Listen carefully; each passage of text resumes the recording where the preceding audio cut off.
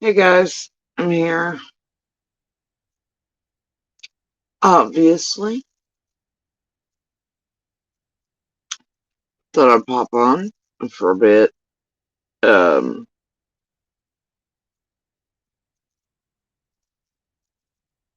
I just feeling some type of way today.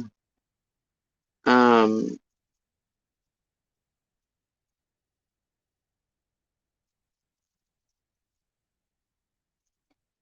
just more caught up in research and pieces, tires and puzzles, really. But um, I really wanted to continue concentrating on that right now. Um, for reasons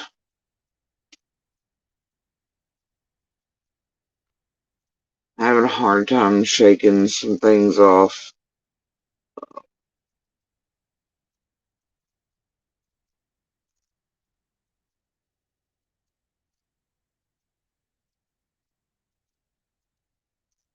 Past few days, especially over certain pieces and things like that.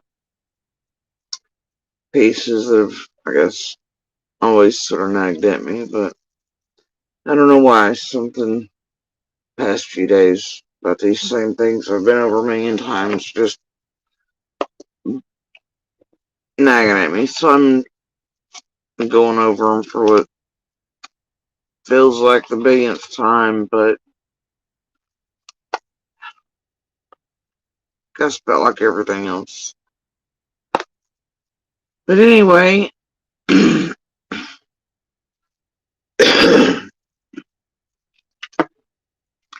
and sorry if you guys cannot hear me. Well, my voice is quite off today. It's been rather hard to do anything with. Um, Earlier, I was trying to order food and couldn't do that. Others had to help me, and you know, it happens. Stupid, right? But it happens, especially when I try to project far away from me. Like I'm in a drive-through or passenger seat, and even if I lean over, I mean, I have to hold to make it carry and to do what it needs to do. But sometimes, pretty often, I have to have my mother, mom, or somebody speak for me, or whoever I'm with, or little, because it just doesn't carry right, and the tone doesn't carry right through the things, and I don't know. Some days are worse than others. I'd suspect the reason why it's bad today is because I spent several hours after getting off here last night trying to speak in more comforting, here, kitty, kitty, high tones, that I no longer really possess to encourage the cat and to tell her to push and help her through all the things. Um,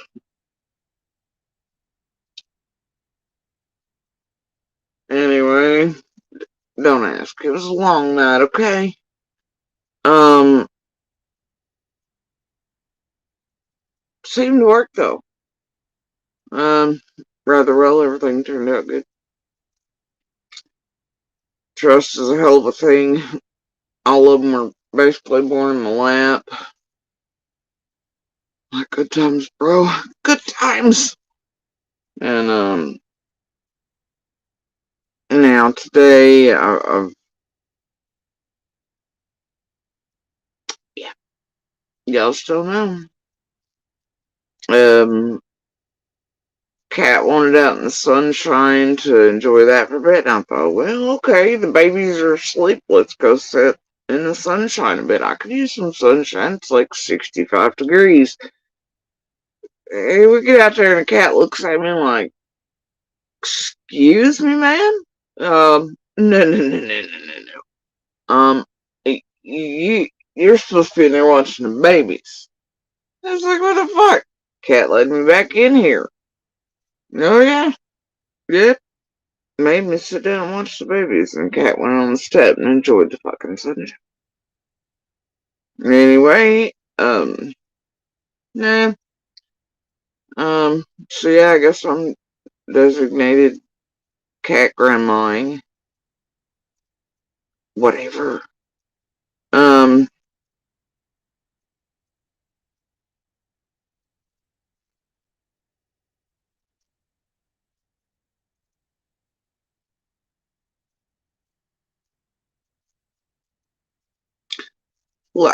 I keep asking little Ashley. I was like, whoa, whoa, whoa, whoa, whoa. These are yours. Where you go? What do you mean? You can't leave me with these things. I'm messing with her, but yeah, little not long ago, because like I said, it was a long night, and then today we spent most of the day together and whatnot. It's teenage nap time, so little is now down for a nap after finding an antique cart once and nagging me over that. I had to contact that guy.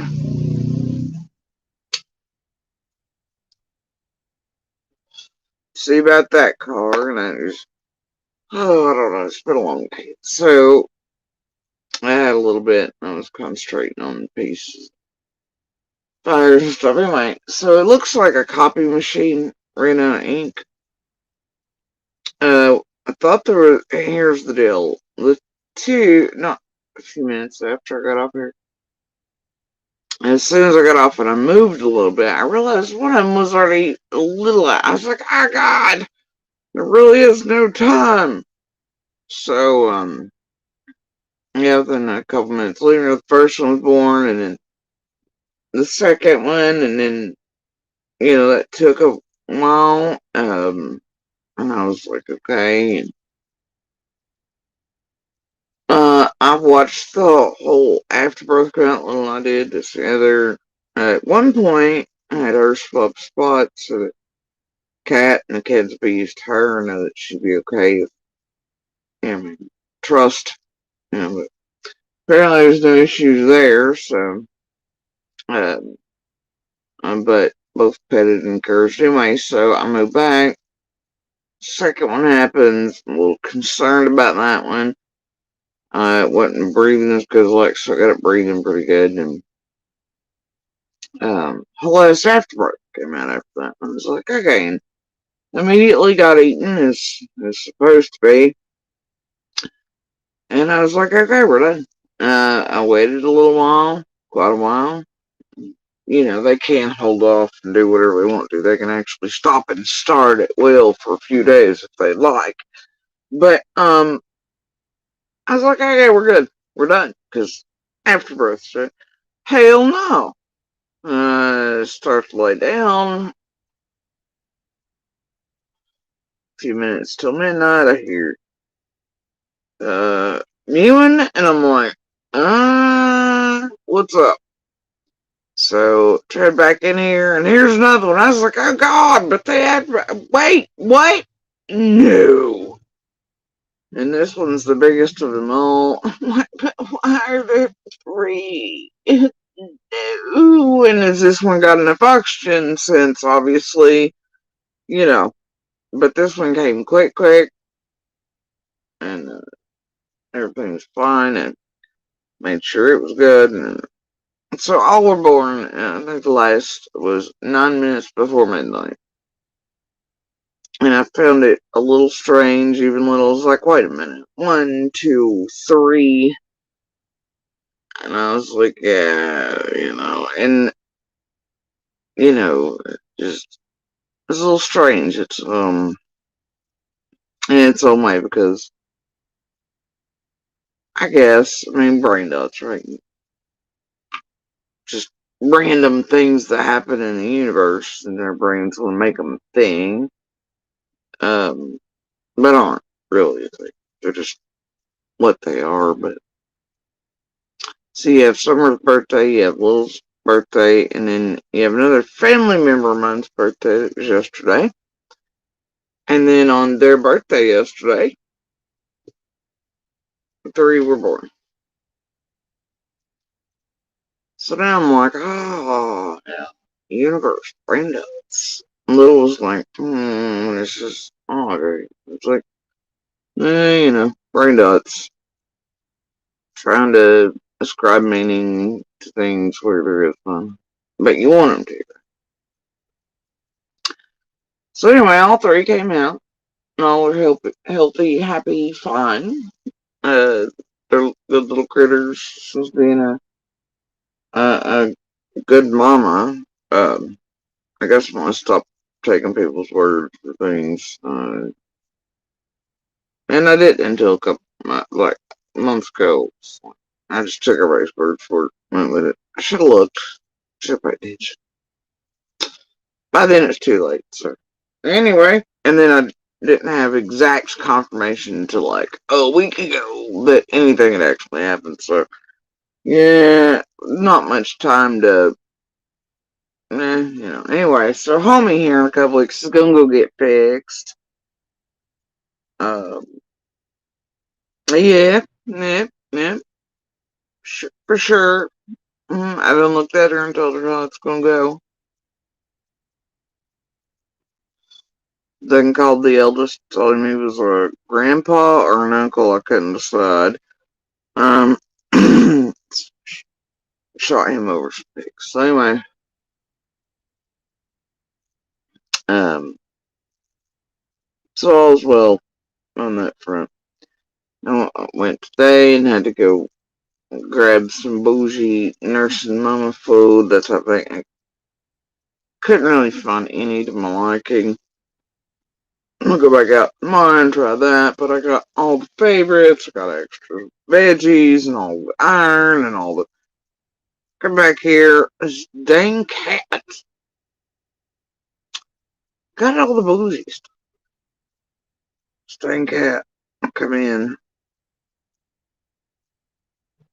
and put out its bougie food. Which, by the way, is just fine with other cans of and such this morning. Come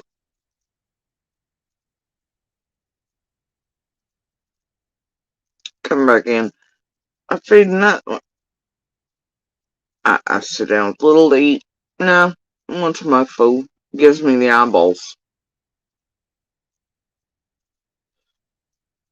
So, you know how that went. Yep, yep. The cat turned his nose up at the bougie. Came straight for mine. I was like, I hell fine here. So, whatever. And the kitties are happy though. It's fine.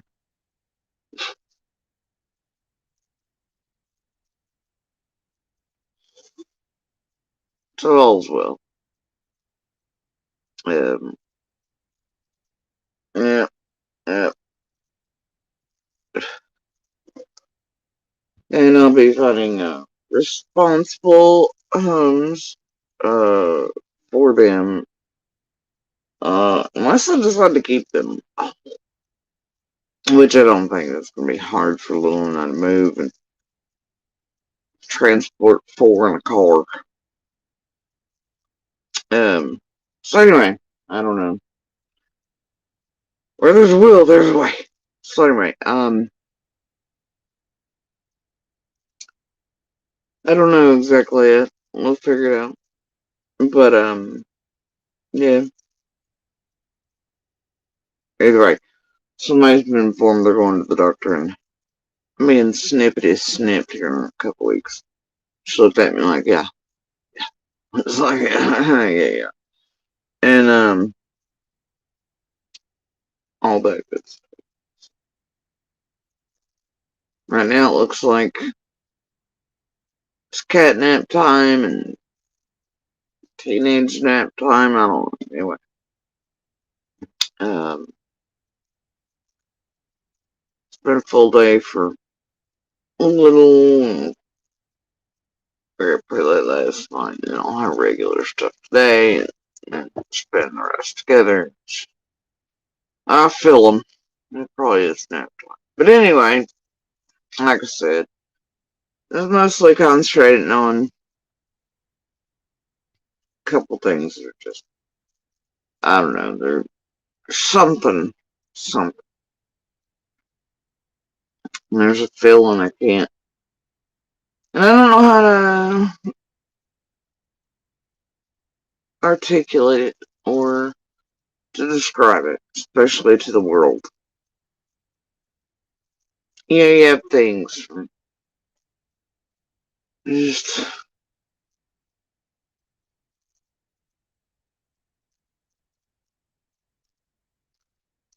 all the way back to, obviously June 15th.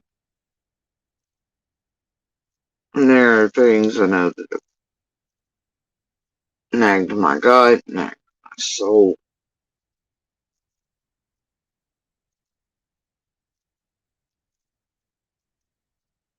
Other than everything mine. And the fact that somehow, wildly enough, it's one day after the next. And now, years, coming up on 2 years, 8 months, and 8 days, and I just.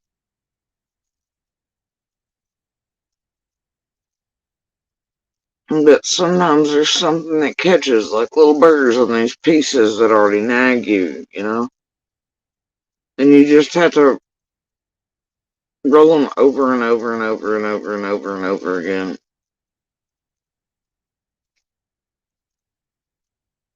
Again and again and again. With everything. And right now is one of those,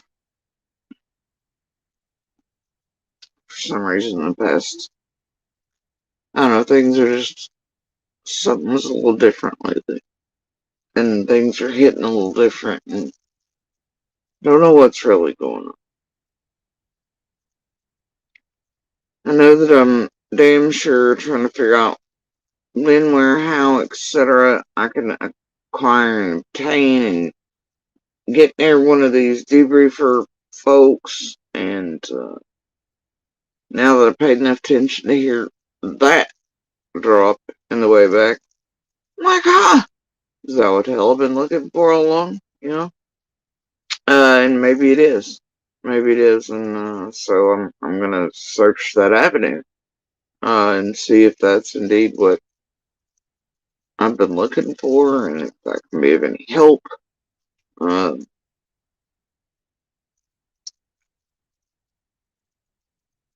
one thing at a time.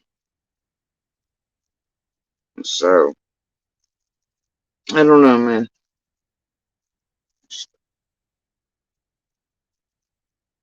Don't know. I know right now I'm struggling with it more than a few things. I know a lot of that has got to do with how what this group's been doing lately is hit sideways, and I mean, it's kept me in this sort of state for several years now, obviously, and kept me from being able to do things that would have allowed me to move further into healing and all that, which, whatever, right? And they'll continue to. Even when I stand firm against it and I brace for it, it still happens. There's some aspects of it that will always do that. I just have to withstand them and shake as much off as possible and move on. And like all good abusers and monsters, if they know it affects you anyway, they use it. And well, ain't this group just used a whole lot of things, but especially our monster and abuse and all that. It's one of their favorites around here, isn't it? Years now, behind the scenes, in front of them. And so what they've been doing lately has had an effect, and does have an effect, I think, on how sensitive I am to certain things. And I'm just, like intended, right? To keep me in a sort of triggered state, though I'm less likely for that to be the case these days. and I try not to react to it, but and for the most part I can, it's just whatever. Depends on the damn day. But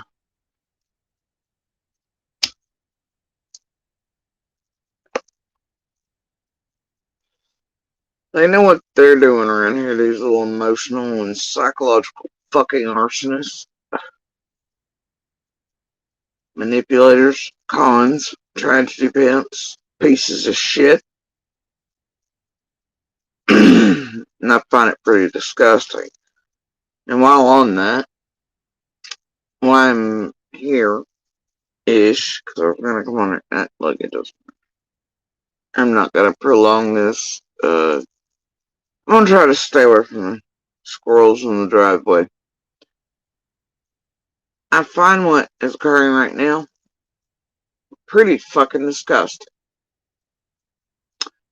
Even more so than usual.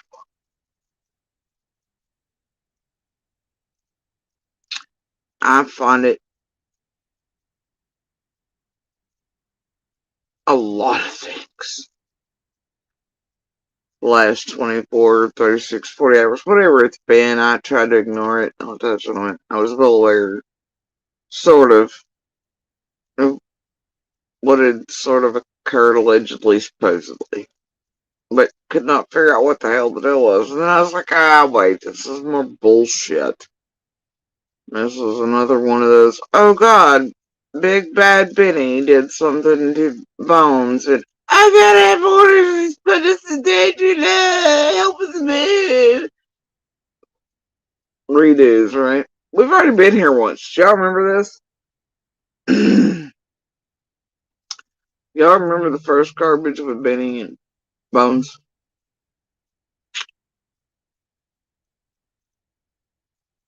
I think those orders were something about Jim or somebody that, or the other boyfriends. I don't know. I don't.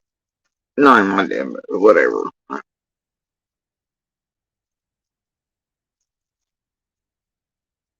I'm like, really? And then I'm like, wait.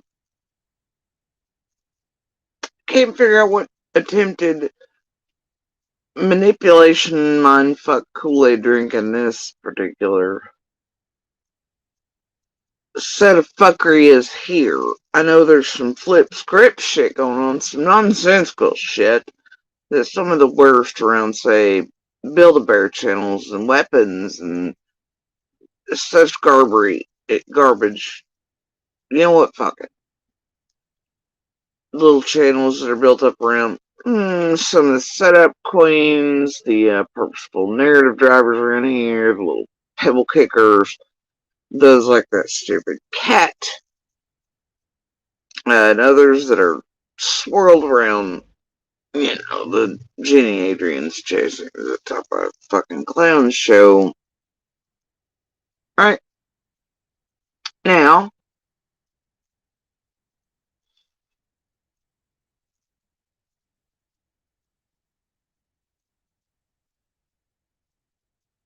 here we are again. Suddenly again, Big Bad Benny has done something. Now, will Benny really do these things? Absolutely, says PG. He's done them to us. He's done many others. His own baby mamas, his children, if anybody pisses him off, they plot and plan together. Hell, look at his ass on the calls. Or him and the rest of this group's got H. Linda, Lips, Penny, Rojo, TM, Jenny, Adrian, Linda, all them. Look at all the shit. Okay. Him warned me that I'd went too far. And pretty soon I'd be sitting, even without little because of extra, and them targeting my kid and all shit. Of course they fucking will. Absolutely, they fucking will. Will they use your abuser? Hell yeah. Y'all seen it.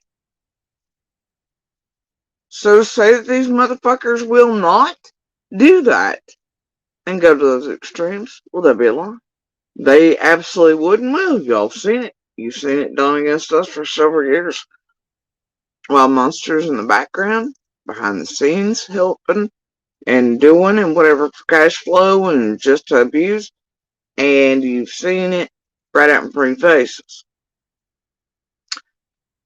Now, right now, I cannot make sense, though, of how in the fucking world all these channels are running with the narrative that putting out that dude's info. And I guess that's what's happened. Okay. Is putting Bones and hers in danger.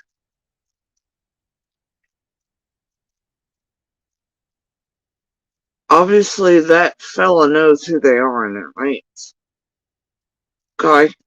And all of their info is definitely not wiped offline or otherwise. And I mean, she's, I don't know, but she's shown her own private info and bills and said her name outright, and she has social media in her own name, and she has P.O. boxes set up in her own name, and I mean, I do not know what to tell you, okay?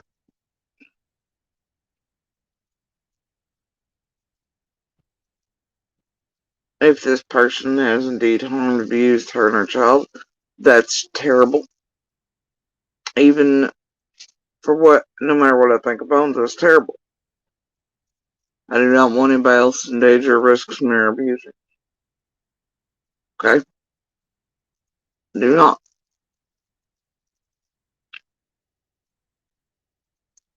But when you have Ziggy sitting up here for how long now? And just in the past few days, having another woman's abuser and her child and children's abuser up on her damn shit and in her chats, parading it around with Cher, laughing about or condoning helping that person while orders of protection are in place and using it for her benefit, this group's benefit, to trigger me and my child and children, harm all of us, because it does. It does. And that's what they want. It's what she's intended to do with it. It's what Cher's intended. It's what the rest of them have intended throughout all these years, as you've seen. It's what it has intended while it has continued to keep eyes and strings and us boxed and support systems, just none of that, right? Just like it's always kept us for all of our lives. While these abusers circle it and input in our family too, to where can't trust, can't reach out, can't do this, can't do that. You know.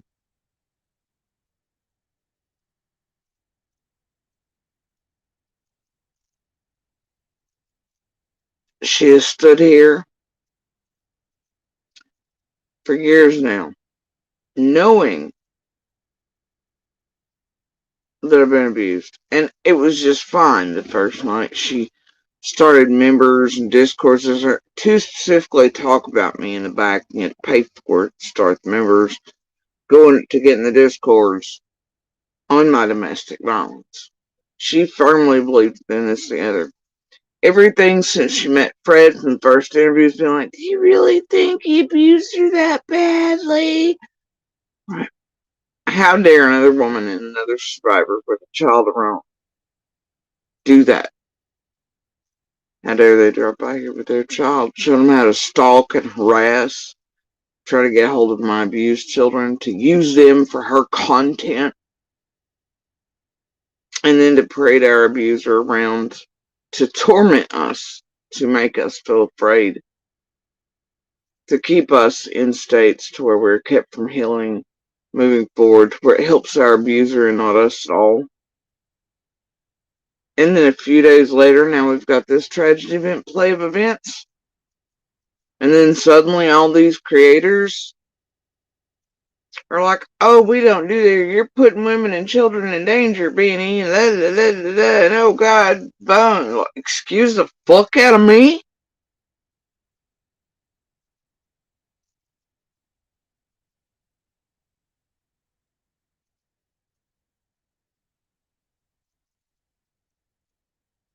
Where the fuck y'all been for fucking since before we were even public? When you fuckers were ever using my domestic violence as your goddamn content and starting to line it up to use it as your best weapon and torment and thing to be used as fear and hurt and emotional and psychological triggering of us and ways to insert in our lives and to insert it and keep it there. Where the fuck you been? Huh? Where you been as these motherfuckers try to place a child who's been abused by this motherfucker right near so they can get a hold of one of the smallest witnesses around the summer? Not giving a fuck if Little was murdered or died or anything else. Not giving a fuck that this sumbitch has tried to kill us all.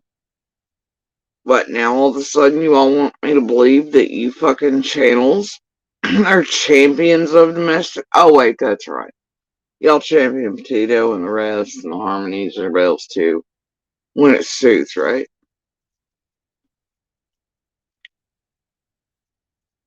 Right?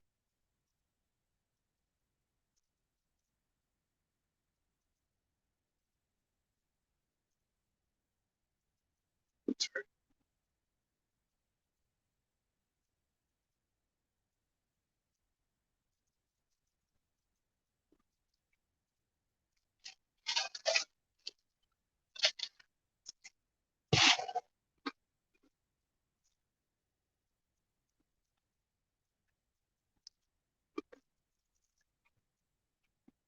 Now, think about the past couple weeks. That one over there's also had other women up that have been abused, allegedly. Um, and helping put them at risk and using them for content and shit and them nor she may realizing how much shit that could bring or anything else, didn't care about that woman either, I don't think, or anybody else.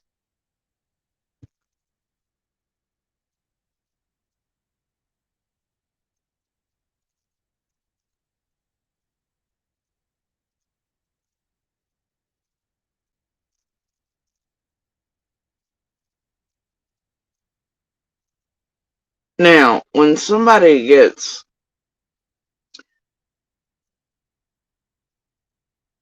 Bones person up here and whatnot, and is parading them around for several years behind the background in front and paying them to torment the living shit out of her children with the orders in place and the rest of y'all left off. You let me know. And when they're also driving by, and stalking her ass and honking, trying to get a hold of her children, all these things, you let me know.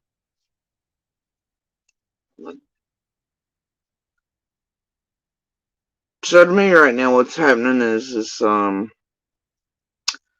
it doesn't even make sense. Not sure how releasing that thing's info bothers the other one, but oh, or is somehow gonna make them aware like somebody can't be located. I just don't buy the concept. What I feel like's happening right now is a flipped script to where then there's purposeful channels going with the feel bad for this person who is doing and has done far worse than this to JSP and others, especially recently, with their domestic violence, survival, the harassment, abusers, all this other, for several years now, and made money off it. Started memberships and discords up on it. And damn near every panel guest and every this and every that and everything has been Jody Sue, Jody Sue, Jody Sue, Jody Sue, DV, blah blah blah blah blah. And not a damn thing to do with Summer. It's using another woman and her children's abuse and survival as your money making bullshit content. And then using the abuser against them. Trying to harm them emotionally, mentally, and possibly set the abuser off in real life. Who only lives a mile from us. Knows clearly where I'm at, obviously. Not that anybody's gonna do shit. And this place is interfered in such ways that it's, whatever.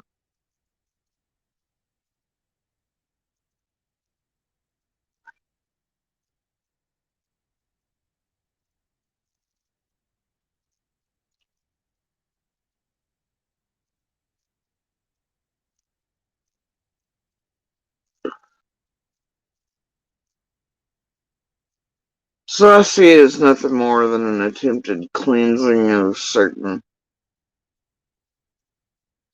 creator who's making everybody right along with Cher look like shit lately as Paramount eyes and attention. Notice how good they're all behaving?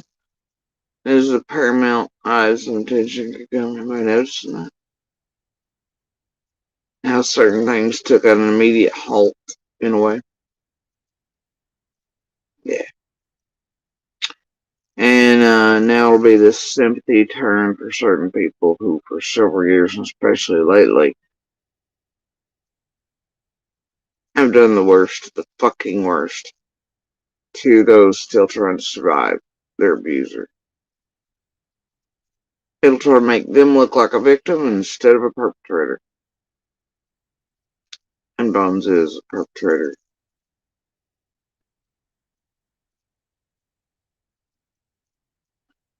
It was done far worse than just put out our abuser's name.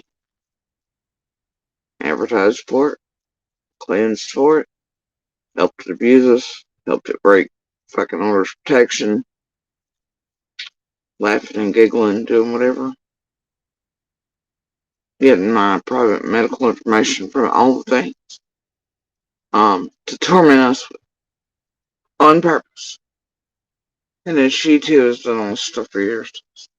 Including playing roles at times with the thing to do with Little, and then on top of that, all the things to do with sending real people to our real door from shit she was really doing to try to get us extremely harmed or murdered.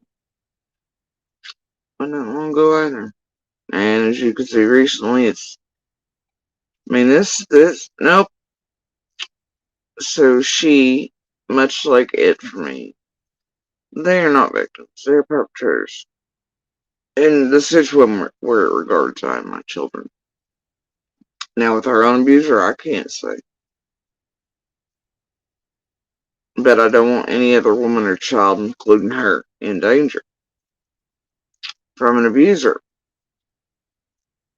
But I'm not gonna play this flip script. Fucking let's boohoo for and then try to cleanse. Cause see, if they can run this cycle, it's gonna make you forget, and it's gonna make I just don't know the absurdity of the chats and things right now with this garbage of how she's in extreme danger. Are you fucking kidding me? No, of course not. Strategy pen playing.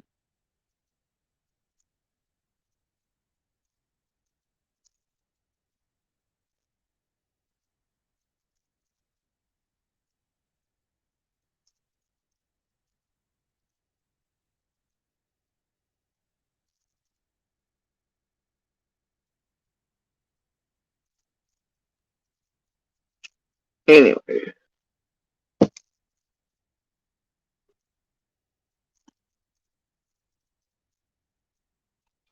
think what's happening right now is on purpose.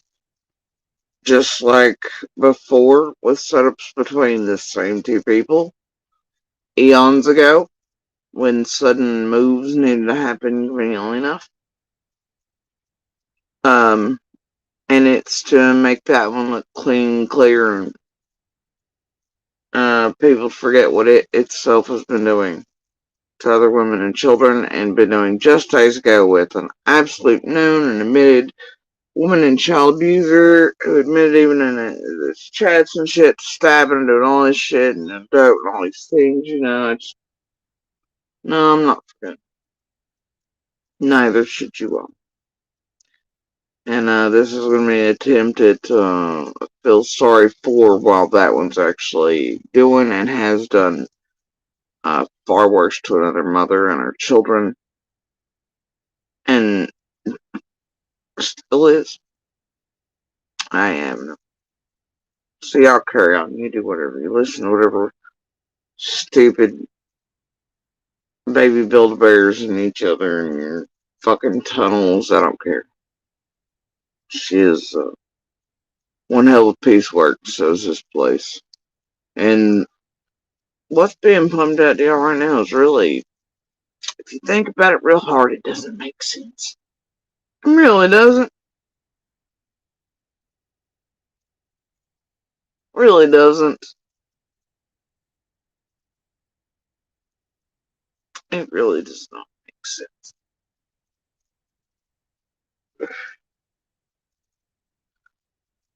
And Benny's used to be kicked out for what Benny really does all the damn time, and this group does is targeting children, women, harassing. So what the fuck's another day for him doing that?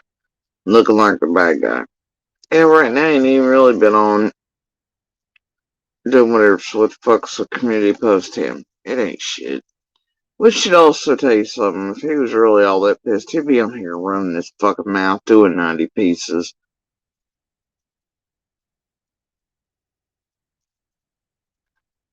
No, T-Love, I don't. I have orders of protection in place. So does my daughter. So does my daughter, and I do not. And anyway, but others around me do. And he comes by all the time, stops at properties all the fucking time. He knows what we're doing all the goddamn time. Every time he gets wind that we're leaving or coming or going or maybe moving or doing this, right? Knows our business goddamn 24 hours a day and makes sure to. And then it feeds it off to tragedy pimps. Tragedy pimps have also inserted in my family to where info about I and Little go back and forth, so we don't say a fucking word to anybody about anything. But in that way, we're perpetually boxed, strings on, eyes on, and kept in the same way I've been kept since I was fucking 11 years old. And this place gets to abuse us inside of this fucking box and help monster. It's real good times, T-Love. It's real good times. Especially as he's on here mentioning children he's not legally supposed to be. And nobody can be like, but the children are on. Nah, he was warned not to be doing that.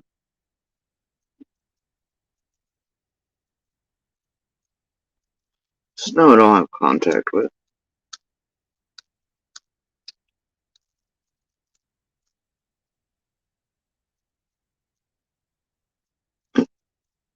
Other than, what do you mean keep my child safe? I'm fucking trying to.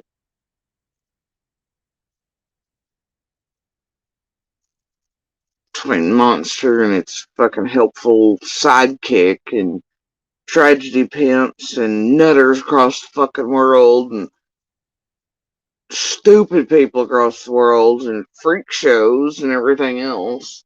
And these creators who create danger and creators who try to target my child and who purposefully put out bullshit trying to get us harmed and murdered.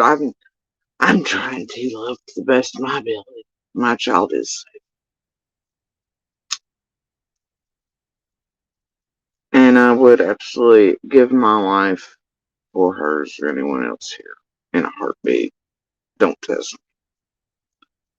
So, yeah.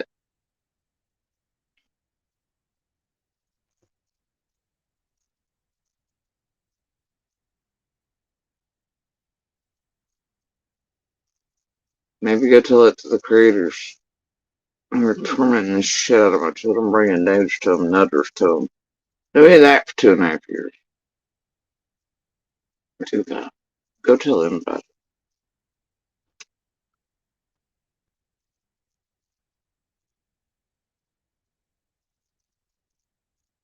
Yeah, children are indeed a mother's heart. That's why your favorite fucking creators over here use them as weapons.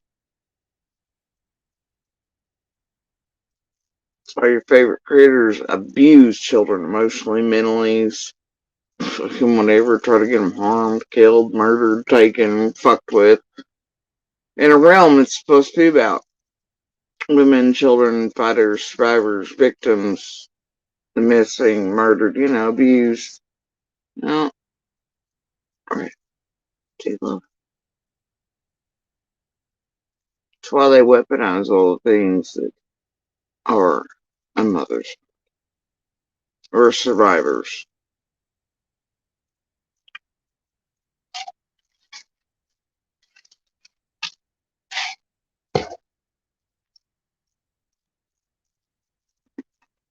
Anyway,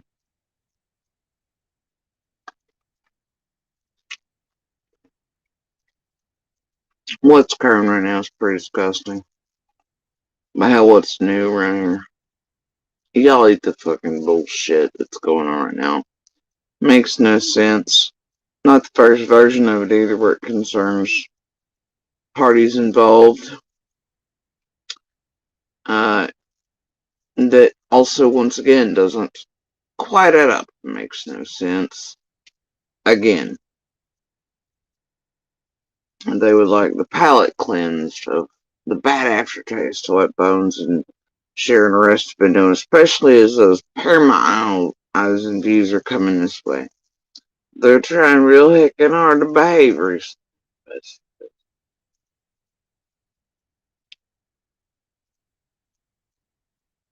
I'll pass. Y'all eat shit if you want to.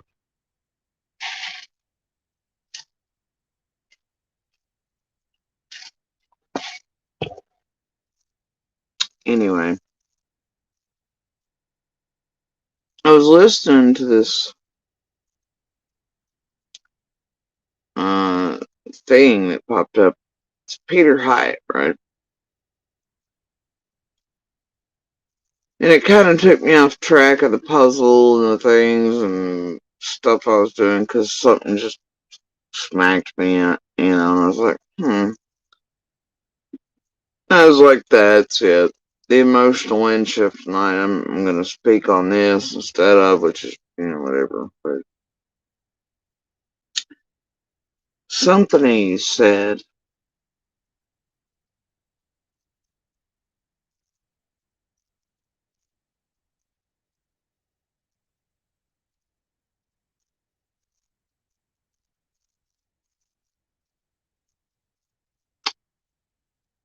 that's it.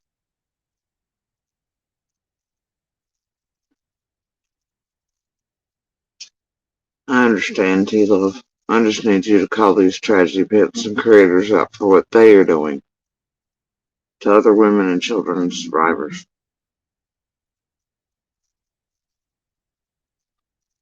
If you want to stand against them. That way the women and children aren't afraid to reach out of the darkness and they don't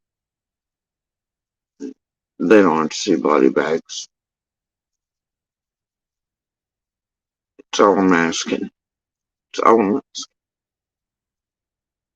Don't help them normalize the abnormal and the torment and usage of abusers and domestic violence and the other against survivors, fighters.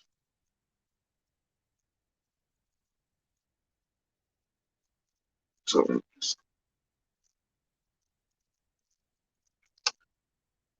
and don't buy their nonsense, their flip script and trying to cleanse palates of what they've done. And they're still doing. Alright. Just like any good monster, right? And with those masks on. And with their asses cleansed, they want to be okay. They want to be the victims while they're actually perpetrators. Fuck them. I am. I ain't buying it.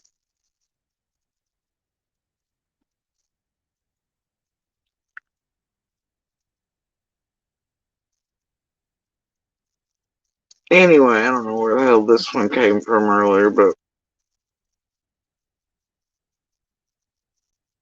I was looking to it. Like, well, I've not seen this one before. And I clicked. Make friends at fun AARP events today. Stay connected forever. Help make sure your happiness lives as long as you do. Join AARP and gain instant access to hundreds of benefits for only $12 for your first year with automatic renewal. Alright, so welcome everyone. Thanks for joining us. I'm here with a couple of analysts who will introduce themselves in a few minutes. I'm going to be looking at a short video of a mother of a missing child, and that this mother, when it first came out, Colin had contacted me and said that here's a mother telling the truth, which regrettably is more rare in our world today than the cases that we generally see hit the news. So before I get to that in introductions, just a couple announcements for you. I've been asked a lot about the Gabby Petito case, and why don't I cover it? I don't cover it here because I don't have many statements to go by. I have put out a little bit at the blog, Facebook, or Twitter, but not a video because and as you can tell, this is quite a while back. I believe this is October of 21. I think there are a lot of good opinions out there from those with criminal backgrounds, criminal investigation backgrounds, that can offer opinions. What happens is, because I sometimes speak definitively that this person is lying or this person is telling the truth, I need to be able to back that up, and I'm not sure how valuable my speculation is on some of those cases. So I put out news articles on the Facebook page, and then sometimes a comment here or there. For example, I don't know that Brian Laundrie is a narcissist, and I know that he's been diagnosed by social media already. I don't know that because I haven't heard him speak yet. I need to know more about that. The behavioral panel has done work on that case. I like how restrained they are. Some former investigators have weighed in, and they've had some great comments. The only thing I added was that I believed that has been released to media is that the cause of death was going to be either the throat or the mouth, somehow to silence her. And the reason that is, I'm just going with statistics. I didn't have any statements to go by, but the need to silence the person that may have humiliated him, or I should say that he perceived that she was humiliating him. And, did you hear it? That was the piece where my evening sort of changed. Did you hear it? That has been released to media is that the cause of death was going to be either the throat or the mouth, somehow to silence her. And the reason that is, I'm just going with statistics. I didn't have any statements to go by, but the need to silence the person that may have humiliated him, or I should say that he perceived that she was humiliating him. And I think that's maybe how it ended for Gabby. There eventually will be some more comments, and there'll be statements made, and the throat or the mouth, somehow to silence her. Cases. So I put out news articles on the Facebook page, and then sometimes a comment here or there. For example, I don't know that Brian Laundrie is a narcissist, and I know that he's been diagnosed by social media already. I don't know that because I haven't heard him speak yet. I need to know more about that. The behavioral panel has done work on that case. I like how restrained they are. Some former investigators have weighed in, and they've had some great comments. The only thing I added was that I believed that has been released to media is that the cause of death was going to be either the throat or the mouth, somehow to silence her. And the reason that is, I'm just going with statistics. I didn't have any statements to go by, but the need to silence the person that may have humiliated him, or I should say that he perceived that she was humiliating him. And I think that's maybe how it ended for Gabby. There eventually will be some more comments. Now, if y'all have 2 seconds out of your day to spend, I want you to go to your search bars and Google, why do domestic abusers smother or strangle?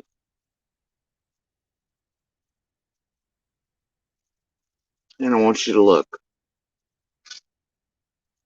And then I want you to think about this really hard. This is before I was ever public about summer. I've been very public about domestic violence, even long before summer vanished, on all my social media.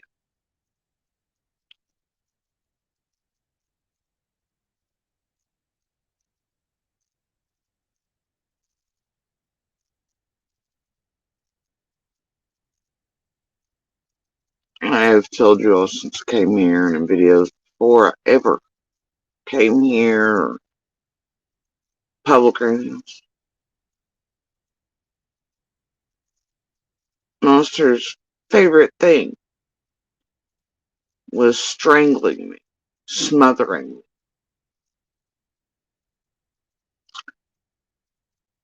And depending on what mood he was in, especially in that last year and a half, it became daily norm to describe to me in what manner, just randomly, just normal conversations. Today I'd like to murder you with zip ties. That was a real big one for quite a length of time. I want to see, your eyes go like this there, up close. But strangulation was always a thing with them. But there at last, it was absolutely extreme. But strangulation and smothering was always one of its favorites. There at last, it was extreme.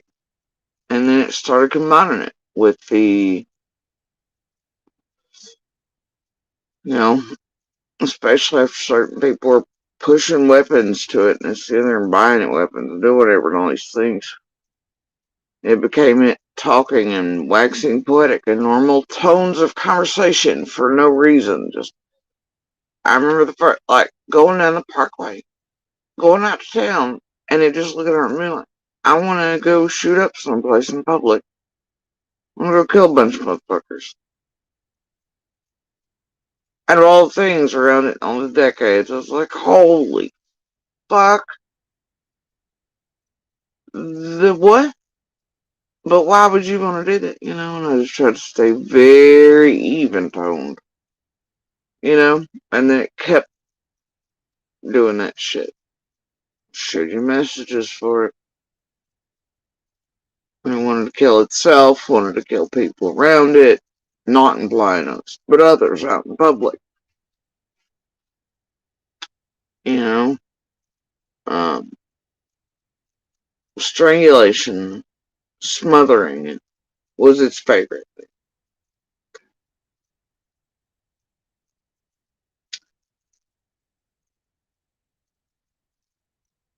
It sets it into an entirely different fucking category of abuser.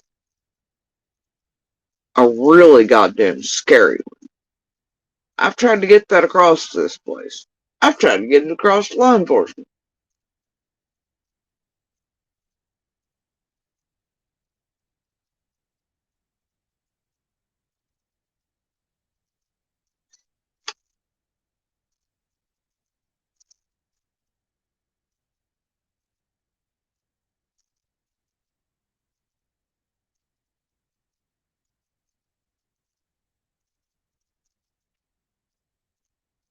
in a very Freudian manner. It does travel all the way back to its own mother and its issues there and family issues that then later taken out on me and all these other things and whatever and Madonna whore aspects and all these other things that apply for it.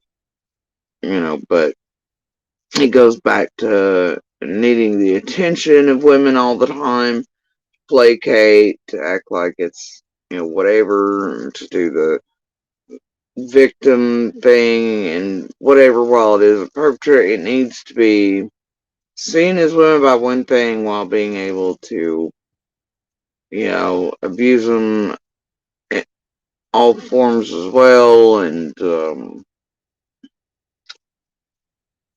I don't. It's just I know it. Know it well. Um,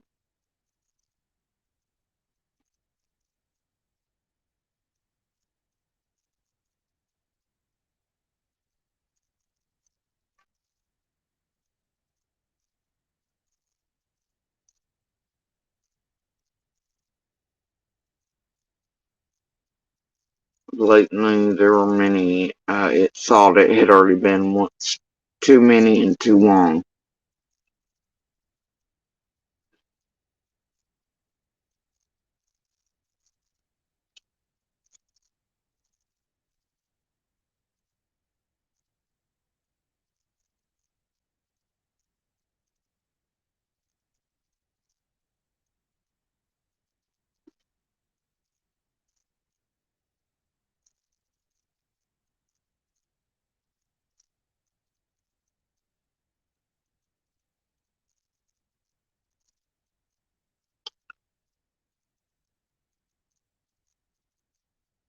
Yeah, they court it and coddle it and give it a voice and platform.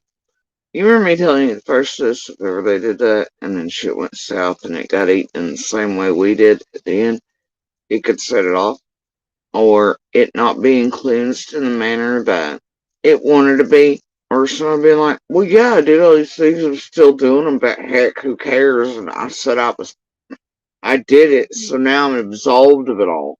And that didn't work for it, and I could set it off. But us simply speaking wouldn't, but it could help keep us safe from it. Now, there's a reason it said that way back.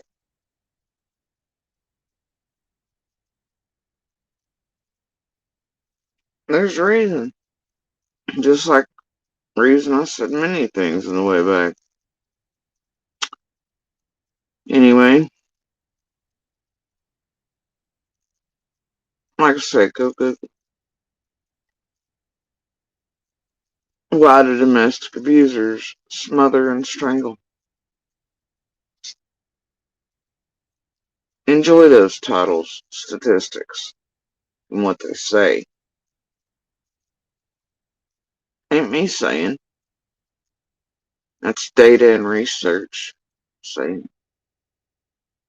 And that's what's sitting on these panels. That's what Ziggy, Cher, the Jennies, the Adrians, the Chasings, the Lockdowns are hanging out with another. This is what they're putting out in front of the world. Like, it's a real heckin' good guy, and it's real heckin' sorry.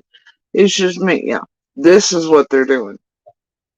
And you read the stats, and you read the fucking data, and you realize how extremely likely, like I've been telling you, it is to eventually kill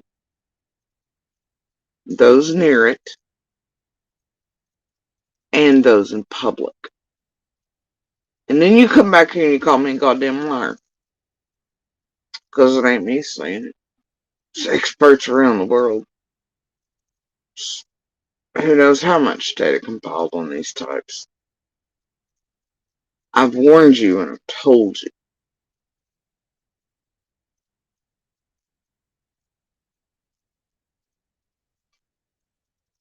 I have. I've sat here and cried because one day I know somebody's likely to lose its life, if not many, at its hands. And then I'll always feel responsible. somehow for shit that ain't my fault. But because I couldn't stop it, and this police didn't help, they harmed and kept it from being held accountable. Clean shit, tampered with court shit, tampered with this shit, inundated crap, did whatever the tragedy band wanted. They helped keep us from stuff. Help keep us from healing. They help put us in danger, keep us there. They've helped make it more likely to ignite at some.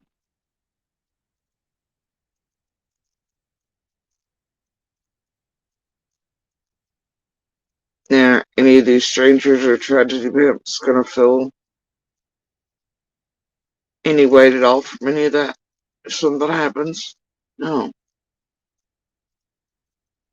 But I will. My children will. If it's not us,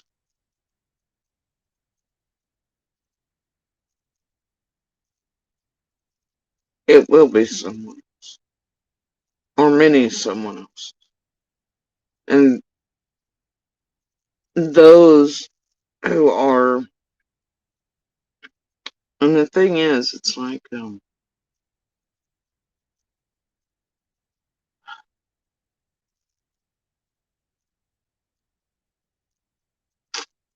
the data bears out that those, and the percentage rates, that's their, favorite form, or that eventually domestic violence escalates to that where they start bringing that into place, mother and strangulation, choking, all that, right?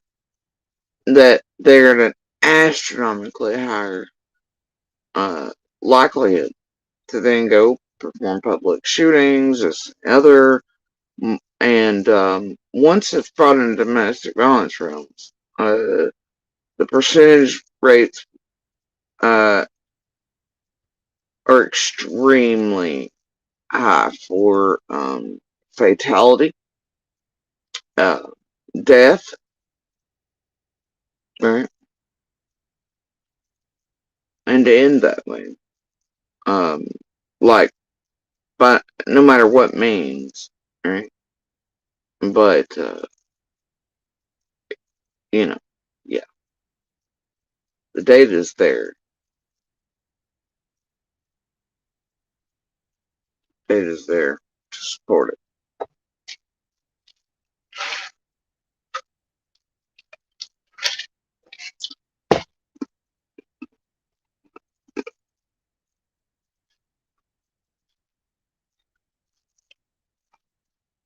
All masks aren't created equal.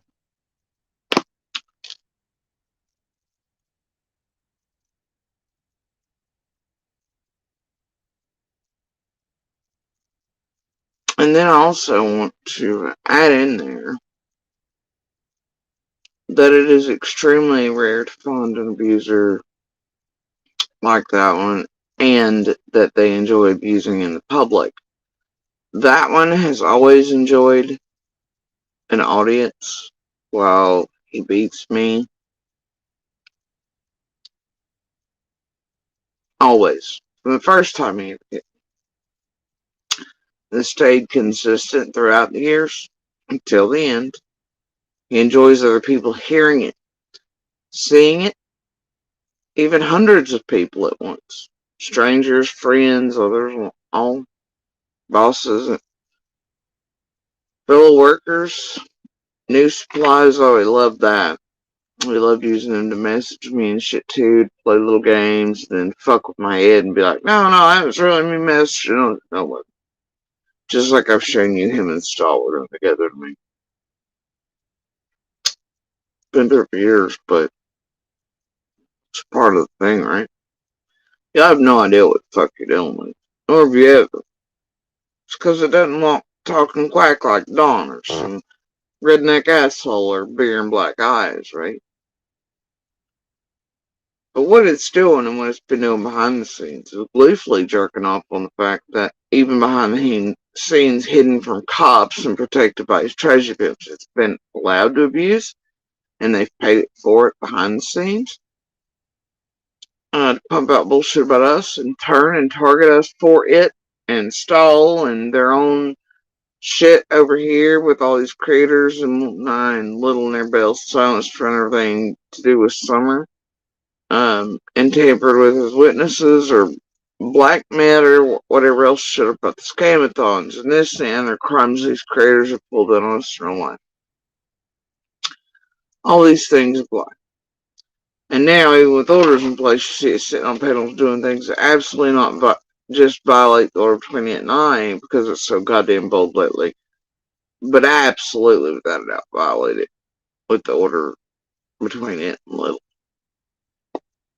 And it knows even without that order in place, even once or if it's allowed to expire, it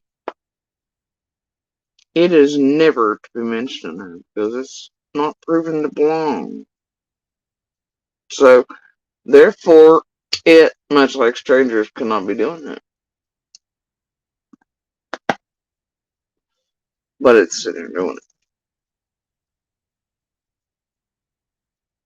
And I guess you all think, what? My child won't hear or see wind of it, this there, blah, blah, blah, blah. Yeah, it does.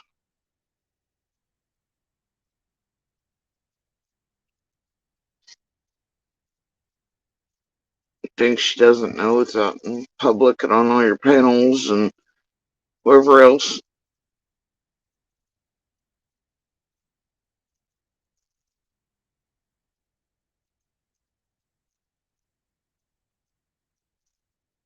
They both do.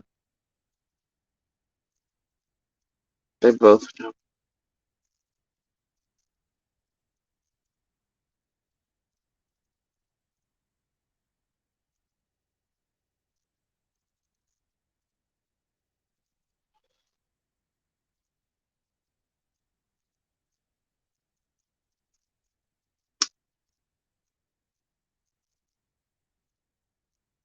No matter how clean the device, no matter how far removed, no matter what fake accounts, names, doesn't matter. I always come across something somewhere online from this shell place. And they know.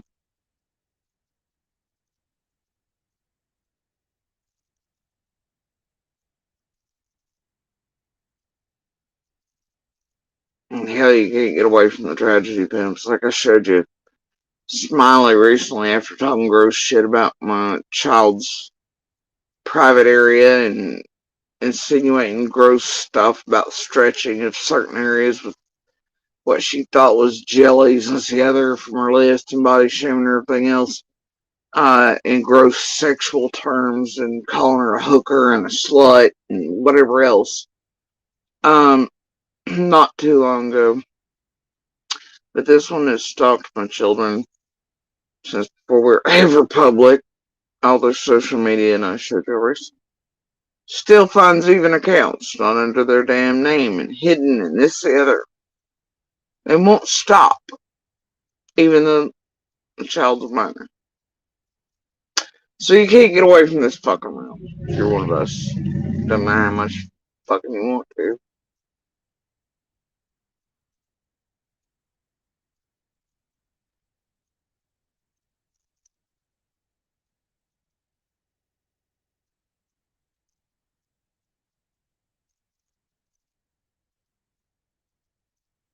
But I want to read an article here.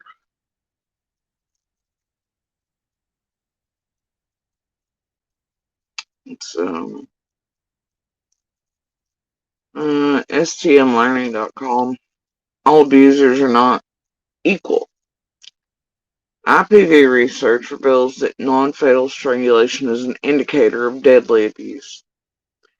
The numbers are familiar, but never fail to shock. 1 in 4 women will experience violence at the hands of their partner.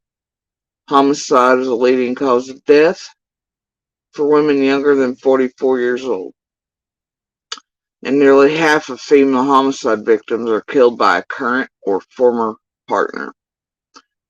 African American and American Indian, Alaska Native women are at even greater risk than others. And tragically, they're always less likely to get news or their cases solved, and that really needs to be addressed as well. In women who have experienced intimate partner violence, also known as IPV or subcategory of domestic violence, are more in danger of being killed by their partner. These horrifying statistics are not new, but what you may not know is that researchers have identified an important predictor of increased violent behavior in perpetrators of IPV. Quote, the most dangerous domestic violence offenders strangle their victims. The most violent rapists strangle their victims. Now, when you combine the fact that Monster essayed me, I don't know where that puts any of that either, but whatever. We used to think all abusers were equal. They are not. Our research has now made clear that when a man puts his hands around a woman's neck, he has just raised his hand and said, I'm a killer. They are more likely to kill police officers, to kill children, and to later kill their partners. So when you hear, he choked me, now we know. You are at the edge of a homicide. Casey Gwynn, co-founder, Training Institute on Strangulation Prevention. Strangulation is a warning sign. According to the Institute, a woman who has suffered a non-fatal strangulation incident with her intimate partner is 750% more likely to be killed by the same perpetrator with a gun. How many times have I shown you pictures of Monster with guns in his hands? Guns his children begged his parents and others not to. Unfortunately, sometimes he controlled certain situations that even we had access or given to, or we were going to get beat for, but we just had to let go or do what it wanted. And its parents were pushing men in multiples because they knew how dangerous it was and how often it used those against us as well to help control me while I was undergoing cancer and treatment, especially. My pap had died, how vulnerable we were. My children begged them to please stop.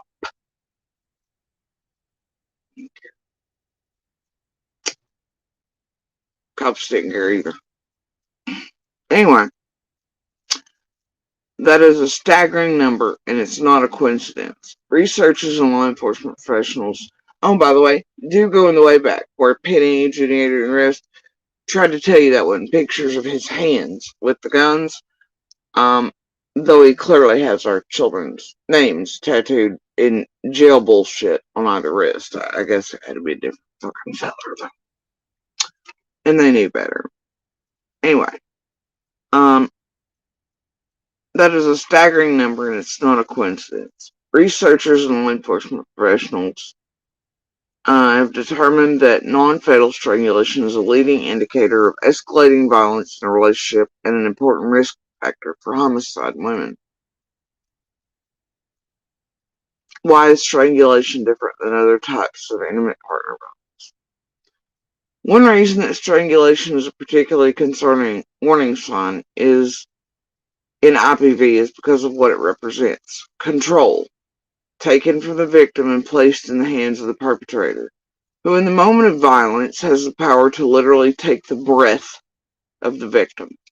It can take only seconds to lose consciousness during a strangulation incident, and the line between fatal and non-fatal strangulation is perilously thin.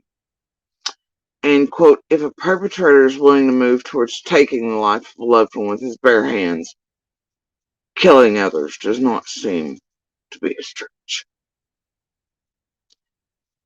Identifying and treating victims of non-fatal strangulation. Identifying victims of non-fatal strangulation when they present for medical treatment or interact with law enforcement is crucial. But it's not as simple as it might seem. And so here's the thing I mentioned, because I knew how important these things were, like some dipshits in the world.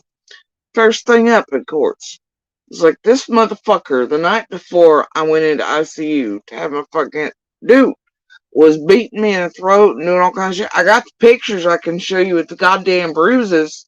Seriously. And he wanted to come in zip ties.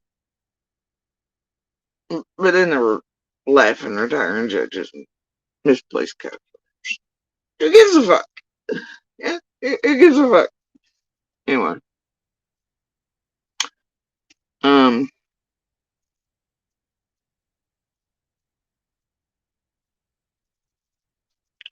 Identifying victims of non-fatal strangulation when they present for medical treatment or interact with law enforcement is crucial, but it's not as simple as it might seem. Despite lingering terror it can inflict on victims, strangulation, even in fatal cases, often does not leave a visible mark. Though, in a lot, and I'm sure enough of y'all watch these fucking, like, shows out here to know that depending on where you're strangling, it'll usually break the hyoid bone. Right? But that can happen for other reasons. So anyway,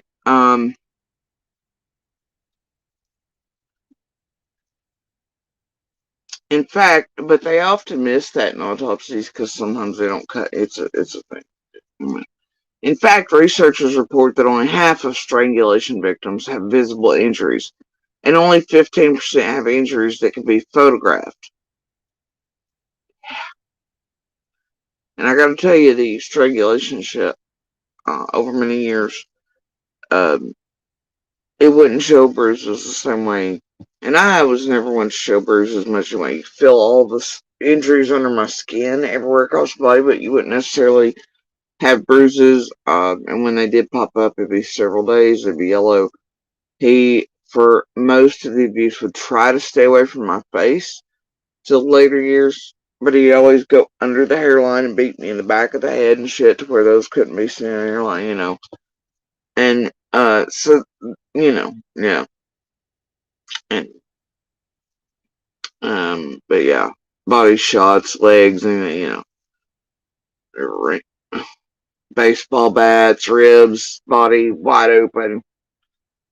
But yeah, the strangulation, unless it was his fingernails, a lot of times you wouldn't have a whole lot of marks. Now, not before surgery and shit.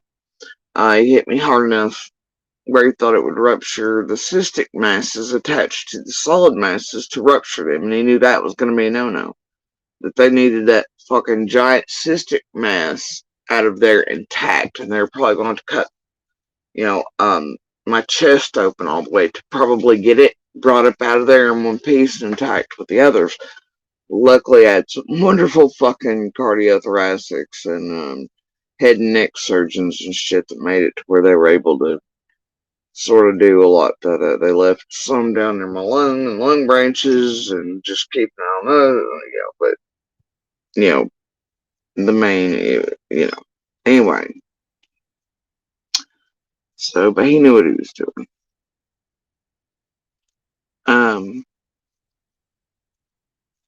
Okay, researchers report that only half of strangulation victims have visible injuries, and only 15% have injuries that can be photographed. According to Gail Stratt, co-founder, quote, our original study proved that most victims of strangulation will not have visible external injuries and will not understand the danger. Some of us did. You go to places that don't give a fuck and send you back. You're gonna end up in a body bag if you try to contact them. I don't know what the fuck you do, man. The lack of injuries and lack of training caused the criminal justice system to minimize strangulation. Ah, no shit, you don't say. You don't say. We failed victims, but now we know non-fatal strangulation cases are lethal and have serious immediate and long-term health consequences.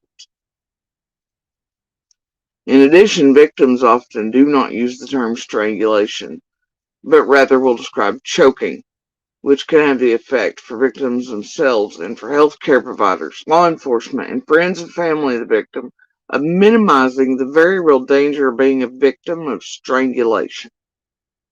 This makes it even more important that healthcare providers recognize strangulation victims when they present for treatment. When a victim of non-fatal strangulation presents to the emergency department, it is critical for the medical provider to rule out potential life-threatening injuries, said William Smock, surgeon for the Louisville Metro Police Department and the chair of the Strangulation Institute's Medical Advisory Board. Evaluation should include assessment for neck and spine injuries as well as head trauma, and ordering a computed tomographic angiogram is essential, says Smock. In addition, death can occur days or weeks after strangulation as a result of artery dissection, respiratory complications, or blood clots. So patient education and follow-up are crucial. Do y'all know how long I'm alive? How many days? I'm around not being able to speak, throat sore, deep bite marks on my tongue and cheeks. Because I just knew that was the last breath I'd ever be able to draw in. It was the last I had in me. I was going out. That was it. It was done. How many times I had my teeth shoved through my lips as it was smothering, strangling. So, how many times?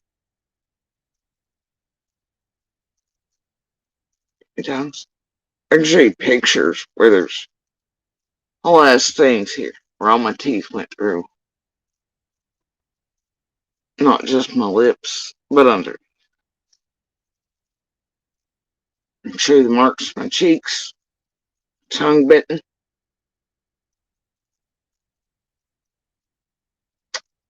How many times I went around for weeks with my lungs sore. Let's see how many days I'm alive.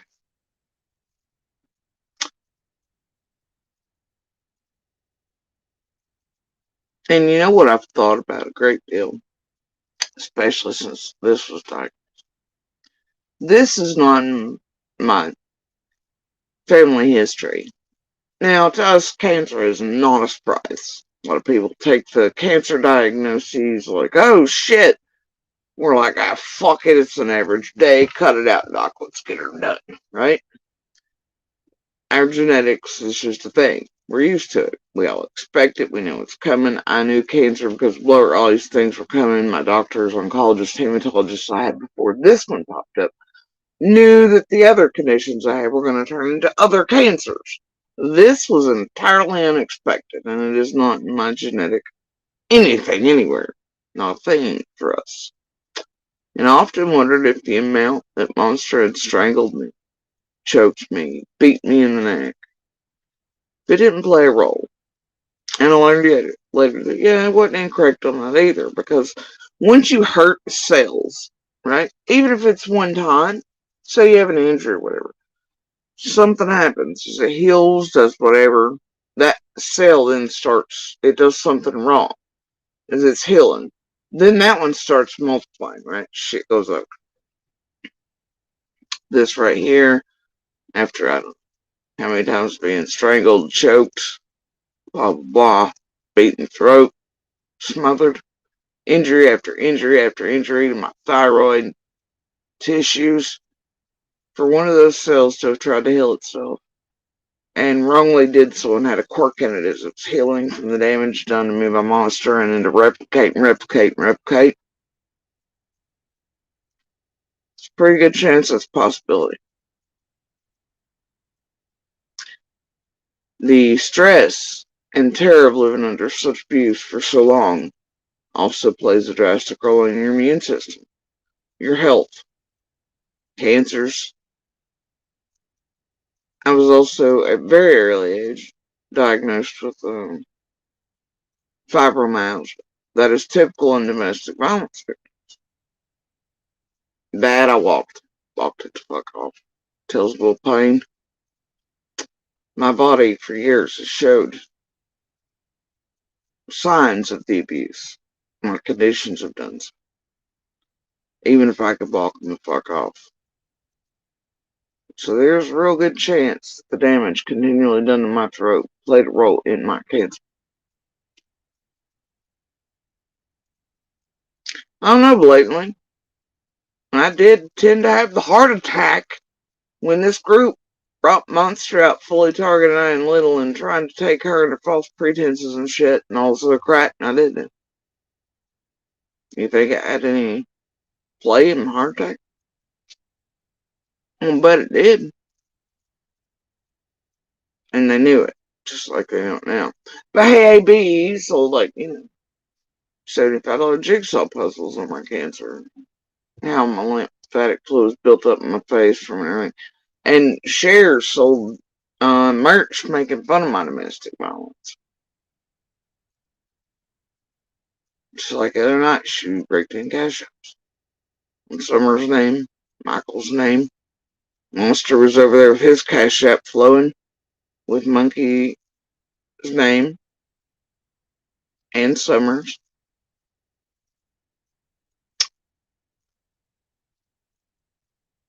Just like Ziggy's done it.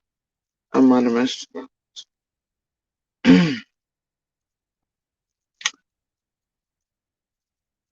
So, anyway. For more information on identifying and treating strangulation, as well as downloadable resources for patient education.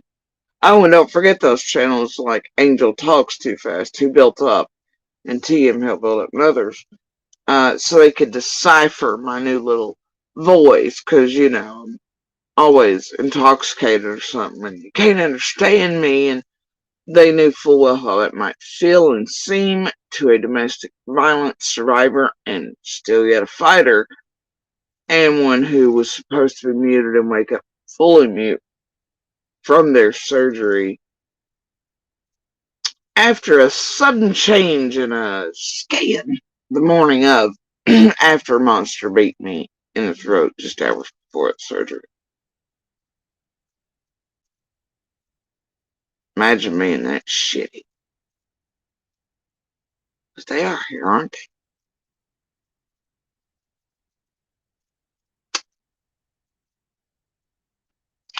Dr. Smock is a co-author on STM's Learning Domestic Violence and Non-Fatal Strangulation Assessment.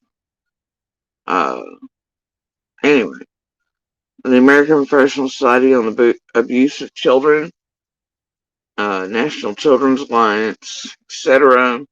There's a bunch of links down there. Like I said, that's stmlearning.com. You can go to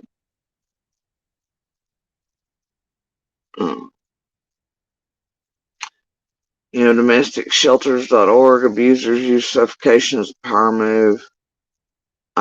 Both suffocation and strangulation show an escalation in violence. Experts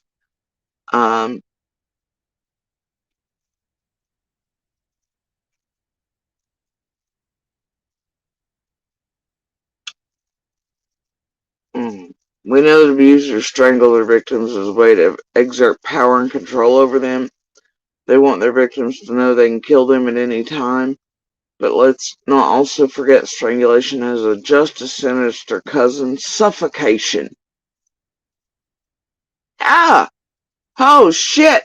Monster does both. Suffocation, strangulation, and say, holy shit, and dreaming of killing but what? No, Jesse must be fucking crazy. It's fine. It could be done with a hand, a pillow, or another object, or by applying pressure to the victim's chest. Yeah, like him sitting on me on purpose and curling me up to sit on my legs so he crushed in my chest, while also screaming at me, get up and fight, knowing I couldn't while he beat me in the back of the head, or, it putting me in places where I couldn't breathe as he beat me.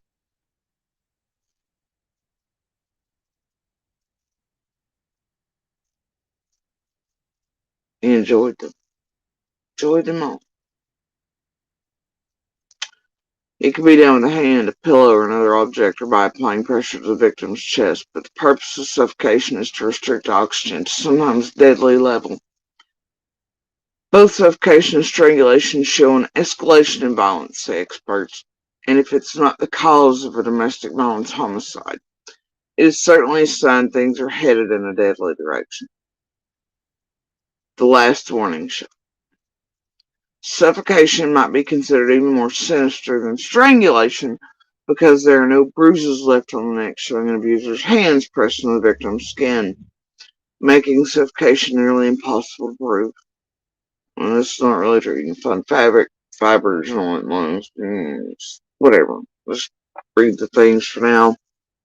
Strangulation and/or suffocation is definitely a method of choice by abusers. It's a very effective way to exert power and control over a victim. Alliance of Hope, International Training Institute of Strangulation, same I think lady from earlier. It sends a very strong and clear message to the victim that I control your last breath, and I can get away with it. The inability to breathe is one of the most frightening or terrorizing experiences any person can go through.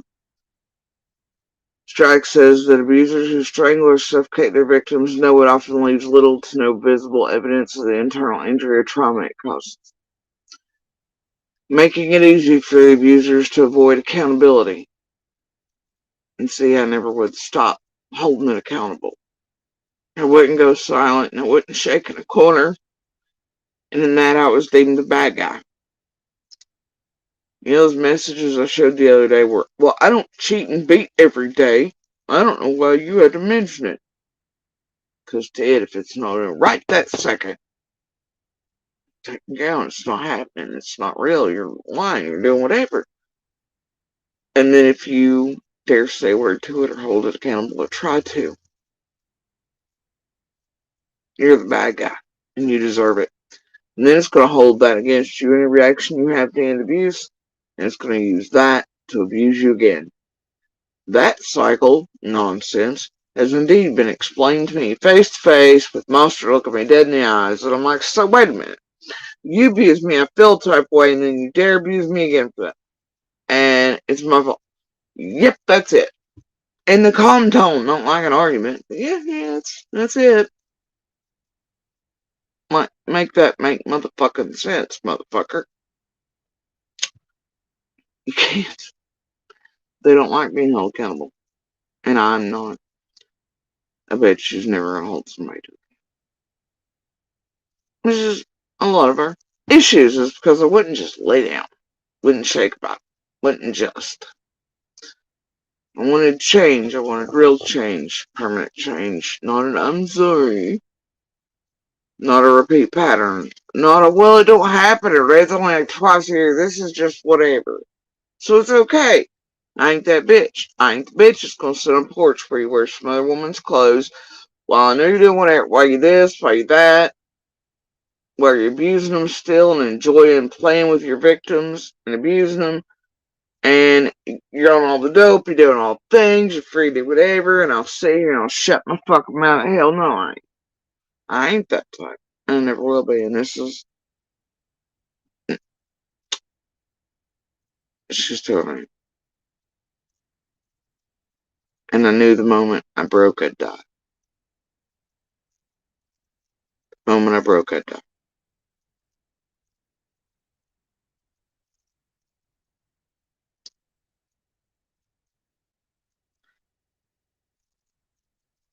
I knew that between him and I'd be true. The moment I broke, I'd die. The fight in me is what kept it doing that, but it's also what kept me.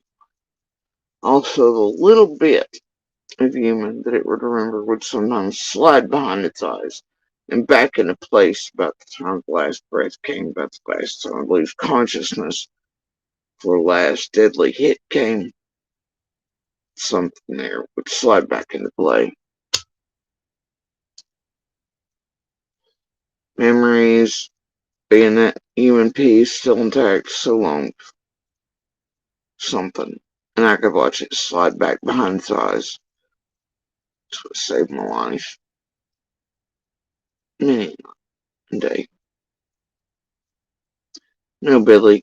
He would get mad at other men and then really take off work other things this and the other and come beat the shit out of me for it. There's many a days. Many recordings, many messages of him getting pissed off at coworkers or bosses that were male, being like, yes, sir, to them. And he would take off jet out of work early and then tell me he was coming home to kill my ass. And throughout the years, if ever I've watched grown men hit him in the mouth, busting him out like some punk ass shit. And he'd be like, go get him, Jody Sue, and then I'd be the one left to go beat their asses in his honor. Shit you not. That's why it was so extraordinarily weird the day he jumped Dobbs' ass the way he did on the 14th. I was like, holy shit. But I suspect that's because Dobbs was elderly, honestly. Although he had been becoming a little more outspoken with other men around him. He was escalating in a lot of areas there, you know. Anyway, experienced batterers know police officers generally look for visible evidence of injury in order to make an arrest. Suffocation, like strangulation, and see, that's what most relied on for so long. They didn't bruise well anyway, right? It didn't matter what he hit me with, poles, bats, fists. I didn't bruise. He felt all this shit under my skin, but it left me in places where it's like, well, fuck. Even if I could get it, what the fuck am I gonna do? Like, well, you know.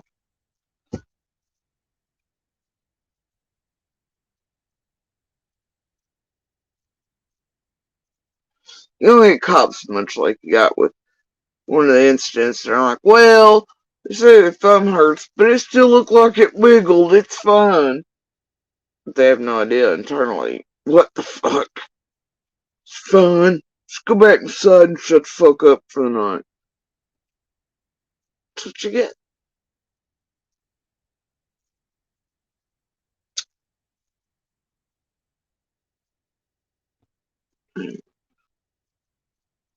Uh, Suffocation, like strangulation, is on the end of the continuum of violence. Just before death, says Strack, which is why she calls these methods the last warning shot.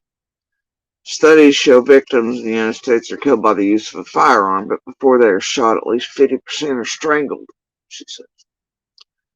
Now I'll tell you that strangulation probably portions began really outright when I was pregnant with Little.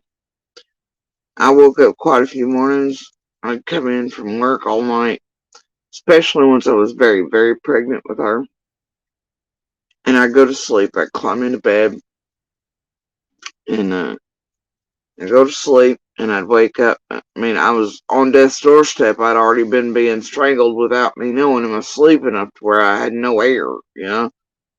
Because usually if you're waiting being abused and I see them come through, I'd take a last deep breath to make it as long as I could, you know? But in my sleep, I didn't have it at that time, you know? So with Little, I was pregnant with her, heavily so. And I kept waking up to him strangling me out of sleep. It's like, what the fuck? Which is weird with a guy who's getting pregnant on purpose, but how it goes, I guess. And then he was like, I don't know. He's like, there's a night terror. It was a night terror. I was like, what the fuck? And then you go back to this dream and this stuff he'd always seen since he was a kid in his own household with his own issues. Something about that. Something about that actual dream. Many thousands of them as a kid with the same features. They somehow play a central role to who and what he is.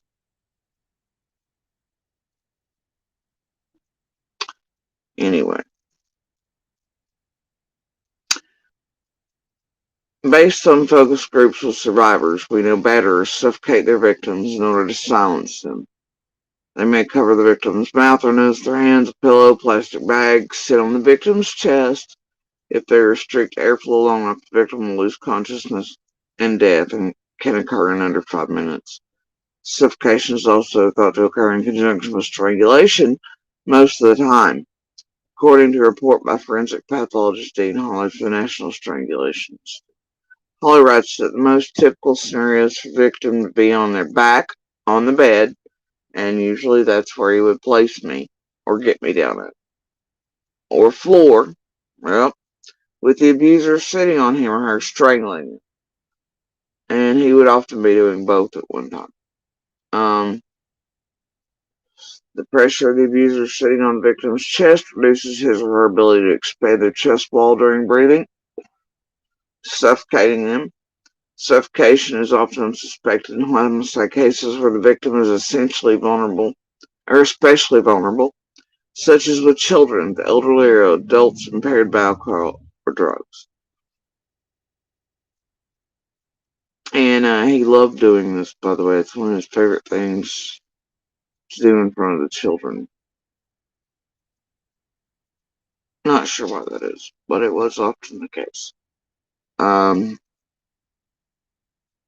And all the things changed there in the end, and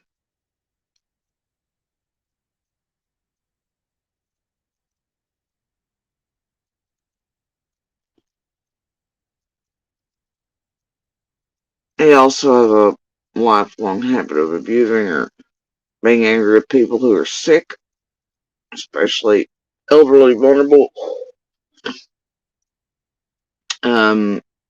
It sort of does a turn-on factor if you're female, I guess, but it also pisses him off to no end. That also goes back on his own issues from before I ever existed in his world.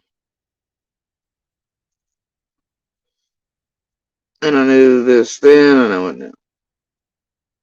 Despite its obvious deadly nature, survivors who have been suffocated may not bring this up with an advocate or support person. The reason can range from trauma, which can impede a survivor's ability to remember information, as well as lack of blood to the brain, which has the same effects. They also minimize strangulation or suffocation for many reasons. It could be happening so often they don't see any injuries, so they think it's not serious or no one will believe them. Survivors may also be asked by an advocate, physician, or someone in law enforcement. Advocates? Well, what good does that do? You and Jenny and Adrian's and all those over here are tampering with the advocacy programs around here to where monsters are seen as that help with flip scripts. What the fuck does that help? Huh? Yeah, that's right.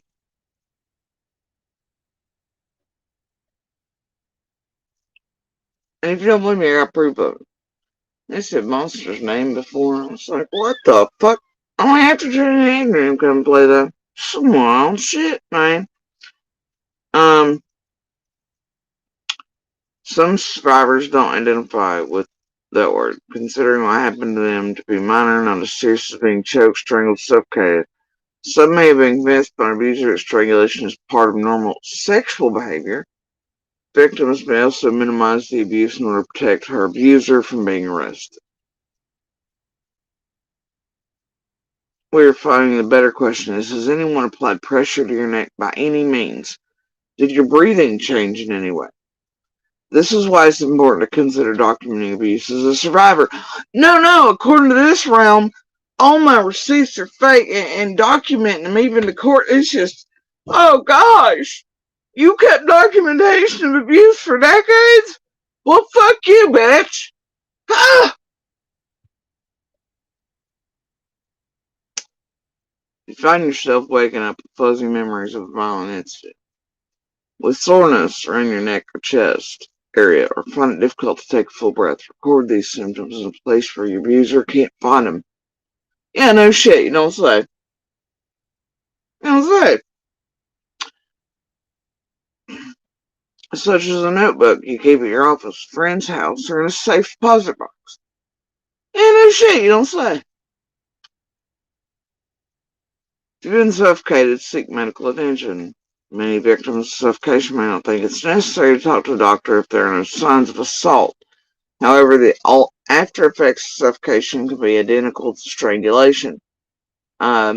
See, strangulation can leave long-lasting injuries. Even a temporary lack of oxygen can cause brain damage. Survivors may also experience vision changes, tongue swelling, difficulty swallowing or breathing, left or right side weakness in the body, memory loss, paralysis, or psychological injuries such as anxiety, nightmares, depression, suicidal ideations. In the case of pregnant survivors, Suffocation can cause miscarriage. There's a duty to warn. Law in effect in California.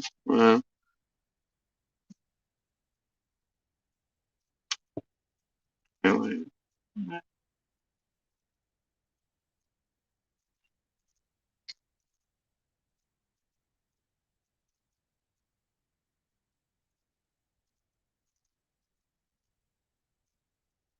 And it gets bad. It's like, I've shown you a message where I'm talking to friends about how the petechial hemorrhaging in my eyes is absolutely horrifying. That happened quite often.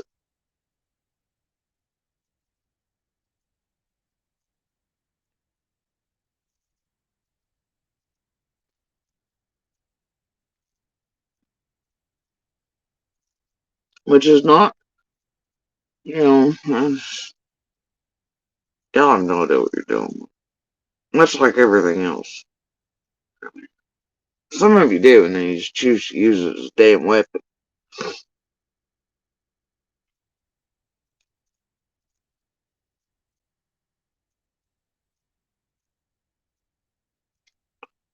Daily pressed on it. If a partner has ever strangled you, they will likely kill you.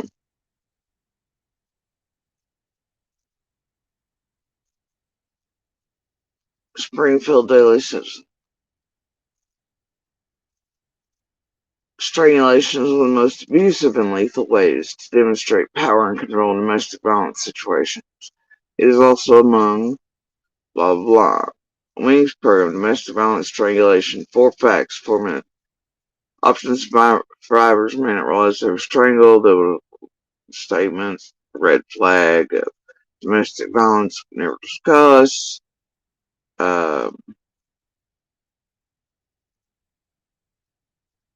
According to Joni Johnston, psychology, batters who strangle their victims are more likely to engage in other extreme acts of violence.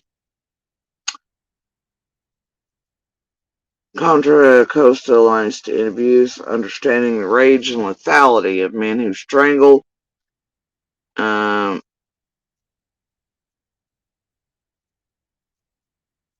Stranglers have been linked to domestic violence, homicides, mass and school shootings, and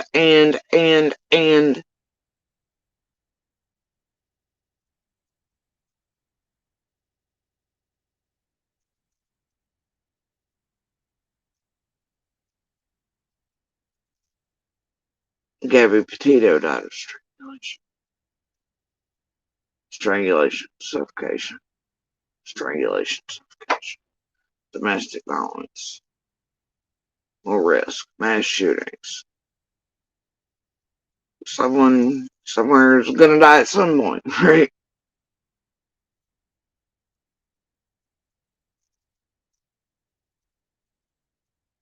Break the silence against domestic violence. Okay, seriously. Don't believe me? National Institute of Health.gov. Non-fatal strangulation is an important risk factor for citations, studies after study after study around the world. Criminal justice, name it. Huffington Post, Rainbow House, National Institute of Health, WomenSaid.org, you name it. There's so much data out there. No, Billy, they do not change. No. And once a woman and child abuser, always, much like others you see on lists, they do not change. You cannot fix them. They do not go backwards. They don't calm down in old age. They hide. They might burrow for a while, but they will do it again. They do not change. You cannot change them. There is no real help for them.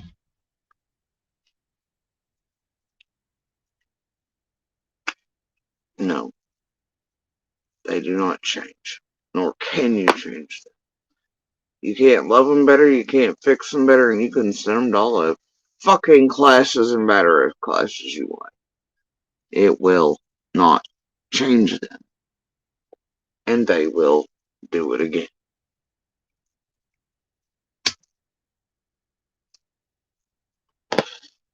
And then the next times they do, see, like when they have to have the new supply and whatever, and the final discards, all these things, the next and the next and the next, each are more likely to die.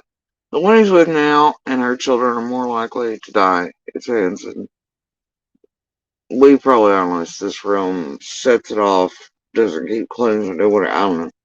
I don't know. Public. I don't know what all the factors are. Ask a damn expert, but tell you it, its children are very much at risk. Extremely so.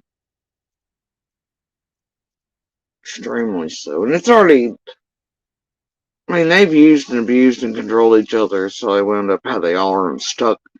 At least the one, they're both something special. But, like her, she's always thought, even before I knew exactly which one she was, she always thought I was doing her wrong somehow, though she was fucking somebody else's dude, domestic violence person or not. She always acted like I was doing her wrong. This is evidenced in the fact that she would run into me and it'd be like, you know, when she was stalking my pages and making these wild ass posts on Facebook for a year plus before. She really thought I was doing her wrong. So she ain't quite right though. And the setup shit, the courts and shit she's done here in this room, she ain't right. And stalking and my children and I after the fact, there's something right with that, okay? But and it was controlling him. I know it was. And he knew he didn't fuck around. He was done. He was fucked. He was gonna flat out bust his ass out if it didn't do what he wanted. Everything was there for her to control it. Job moves, placement, to keep an eye on him. This area, it was a whole thing. I don't care, oh well. But right now I'm distracting both from each other. I'm the bad guy, right? I'm the bad guy.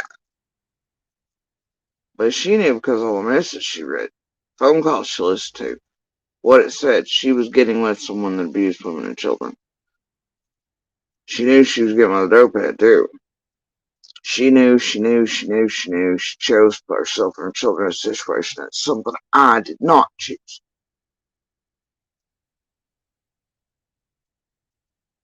But he already took her for a ride like he did every supply with the same storyline. So he's already mentally and emotionally manipulated her. He's abused her already, from the first words out of his mouth. From the plays he's playing. It's like the videos I have. I could show y'all where he's in the car, right in front of her in the parking lot. Ducking his head in the car going, it's okay, babe, I just need time to live you. Car's yours, blah, blah, that. And then pulling his head out of the car and be like, I want my fucking car. Craziest shit you ever see. And then he's over in the parking lot, and she's coddling him, just come with us, because it's big bitches. It's the wildest shit you'll ever see. He has to be victim. And he wants women to see him that way. Yeah, but he's already abused her. You tell me it ain't a form of abuse, wearing my clothes in front of her and sitting there and her being like, yeah, it's fine. And him sitting there being funny and him wearing the last outfit I bought in court 3 or 4 different times in a row, same one on it, with my underwear and socks telling. Judge here didn't find it funny, like he in this realm did. It's abuse. Pictures of the tacos, picture of the dogs, y'all thought it was all he wasn't. Just forms of goddamn abuse. And he knew it. I'm not sure if she understood what the Grinch photo was or not. Probably so. Maybe. He knew though. When he was standing there beside her with the Grinch. He also, and she though, she started making all these posts about stitching things. Different stuff to pick me, my children. Yeah, I don't know. They're two weirdos. They fit together fine, but they're both doing whatever each other. I don't care. But those who come after, once tension turns for me, and they have to deal with one another, she's going to be astronomical odds of dying at his hands.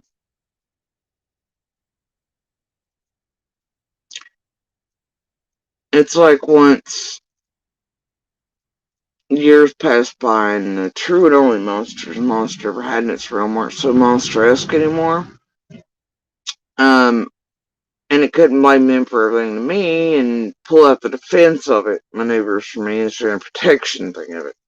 Like it has done her with me and have something else to pinpoint at, then that's when the real extreme physical violence started. So I know that once eyes die down and I'm no longer the one to concentrate on when they concentrate on each other, the shit's gonna go real bad.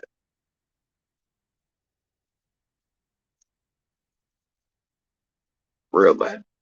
And it worries. Can't do shit about it.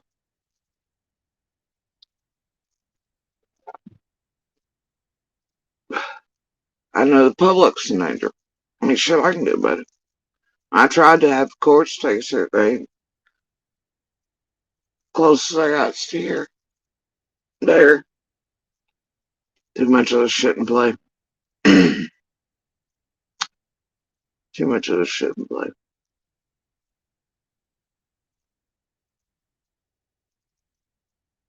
Anyway, search criteria. Why did domestic abusers smother and strangle? Go look it all up for yourself. And then go back to all the pictures of shit. Text messages. Particular image. Marks on the neck. Pictures of showing you from up for went, hours later into ICU to have the cancer surgery. The bruises on my neck.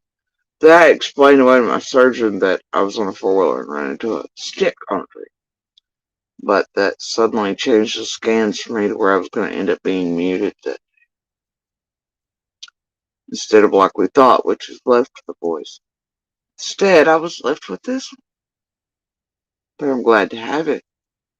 Maybe all I have that you all make fun of and swear I'm intoxicated, but I'm not.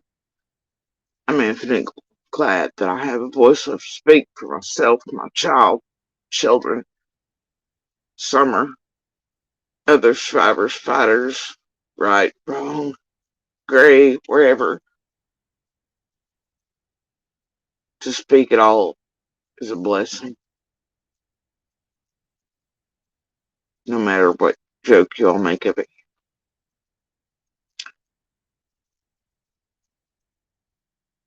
Monsters, cancers, the world control.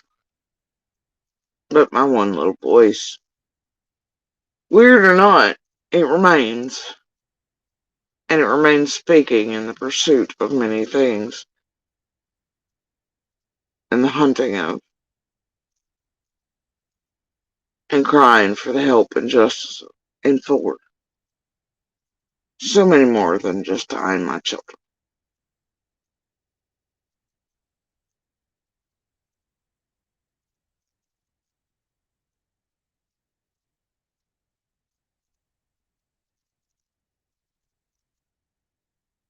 I remain unbroken and I remain loud.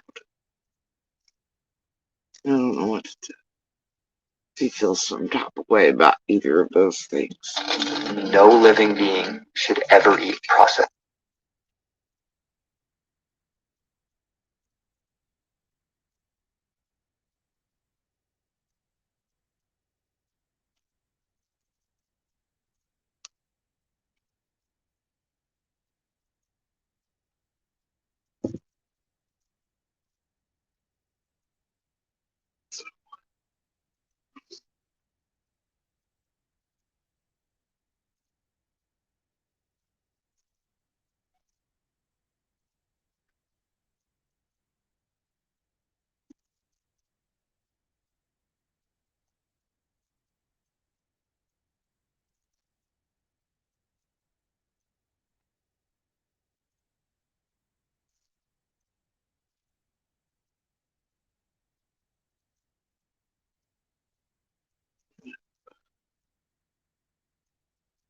I'll speak and I'll stay standing until I can no longer. And that will be on my deathbed. The last breath on this earth. that I'll be damned will be taken from me by any monster on this. Not tragedy pants. Not that asshole. Not any of those. These tragedy pimps thrust into the door. At least if I can. Either way, I'm not gonna break, and I'll keep speaking until my last breath ends.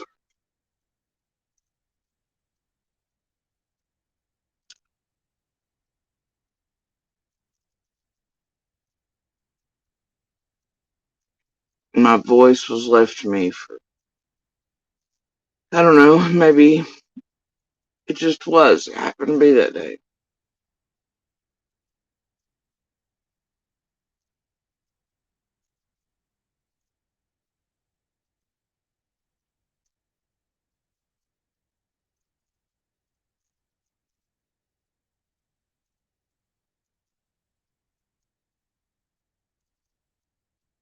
Maybe it's universe brain. Maybe it's serendipitous. Maybe it's just meant to be. I don't know. So I'll use it when and where I can, how I can. Even on the days that I can't even order my own damn food. And then I sound funny coming here and everyone wants to be like, ah, I bet you're jacked up. I'll forever remember the moment I woke up. And despite how bad I hurt inside and it, I was told don't even try. I was like, nah. Nope. I was never one for rules anyway. And I opened my mouth. Just to see, just to try. And my surgeon was so worried. And he is such an amazing doctor, you guys. You just don't even know. This man loves what he does. Which, that's what you seek when you seek true doctors or staff or teams of experts. You seek those who love what they do and are in it because they love it.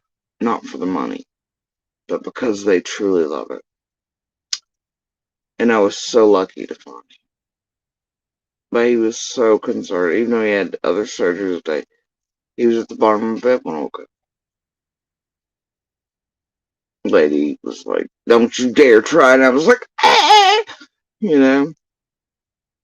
And my cardiothoracic was behind and everything else and all this, but the whole damn place stopped. There was, and we both were like, yeah. And he was like, man, I was hoping so. He was like, I tried everything. He was like, I tried all the way down to your chest and he said nerve bundles, everything to try to get everything. He's like, just to leave you with this. Sorry, it's not going to be what it is. You've got this. And for the first time, because I didn't even cry when I was told I'd be muted going in. First time there was a couple tears because I was so damn happy. My surgeon cried because he was happy. In which, and I still feel that every day. That I can speak to my children, though they have a hard time some days understanding me, or even side by side. All these things, because my tone, it does sound different in different ways in what I'm doing, whether it be phone call or out in public or order food or this, the other. And for some reason, especially those like around me that have hearing aids and things, I'm very hard to, like, what the fuck, So I often wonder if that's why a great deal many of you that actually do have trouble understanding me have trouble is because those around me that have hearing aids for some reason have a real hard time picking up this tone, even with the best of the best.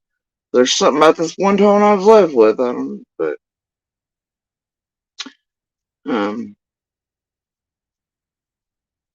yeah, every now and then it's like I can go up and down, but not the same way others can. But it took time, but I still can't use those like you all can, and not for the lengths you can and the ways you can. Either way, I'm grateful to have what I have. So, yeah, and he went through whole ass MS surgeons be like, fuck it, we're just taking it. This guy gave amazing and extraordinary amounts of effort he did not have to give or do. Try desperately to get me and leave me with a little bit of a voice. He did not have to do that. He did not expect to be able to do that, no matter his best efforts. But he did it to challenge himself because he loves what he does. And because he really is a good, decent, kind human being. His soul feels good. His vibes feel good. You can tell he is an amazing human. Which is why I picked him.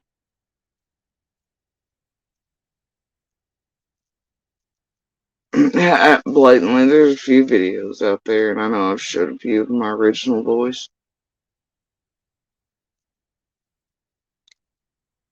And it was a lot different. I talked a lot faster. I was able to because the paralyzation of certain things weren't in play. The pull muscles, I have to speak a lot slower than I have my whole life. My pap would find it fucking hilarious, bro. He was always like, slow down, buddy. Because I was like, blah, blah, blah, blah. Yeah, but now I'm forced to have to slow down my speech, so in order for my brain and tongue to make words build form to transfer between whatever my tongue and the paralysis that day is doing and however bad it is, depending on how tired I am or my body is. Pap would get giggles out of it. I do sometimes. Like, damn it! I want to talk at the speed at which I once used to, but I can't. And now I've picked sometimes smaller words instead of larger ones. And because my tongue, even though my brain wants to use my big girl words, I can't pronounce them because of the way the paralysis is affecting from day to day or minute to minute. So my brain has to take a pause to pick or situate a different word, that I can, and then it knows my tongue can form. So it's learning as we go. And in ways, being here has helped in forms of speech therapy and the paralysis and all, so yeah.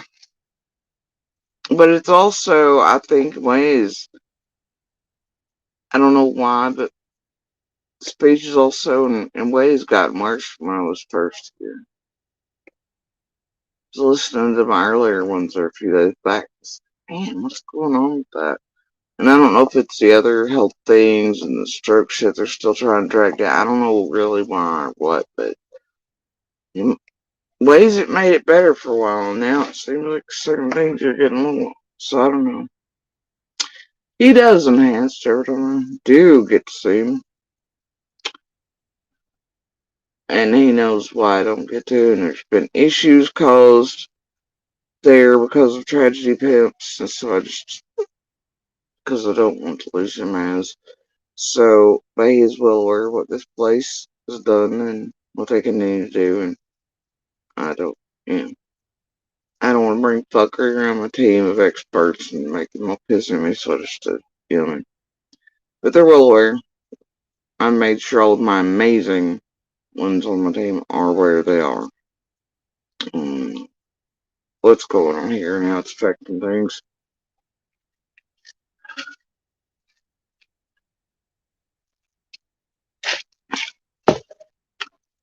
Um,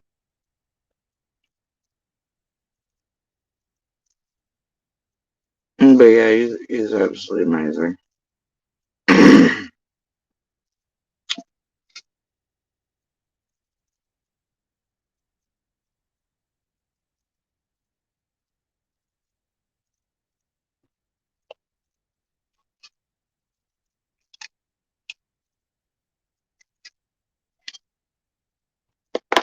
And we were supposed to go back in at a certain point, like tighten this back up because I had it to where it keloided around here after the radiation. For some reason, it keloided here. And I've never keloided in my life, but it was the radiation that stuff caused it. But So they had to give me injections in my neck and chest and stuff to loosen that back up. And when they did, it caused everything to split and separate because you couldn't even tell me. Oh, man, even I was admiring the stitch works. You don't understand. And there wasn't a surgeon or a doctor anywhere in there that didn't see my neck, even in the first days and weeks. They're like, holy shit, whoever you had was the best I've ever seen. And I was like, damn straight. You know, I mean, they were like, can I take a photo of that? I'm like, yes, or like, can I touch that? Whatever, man. Even other surgeons and experts were like, holy shit, that's amazing. But then the the injections, they separated, which is how you all see most of it. And he's supposed to come back in and pull this skin that makes me look like I have a double chin all the time. And this, because it loosened all this, where it's separated. But I don't know if we'll ever get around to that. There ain't really a point since all things are still, you know, fucked up. Other conditions and shit, you know. Yeah.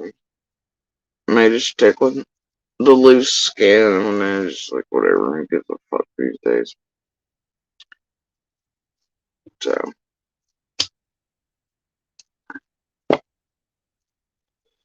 I'm old, get off my lawn. You know what I mean? I mean clothespin, it'll be fun. Just be like I'm a short boy. But anyway. Yeah.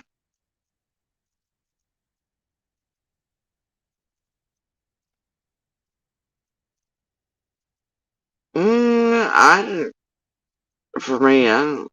Other people have like a lot of people don't notice the scar anymore. Like you know, what I mean, it's easy to do that, but it's like I've seen people around here not realizing what they're seeing. It's like even in the dark, you should be able to see how both sides my neck doesn't match up. You see this right here on this side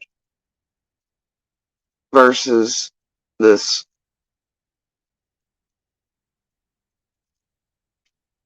and it is not as extreme looking on camera as it is in person. But normal people should be able to tell that I'm most certainly cancer surgeries, right? Something is not right there. There's a whole lot of shit missing. Alright? Not only is there a whole lot of shit missing, but they had to take muscles and nerves and things and transplant them here.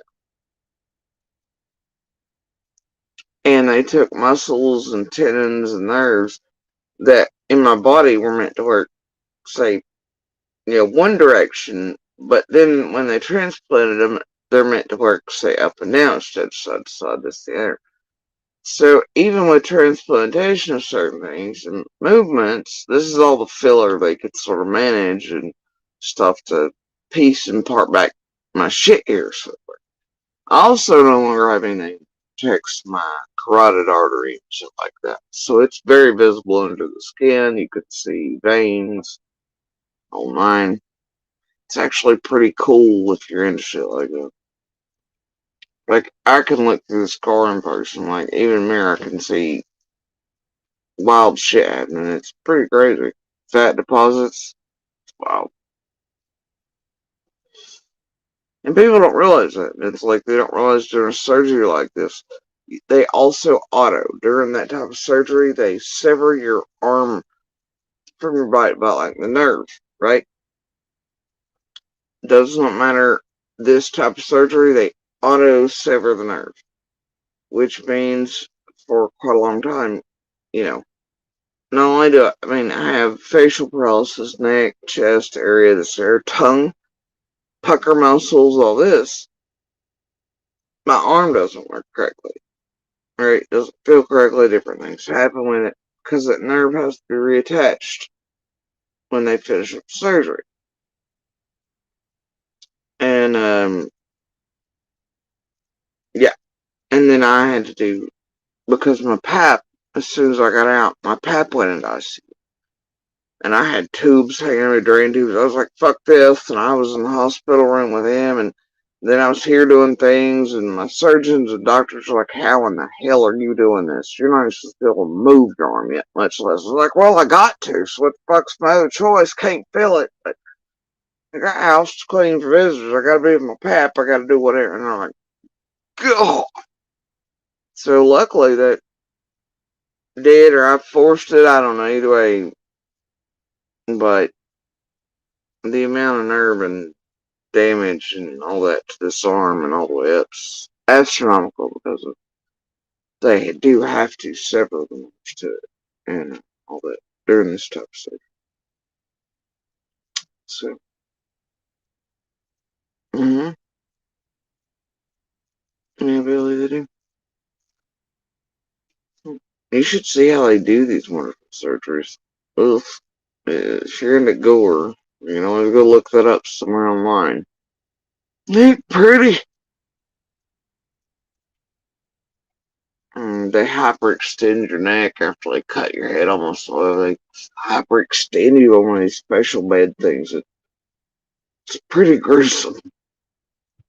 Like you're like, holy fuck, the human body's not meant to bend at that. How did you not break their whole fucking neck, bro?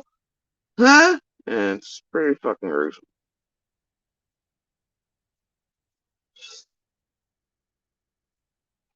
Yeah, blatantly they do that during this.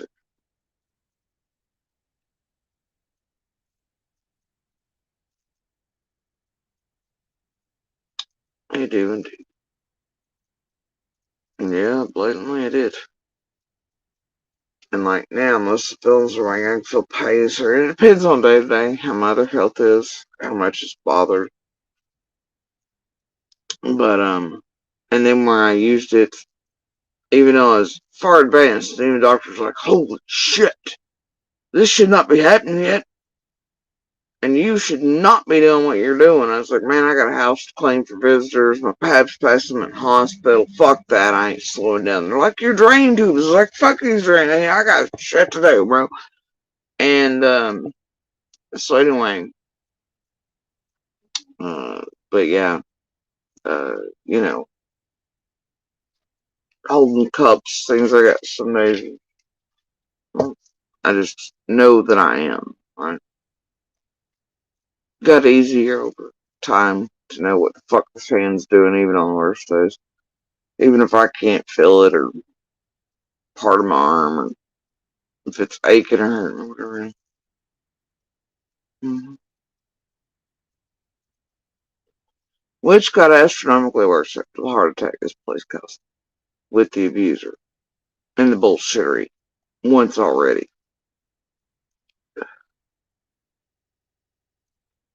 Blatantly, I don't know that I will.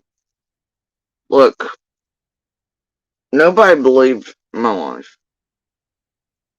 They put that shit straight in fiction series. And I don't care to. My kids, they care with me. I don't know really much. The fuck's pointing up? Well,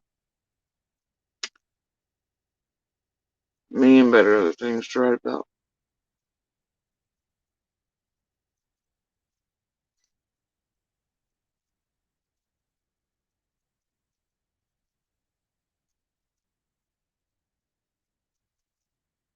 Breaking monsters, chains,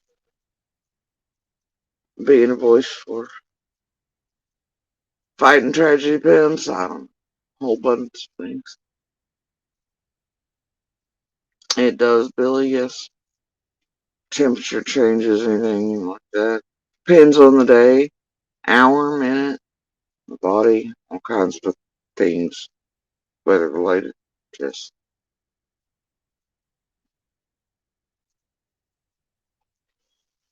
anyway,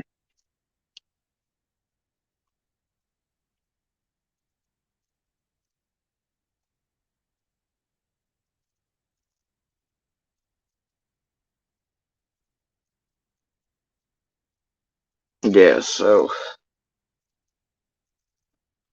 anyway, I was listening to this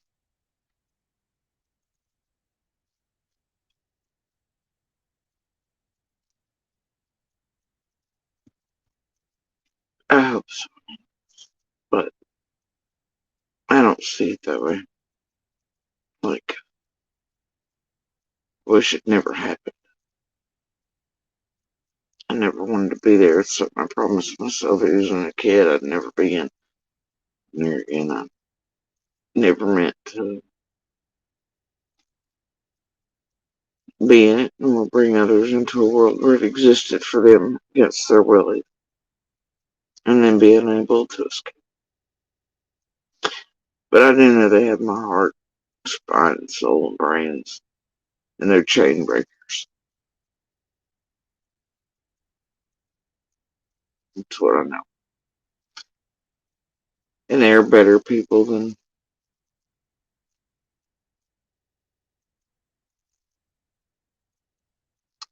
I could have ever hoped for, imagined, and I've been blessed to be part of their worlds and to be them. And they will fly. They will fly.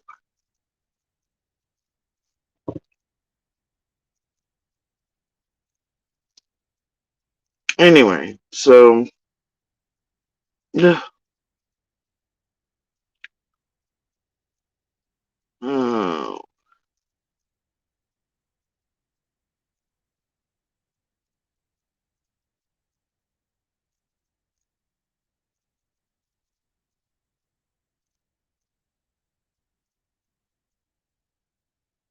let's see.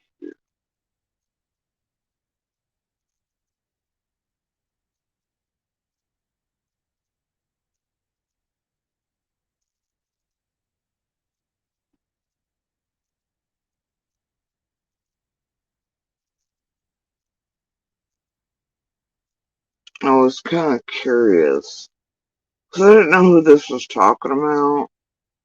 It didn't have Summer's name in there, really, but I was curious about the piece, so I touched it. But then I realized when it gives you the info on what it contains, that someone it did uh, have something there. So I was trying to get to that. Um, Part of it. You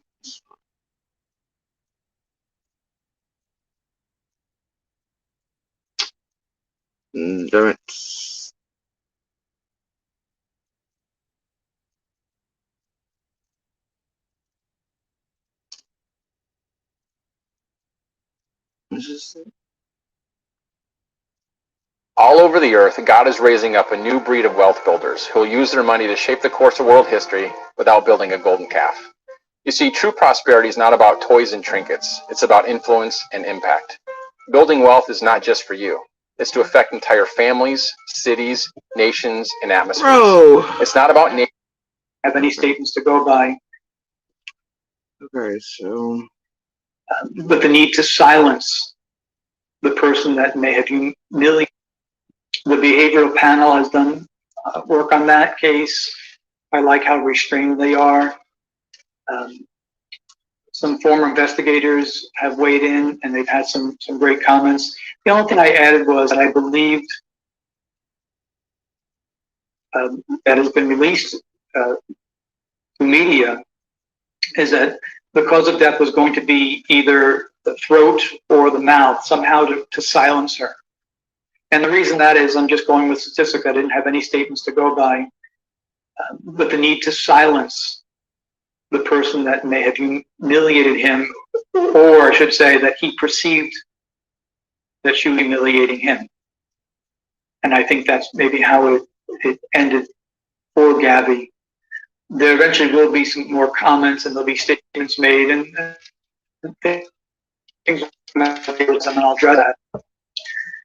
I did analyze very briefly the short statement made by his sister, Cassie. And Cassie's telling the truth. She does not have guilty knowledge of what happened. She seemed to have been frozen out from the family and not permitted to ask questions, not permitted to talk about it. But I believe that she was telling the truth when she spoke, and she spoke quite plainly. The behaviors were all strange throughout the whole family. How does the mother perceive him? perceive him. And this piece is titled Missing Child. What is an innocent mother, Selma? we'll get to the objections, but is it done in a positive way? Is it done in a negative way? Is it done in a neutral way? Is it done in a way that glorifies him in the sense that one thing we don't like to hear is something angelic, for example, anything to do with transcendence to the next life?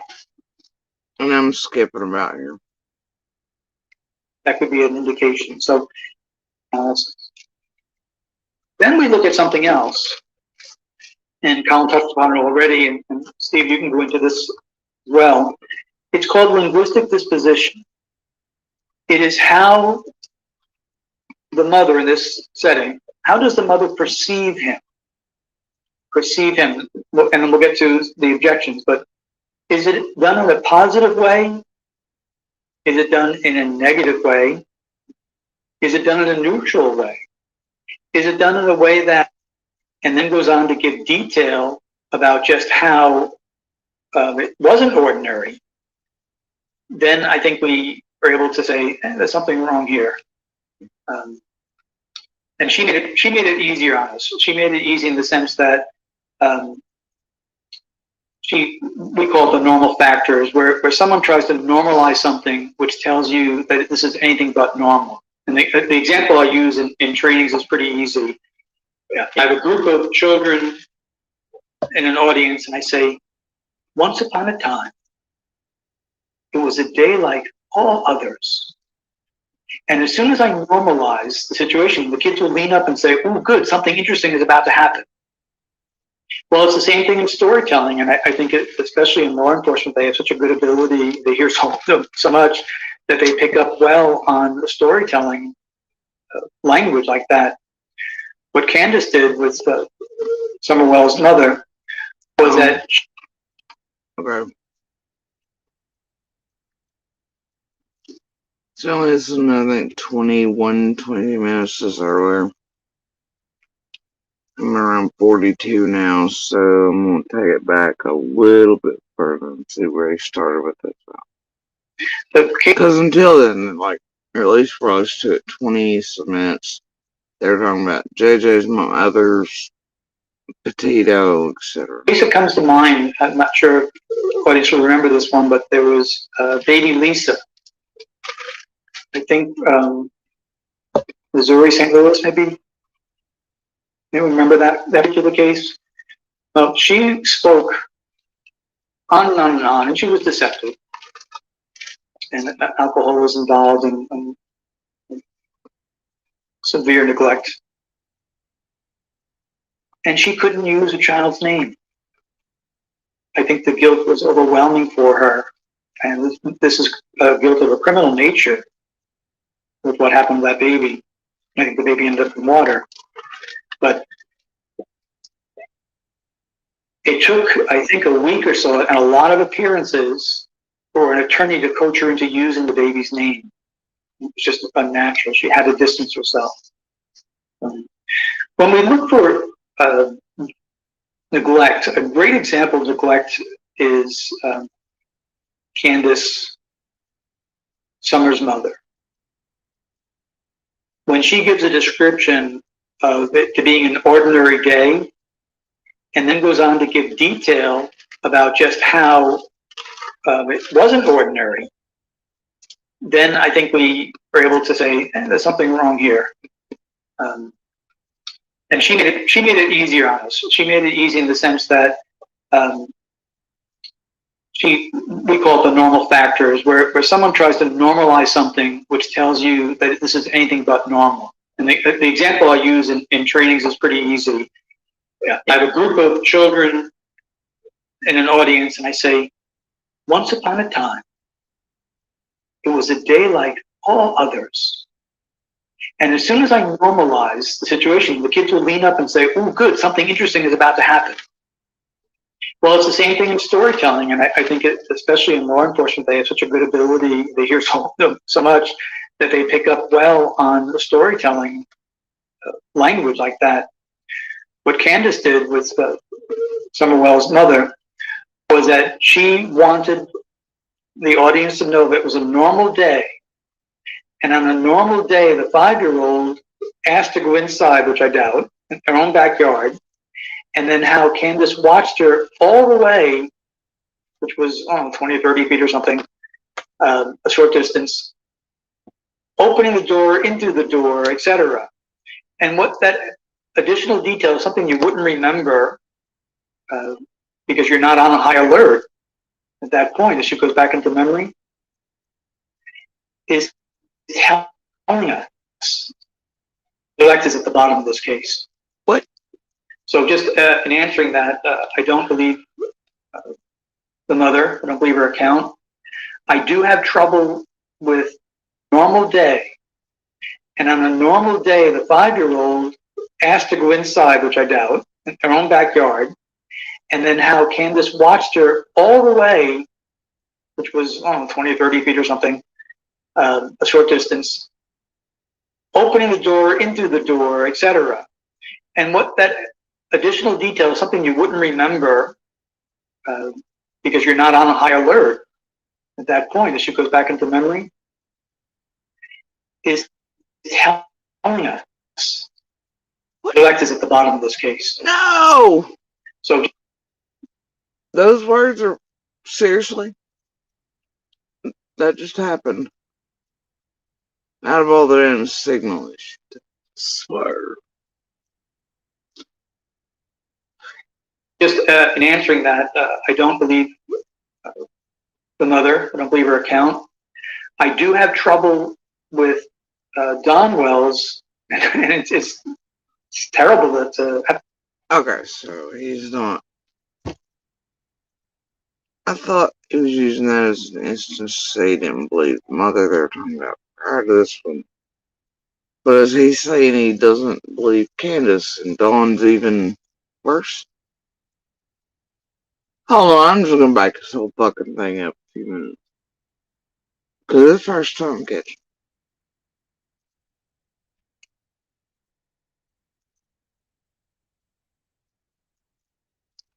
A situation, but I had a situation again involving one of my sons. It was, a scary situation where I, essentially thought I was watching my son die as he, passed out. And I realized I couldn't tell that story to anybody else without expressing how it affected me in every moment of that story. Even though I'm talking about my son and what's happening to him, how I was affected by it had to coexist with what was happening to him. I think it's what makes these emotions show up in the language, is when we hear people can't not talk about themselves because there's such an emotional impact. And that's what I think we're seeing here with this mother. I just want to find him. I need to find AJ. Again, I know we want to see her be concerned for what he's going through, but I get the sense from her language that it's and I don't know how long she had been gone from the time this interview happened, but I get the sense that she still feels the immediate. Oh look, there's Lotus over there in that chat in the way back. Urgency to get people out there looking for him, as if there's no time to waste. There's no, how do you feel right now? I just need to find him. How I feel right now is not important. Finding him is important. And that's the sense that I think I'm getting from this mother here. Colin, did the neighbor speaking, did that throw you off at all? Did you have to discard that? I sort of pushed him to the side and looked at her alone to start with. There was a little bit of sensitivity in his language, but for her, I mean, he's a different context. He's not the mother and he's not the father. So I initially just looked at her language. There was a neighbor in that case as well, wasn't there, Hans? Language, and she was telling me everything that I wanted to hear. I mean, and that part that we've just been talking about, where she was asked, how are you feeling? If she had been deceptive in any way, I think she would have jumped onto that and latched onto it it would have been a moment for her to escape the stress of trying to conceive if she was conceiving. She would have grabbed it with both hands, I think. And she would have quite enjoyed being able to talk about herself, to gain sympathy, and move the conversation away from AJ, but she wasn't interested in doing that, even for a second, even for something we would have given her for. And yeah, so she was clear. It only took a couple of times of listening to her to see that she was a genuine, truthful mother, which was a relief for a moment until I realised that then that means obviously what has happened to AJ. So it was a relief at first, and then it was actually quite frightening what's happened to him. Because we're so used to parents when they're presented in the media like this actually being the one with something nefarious behind their actions. That wasn't the case this time. It's quite clear. It's interesting that you had mentioned about hearing AJ's name from the beginning, and it's a very short clip, so it's a narrow opportunity. We compare that to other cases that we've had over the years, where it would seem like a mother was incapable of using the child's name.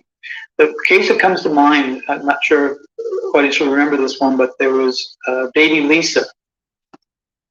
I think Missouri, St. Louis, maybe. You remember that particular case? Well, she spoke. Which case is he speaking about? Any of y'all know? Not AJ's, but baby Lisa. Do y'all know? I'm sure you know. Enhanced, I know you did the court watch line. Maybe it's one of the ones On, and she was deceptive. Because I don't look a lot of them to that degree when I go in the back. Great. I hunt down the tragedy pimp traces and what they're fucking doing now. And then who they terrorize and how they do it. So. Okay. And alcohol was involved. And how big was this place in that one, Enhanced?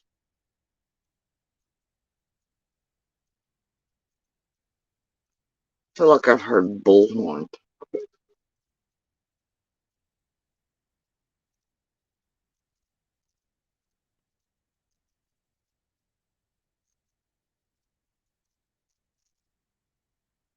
Couple of it.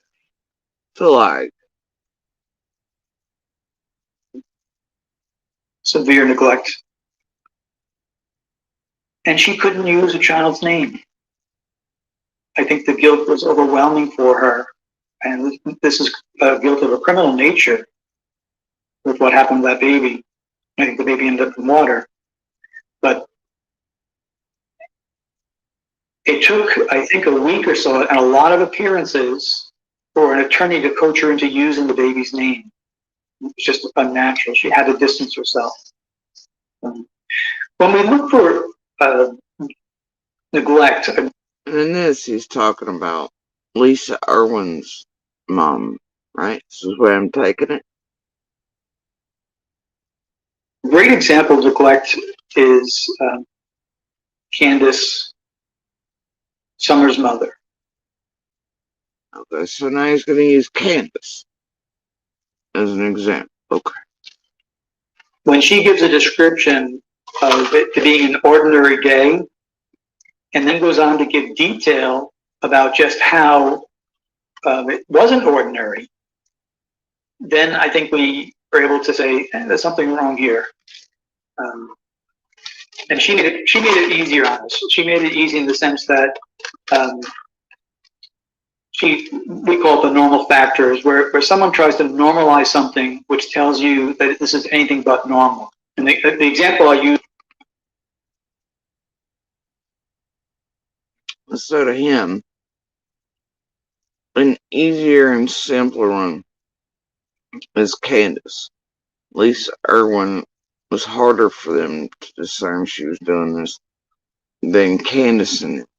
He says Candace and him made it easy on him to pick this up. Okay. In trainings is pretty easy. I have a group of children in an audience, and I say, once upon a time, it was a day like all others. And as soon as I normalize the situation, the kids will lean up and say, oh, good, something interesting is about to happen.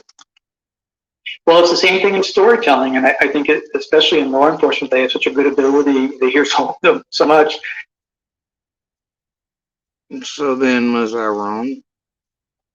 In real time in the real road, and the first little while, it'd be like, alright, Ken, you're bullshit. We all know this is bullshit. We all know you look like shit. Damn, come on now, bro.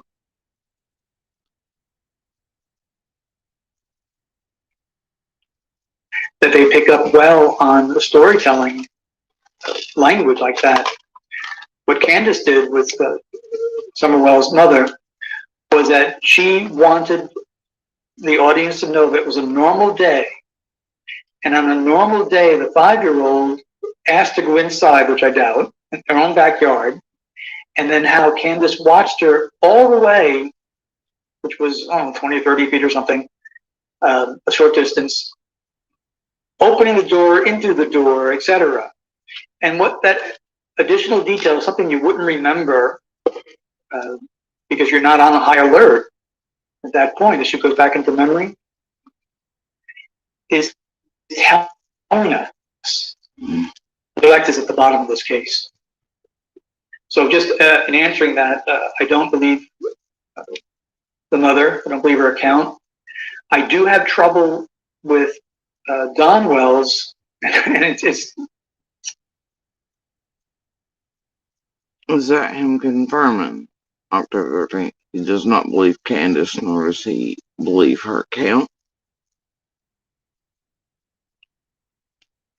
Says Lisa's still missing in an FBI.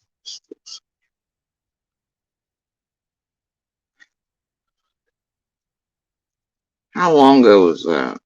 And were tragedy pimps involved? Like 12 years? But, I don't know. This realm's not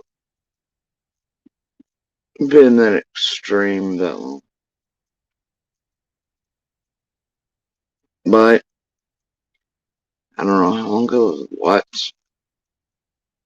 Because they were already well on their way before what? Especially the bigger one. I'll go take a look at that. It's terrible to have to say this, but it's true. I'm not able to really discern. I'm able to discern that he is deceptive. I'm not able to pin it down where. He was deceptive, and then it ended up coming out about molesting others, pedophilia, substance abuse, criminal behavior, associations. He's deceptive about all of it. So when I establish that he's being deceptive, it's so broad, along with depression and years of being beat down, including prison. I was not able to pinpoint where to put the deception into that case. That's how tricky it was. So I know people are asking about that. Gentlemen, any thoughts on the...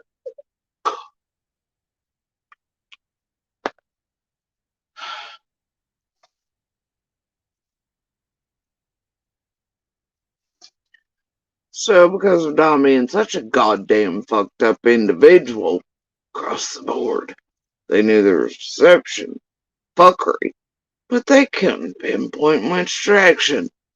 No shit. Damn it. Well, some things are. Yes. Yeah, no kidding, right?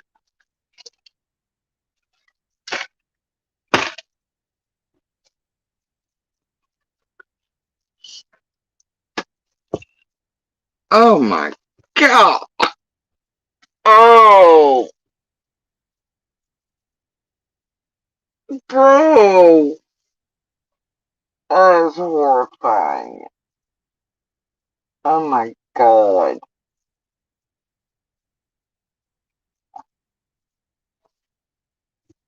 Oh god. Yo, this cat just, after birth, farted straight into my foot and kitten incubator down here, and it went for, oh god, my eyes are burning. Oh my god. Ladies, you don't know. Oh, what an inappropriate time. Oh my god, like, oh, oh god.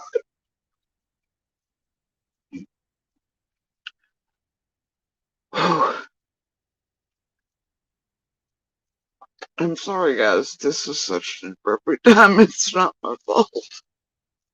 Oh god.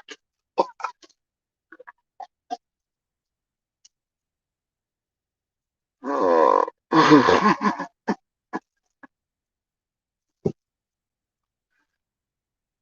Oh.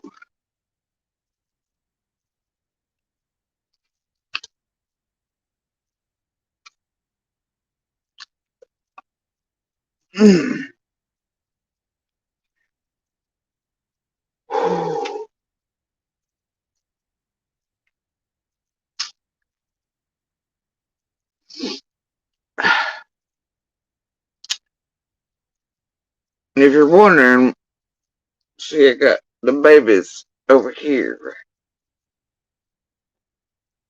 And I got my usual little warmer down here. But I'm sharing it with the babies. Right. Make sure they stay. Yeah. And their mama, because I'm trusted granny now and babysitter, hangs out elsewhere in between time. And got down from over there and went to eat a little bit while the babies are quiet. And I'm watching, of course, close mates.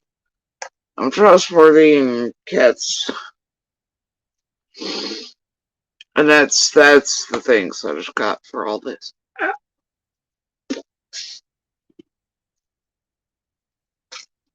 It ain't her fault. Oh, but Lord. Lord. That's terrible. My stomach's not recovering.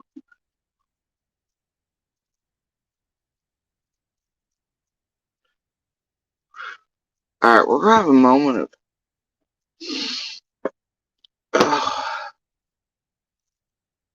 my soul just left my wife's body. Okay. I'm gonna back this up.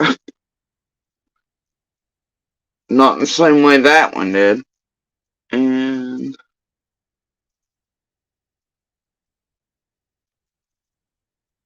just so I have the hairs. Missouri, St. Louis, maybe. You remember that particular case? Well, she spoke on and on and on, and she was deceptive. And alcohol was involved and severe neglect. And she couldn't use a child's name. I think the guilt was overwhelming for her. And this is guilt of a criminal nature with what happened to that baby. I think the baby ended up in water. But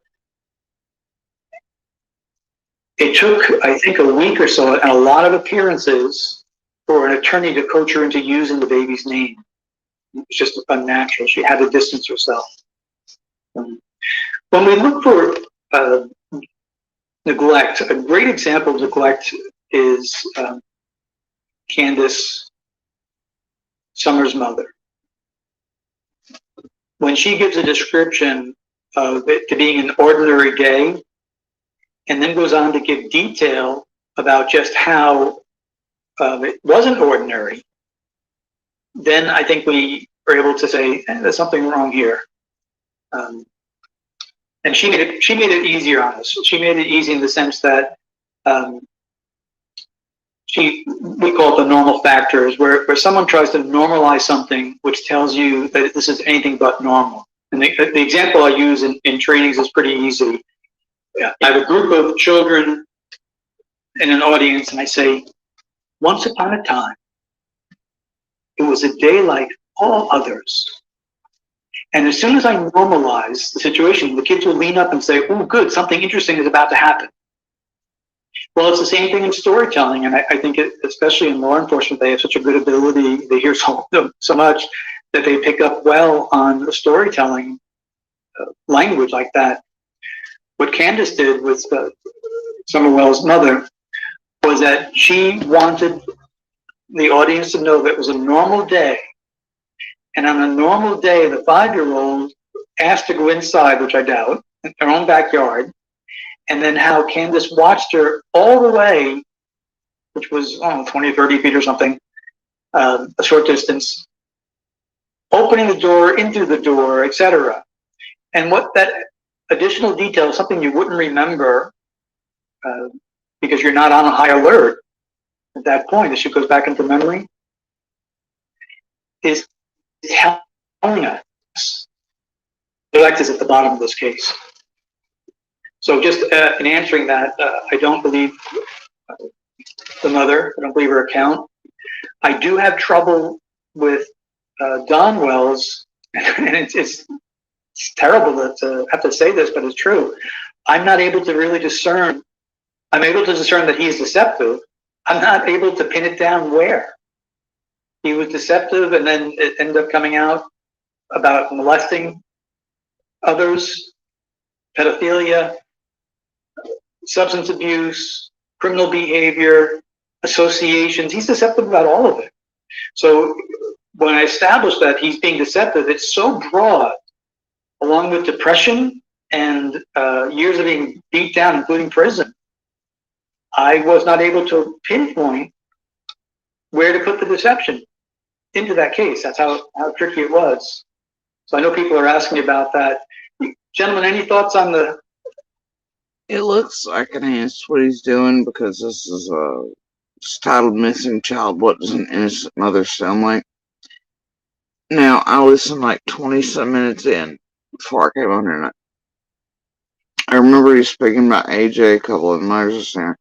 But I think in these few minutes, what he was doing was giving comparisons between AJ, the Lisa, and Candace Dawn. I'll share the link here. That way y'all can have it and you all can decide. Like I said, I never watched. Look, obviously Lotus, and a few of you have, because I can see your names over here. And that chat as it was going October 13th, 2021, it looks like, as it aired live.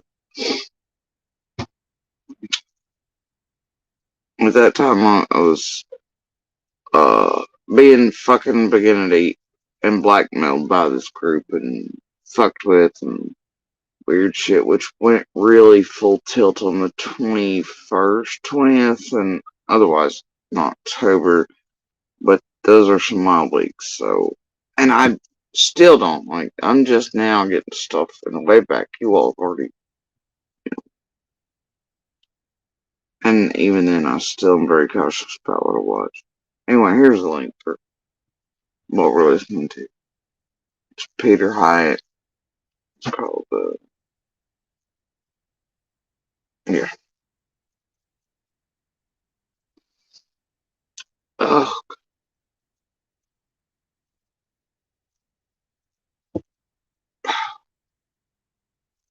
Alright.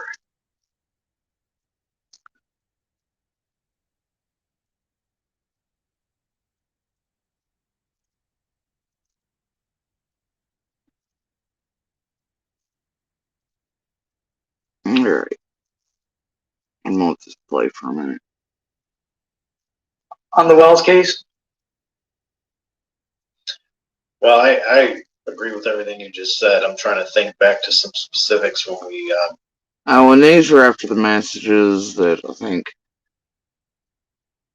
Shared released his fuckery between her and Dawn, where he was like, we ought to do like a pay-per-view event. I seen those somewhere today. Old my eyes. I was looking for something else on the way back. And I seen that. It's fucking stupid shit, but Stone going, yeah, we shares like a pay-per-view type event in charge, and be like, I'm gonna confess, and we'd be millionaires or whatever, you know. And here's somebody they put up on the screen as a comment going, Don Wells contradicts himself constantly. He also offered to confess on pay-per-view for $1 million. So you can see sort of the twisting there. But what really should strike everybody around everything during all of this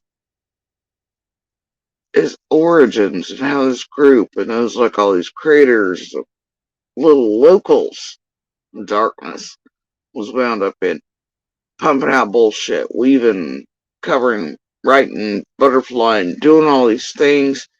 How this little group, Share, PG, J4, all of them were operating in a realm as well, and the fuckery they were getting up to, and all this here, until, well, I mean, like, it's just, and the shit you all were seeing and hearing, outed later, and all that, you know, there's, like, some are like 6 levels of shit you could not imagine in manipulative terms, scheming terms, working with one another terms, layered on top of, on top of, on top of, all on top of whatever the truth is about what really occurred June 15th. All of these levels of fuckery are layered because of this place. But those who somehow touched this place came to this place instantly or already had connections to this place that went that way instantly. And within, even before Amber Alerts and waves were released, they were already in there trying to insert around the command post, agents, search teams, bullshit. And then as the Amber Alerts released, then this place insets and starts hunting us all. And the methods of everything and the fuckery and setups and screwball shit on it's layered. And each layer is so fucking unbelievable, nobody would believe it. Or they'd see it as just drama or this and that. No, it's really fucking happening in these real open and active cases. These, it's no one, God, infuriates the piss out of me.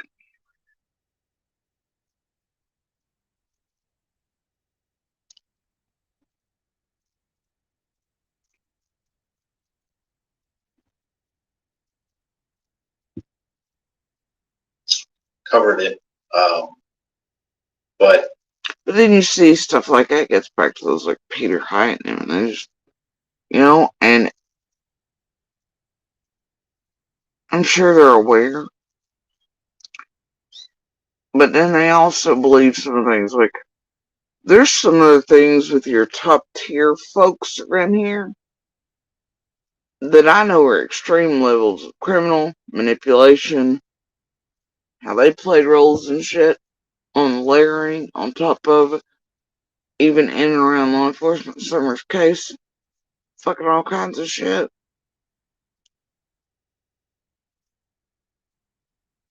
Other things acquired and done that then make its way into law enforcement expert realms.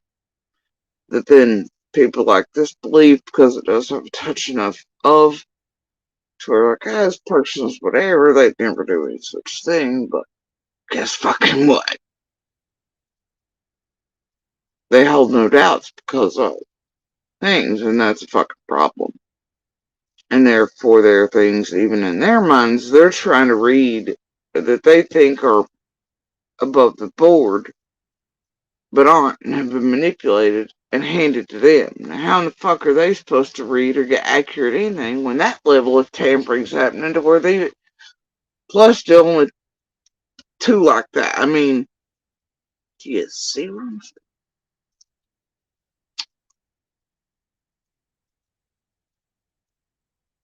The only thing I think that makes it to where I don't pull my hair out of that thought is that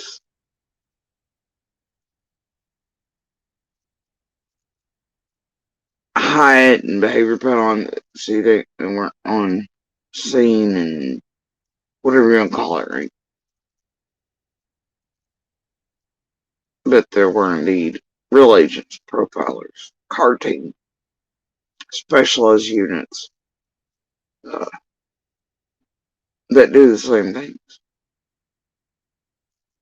right? And they were trained by or with and around all these same people. So, but problem is, in the first minutes, hours, etc., you still have the same thing existing in a way for them, for the levels of shit that was happening on in real time and being inserted in around investigators, crime posts, search crews, questions, law enforcement, yeah, and C&D's ears and otherwise. Now, don't you? But because they're there in real time as those things were occurring, means they have the pieces to break them down and pull them apart easier. Like one of them cheese sticks. Tasty little pop cheese sticks.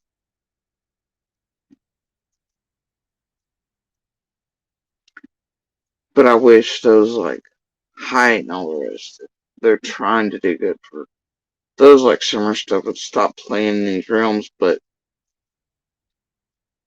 I truly hope that they know what this realm is, how it works, and even those they think they could probably trust or above board, they need to side eye and question everybody and everything that's come through them, and they need to just go with pace.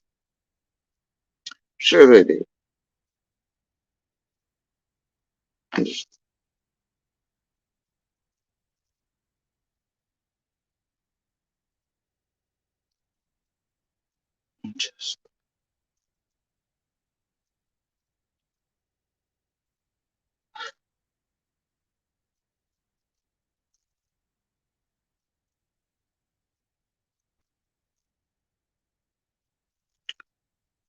yeah, for whatever reason, I think and believe that's the case as well. I mean, this place was not used ever on purpose uh, to get help for summer by some, but to enhance, magnify, and exacerbate the chaos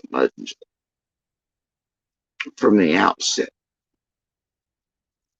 whether for selves or like Monster over here wanting to cleanse, but justify. I don't know. But judging by all other really early-ish appearances, everything was more or less a spear point towards getting back at whatever, like, Alien, this one, that one,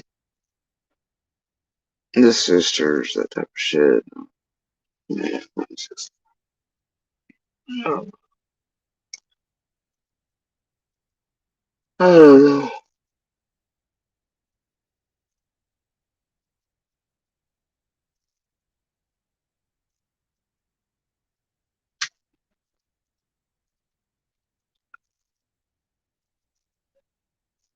When you compare the mother in that case to the mother in this case, I think it's a very distinct juxtaposition. You have Candace Wells spending a lot of her energy and time describing what happened that day, and then showing us sensitivity in certain areas that's concerning, specifically when they went downstairs to look for her in the basement. But as you also indicated, she had some issues of neglect in the language. I don't know how. I don't recall the context. I don't recall if we got privilege to the questions that set that up. But again, if we look at this mother here, she's very hyper focused. She's got one particular objective, and that's to get people to come out and start looking for her son. There is no need to describe what the day was so that again, like going back to earlier, we were talking about, if she had some sort of strong guilt on her mind, I believe that she would have this uncensoring need to get it out, to justify her day. It would be weighing on her in such a way that we would hear more about what happened the day, or specifically around the time he went missing, because she would have to justify what she was doing. That, at the very minimum, we know from the fact that he went missing that he was out of her sight for at least long enough for him to wander off. I believe if she felt the amount of guilt in that she was neglectful in causing, or somehow being negligent and allowing him to walk away, I believe that we would see that more in the language. I think we would see it leak out, even if it's just a little bit. I think we would have seen it leak out somewhere. And again, I just haven't seen that. Candace Wells was, it was, overwhelming how much was in her language, how much she told us, the amount of, like you said, the usual.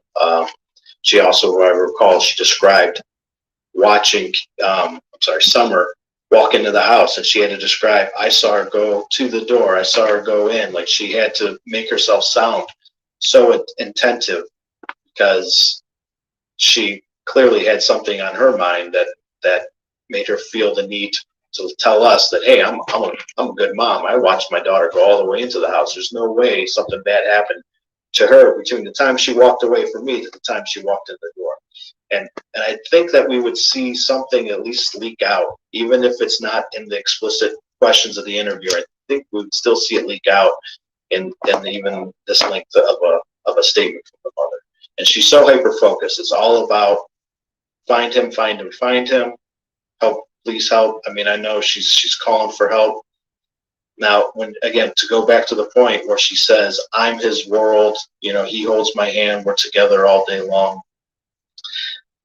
In the context of the autism, I can't help but to acknowledge that I believe there's some level of empathy being expressed for him, in the sense that, he needs her, and he's without her right now. I know it's not explicitly stated, but I believe that there's at least an element there that kind of makes that a little less concerning to me about whether or not this mother's indicating any sort of guilt. If we put the context into that point of yours, it's accurate. He can't communicate without her. He is lost. He is, he's in that terrible, isolated place that we just don't do well in without her. So I think they're not only appropriate, but they're accurate with that. See, I think they're going back to AJ's, because in the first 20-some minutes they're talking about him and how he's autistic.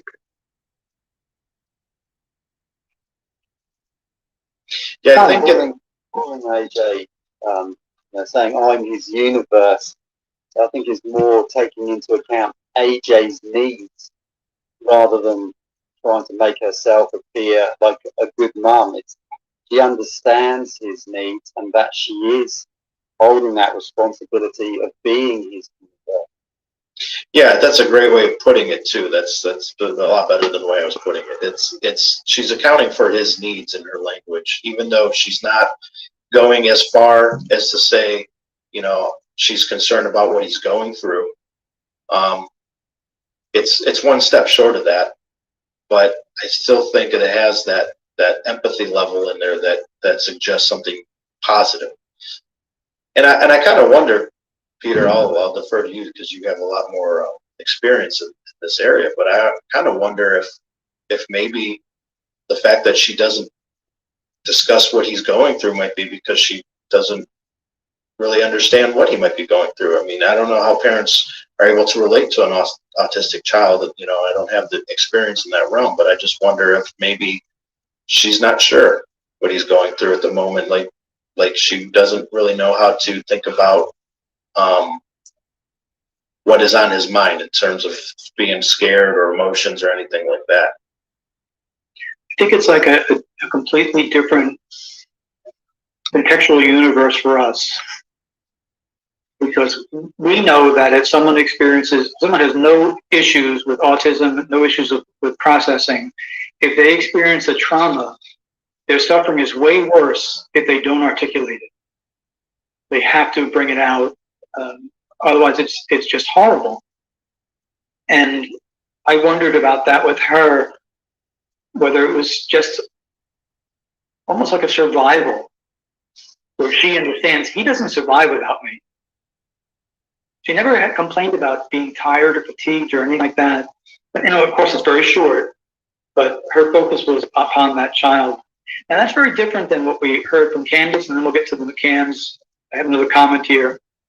Does a person's own experience of childhood and traumas in their life affect how they react when the child is missing? And it certainly does. John Wells seems very damaged by his own childhood and drug misuses, etc. And I thought that the behavioral experts did a great job being restrained by that very thought, that his background, he is utterly defeated in life. Someone mentioned before about seeing her in the resurrection. His language, and I'm going to be careful with this because I am a bit critical of it. His language of religion was what I would consider immature. And I don't mean that in terms of questioning if it's a genuine or a fraudulent type of faith. Well, that's between him and God. I don't know. But I know the language that he used was like talking points or a salesman. It wasn't even so much that he was trying to convince himself. He was willing to argue with people about whether they should go to church on Saturday or Sunday while his daughter was missing. So it didn't impress me, because even people that are brand new in faith, just horrible. And I wondered about that with her, whether it was just almost like a survival, where she understands he doesn't survive without me. She never had complained about being tired or fatigued or anything like that. But, of course, it's very short, but her focus was upon that child. And that's very different than what we heard from Candace, and then we'll get to the McCanns. I have another comment here. Does a person's own experience of childhood and traumas in their life affect how they react when the child is missing? And it certainly does. John Wells seems very damaged by his own childhood and drug misuses, etc. And I thought that the behavioral experts did a great job being restrained by that very thought, that his background, he is utterly defeated in life. Someone mentioned before about seeing her in the resurrection. His language, and I'm going to be careful with this because I am a bit critical of it.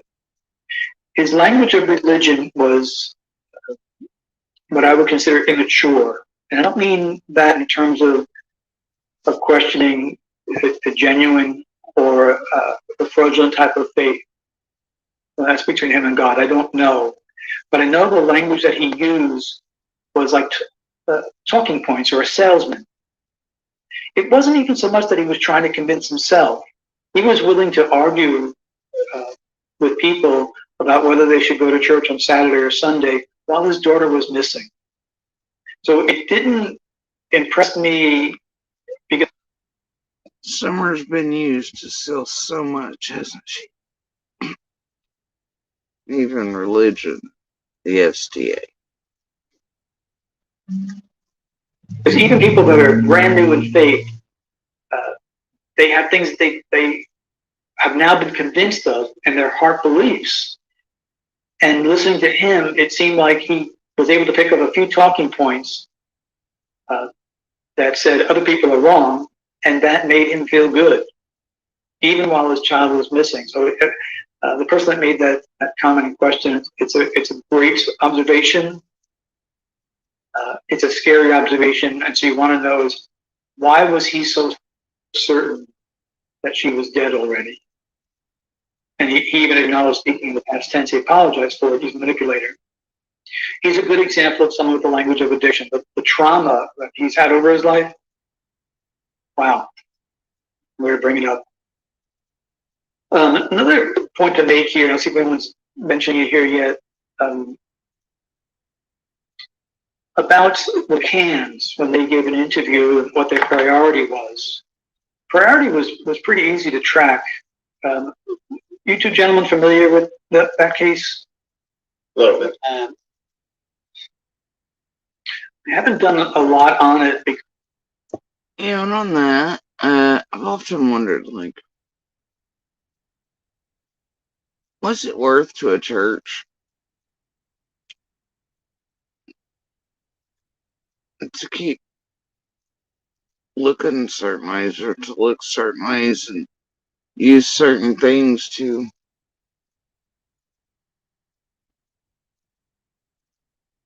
sell cleanse, make a mask too, or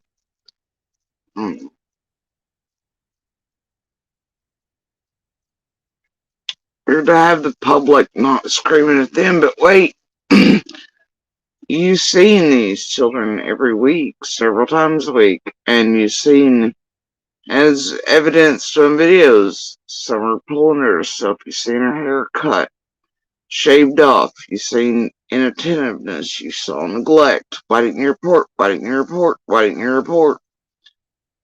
Man, it seems as if the church is like, oh no, these people loved and protected, and they did this and then. They're the angels, and it's weird, isn't it? I had my yell at them. They had more contact than most people locally.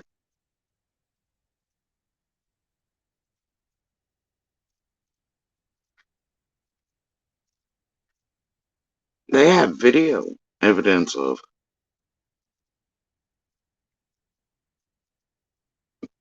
It's here on the web if you still find it. I've seen it myself. I've seen more concerning moments on their videotapes than seen them hurt. Like, I don't know, I never yells at them. What's it worth to use Summer's name? And make it look like everybody there is perfectly fine. Now, according to Ansley, it's 2 year mark. All those sit on the suspect list too, but to make it look like they're doing all these things, these events, whatever, they care. They're the saviors, this, that, and the other, but they honestly have more of a up close and personal look than most, and nobody's there screaming at them.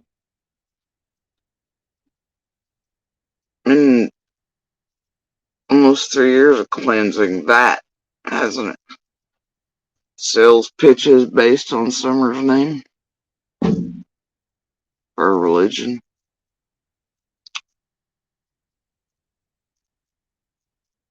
That's how I've always felt about it. So that's nothing new, really. Nothing new there. No, I feel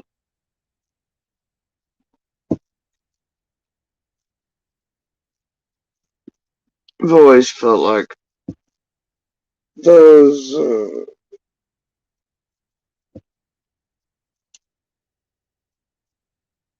folks are using Donna's mouthpiece to advertise for SDA homes.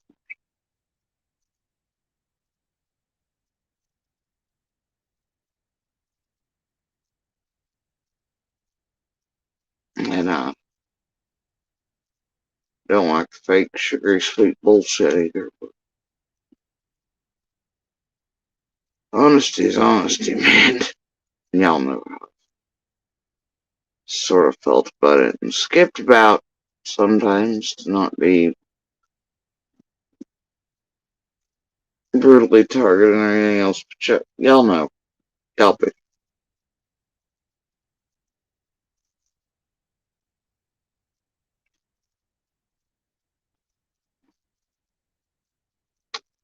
Care who likes it. It's just how I feel about it.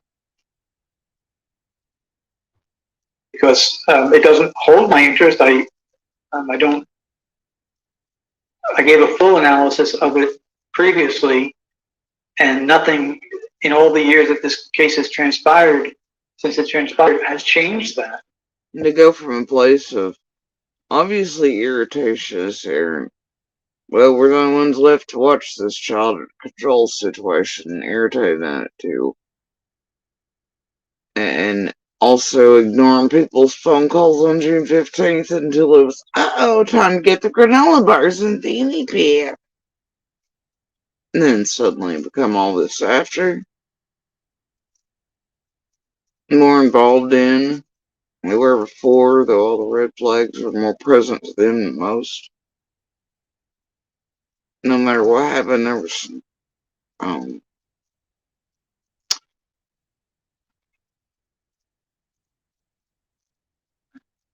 it's always made me feel some type of way. Still does. But basically, it was this: is that they gave a sat-down interview. They expressed no concern for what Madeline was allegedly going through, even though there was lots of concern about self. The priority was not Madeline, and they wouldn't even linguistically commit to that she was kidnapped. Yeah, I gotta say that interview with Chris where she reaches out and touches Chris's arm, and does the thing. That's a body behavior I don't like, but anyway, and it means certain things. It's that trying to bond over the moment of, well, when people like that come into church and the poors were often like, see you bye, but you know what they say, and a little story comes, and her and Christian, hey, oh yeah, you're both really Christian. And that sort of did it for me, bro.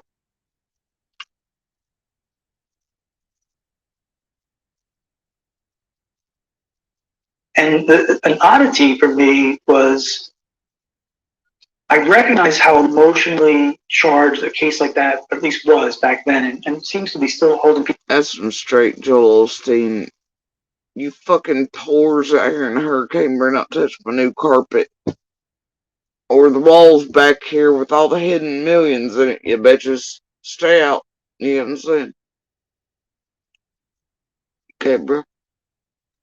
I don't like it. Don't like it. Do not like it.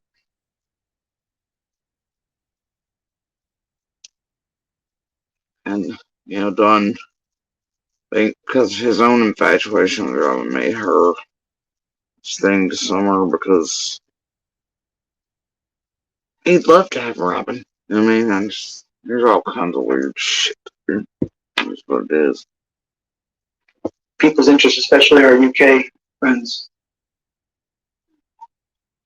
Those that believe that they were lying, which I am one, were insulted by it. And that's the nature of lying to someone, is that you must have a certain level of contempt to believe that you are too stupid to catch me, sort of thing. But what surprised me more so was those who defended them. And my observation was this about those that defended them. Not only people that were on the fence saying, maybe they didn't do it, maybe she really was kidnapped, maybe this guy in the German prison is really the guy, and that sort of thing. But they were... Where the fuck did... I don't know, I'm going to rewind. He just mentioned a guy in a German prison. I don't know. Please tell me that wasn't the thing around here in October. He's so 21. certain that she was dead already. And he even acknowledged, speaking in the past tense, he apologized for it. He's a manipulator. He's a good example of someone with the language of addiction. The trauma that he's had over his life, wow. We're going to bring it up. Another point to make here, and I'll see if anyone's mentioning it here yet, about the hands when they gave an interview and what their priority was. Oh, okay. Priority was pretty easy to track. You two gentlemen familiar with that case? A little bit. haven't done a lot on it because it doesn't hold my interest. I don't. I gave a full analysis of it previously, and nothing in all the years that this case has transpired, since it transpired, has changed that. But basically, it was this: is that they gave a sat-down interview. They expressed no concern for what Madeline was allegedly going through, even though there was lots of concern about self. The priority was not Madeline, and they wouldn't even linguistically commit to that she was kidnapped. And an oddity for me was I recognize how emotionally charged a case like that at least was back then, and it seems to be still holding people's interest, especially our UK friends. Those that believe that they were lying, which I am one, were insulted by it. And that's the nature of lying to someone, is that you must have a certain level of contempt to believe that you are too stupid to catch me, sort of thing. But what surprised me more so was those who defended them.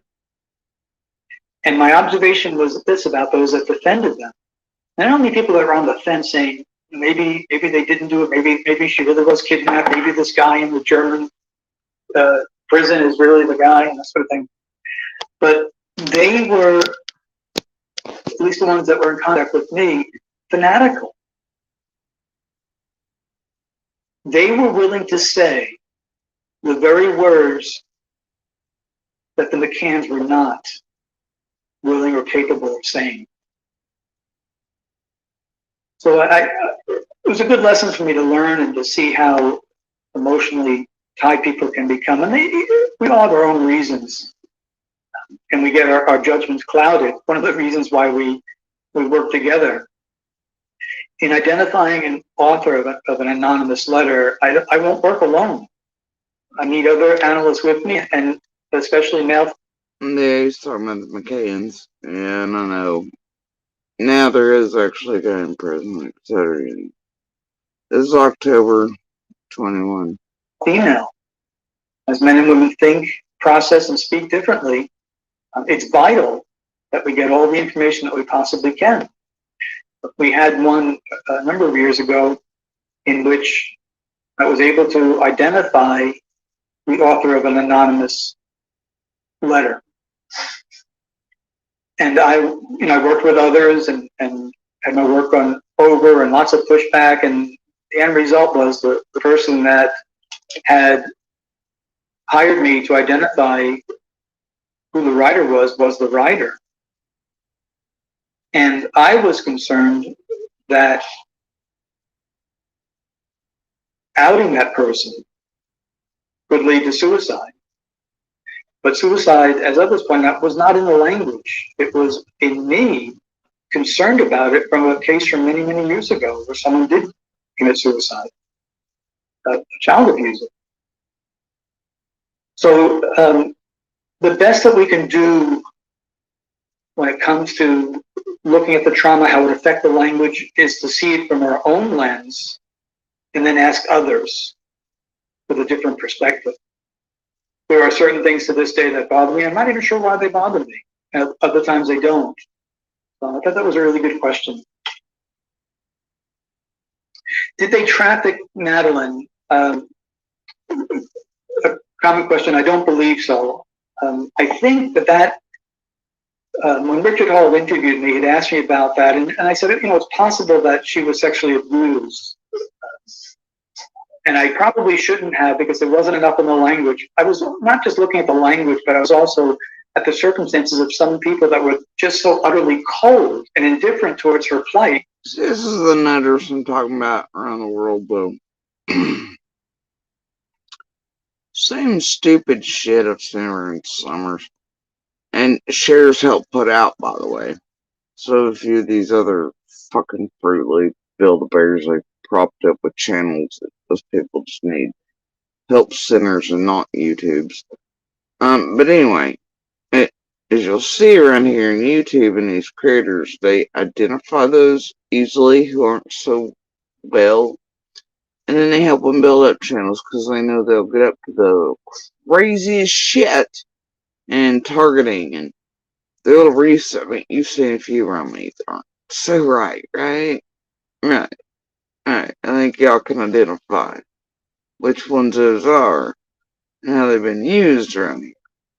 And there's some of our most extreme fucking baby Build-A-Bears around us. Like, yeah, I'm pretty sure y'all can identify a few of those for yourselves. And they're brought out of the box when need be, that type of shit. But then sometimes this place loses control of the box. And they're freaks on leash. Supposedly she was alive. And the fact that they would leave the child the way they did, the children the way they did. Oh, back to the comment. This person, who I do, look, Kate McCann drugged Maddie. She overdosed and the father disposed of the body using his Freemason and, all these MI5 connections, whatever. You know, like, it's this shit.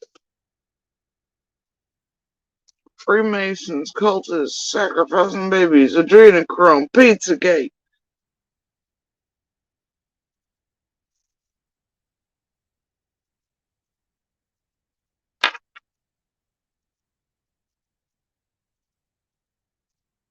It's possible, and I still stand by that it was possible. I don't know, but it's possible. Their lack of concern for her was stark to me. The concern for themselves was the priority. But I expected even something to go on there. And then eventually, I don't know if you gentlemen are familiar with that, the mother offered that, sarcastically, we must have hidden the body incredibly well. And I said, there it is. There's your embedded admission. That's not language that's coming from someone else. That's coming from the mother. And manipulated people do that because they're looking for a reaction. How will you react to that? So that was one of the cases where I was surprised at the defense of people that followed the case. And I always would ask the same thing, sometimes publicly, is why are you willing to say what they're not willing to say? And hopefully people would consider that. But right now it remains a miscarriage of justice. McCann's actually, but they gave an interview sort of 24 hours after Madeline was disappeared, or a press conference. And it was a prepared statement that Jerry read. But the first words that came out of his mouth there were, "Words cannot describe the anguish and despair that we are feeling as the parents of our beautiful daughter Madeline." And that's a pretty good contrast when you look at Kelly Alphalak. So even then, when they spoke to the press at a very similar time to Kelly Alphalak, so it was literally 24, 48 hours later, their feelings were that in their priority straight away, right from the very beginning. And I don't think that ever changed throughout all of the interviews they gave. I hadn't seen that until recently. Shay's written, they have identified a very possible candidate for Madeline's case. I assume you're talking about the man in Germany that's in the jail in Germany, that's correct? So I have analyzed the German prosecutor a number of times over the past year, I think it is now. He is deceptive. He is looking for a publicity. I won't say a Netflix deal, but probably a Netflix or a book deal. And so they had an easy mark there who may be a rapist, pedophile, drug user, all-around bad guy. But he's not telling the truth. And so that didn't Sounds familiar, doesn't it? work out well. And it's not going to end well either for that. I thought it was going to go away. It came back in the news recently again where they said, we have all the proof. We are 100% certain, but we're not going to charge him right now, that sort of thing, because we're not in a hurry. So, why make the announcements? They're doing a good job at PR, public relations, but they don't have a suspect.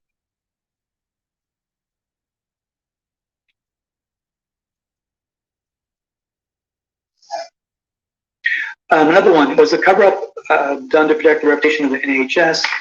I don't know. Here's what happens when if a politician gets involved, even if a local politician gets involved, if they take a stance, they don't want to be seen as wrong. It's just, to them, it's like death. So if they say, I support Jerry and Kate, and then they see how almost flagrant they are about lying and into the foundation and everything else, that politician doesn't want to back off. And that politician, he or she, could pressure others to go along with that. So when you're dealing with a politician, most always, and I know that there can be, not be suspension of nature, but an honest politician somewhere out there. What you're seeing often is a purchased opinion. And there's usually money or a reputation, power, which beneath that is all money, leads to money, in the root cause. So I know it's been asked a lot, but I don't know an answer to that question. You know, we talk about guilt, parents. I interviewed a man who, his daughter, he was a doctor. I interviewed him on a radio program many years ago, whose daughter went missing, and then she was eventually found murdered, I think outside a college campus in the field. And much later, when I interviewed him, he said something that should have been the most natural thing for Kate McCann to say. He said, oh, if I only hadn't taken that job. And I said, what are you referring to? Years before, as a doctor, he moved from one state to another to work at a different hospital. And his thinking was, if I hadn't moved, we wouldn't have met that killer. And when I interviewed him, he said something that should have been the most natural thing for Kate McCann to say. He said, oh, if I only hadn't taken that job. And I said, what are you referring to? Years before, as a doctor, he moved from one state to another to work at a different hospital. And his thinking was, if I hadn't moved, we wouldn't have met that killer, and my daughter would still be alive. Which is the most natural thing that a parent will do. We'll beat the devil out of ourselves if we have to with that type of racking of guilt. You would have thought that, especially Kate would have, from the very beginning, said, why did I leave them alone? How foolish was I? I believe that Kate had sedated her, maybe the baby's not sure, and then something went wrong. I don't think it was intentional killing. I don't think it was trafficking.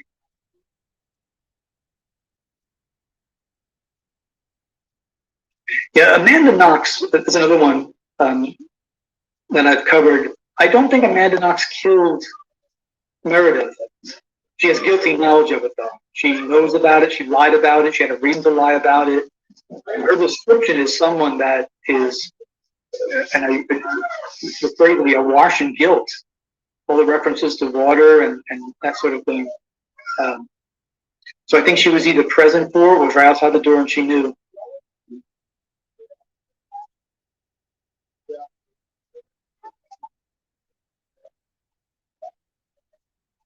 Yeah, Captain, we definitely always review each other's work, but especially in anonymous letters, we never go out on our own. I think the only time I ever did that was one that was just too easy to identify. You know, one of those types. Then I'll ask Heather her opinion. She'll tell me my opinion.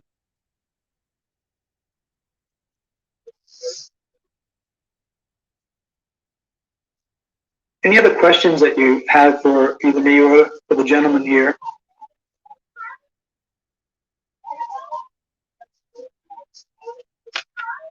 Hatteras Lighthouse, we are living in a time of deception where it's everywhere and it's constant. When I was in Arizona for a couple of weeks for teaching there, and Instead of renting a car, which I don't think we can anymore, I Ubered ride, however it's called, everywhere.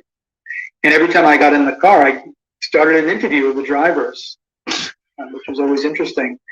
And one woman, a middle-aged woman driver, was from Russia. And I was asking her, I wanted to know about Tchaikovsky and chess players, and that's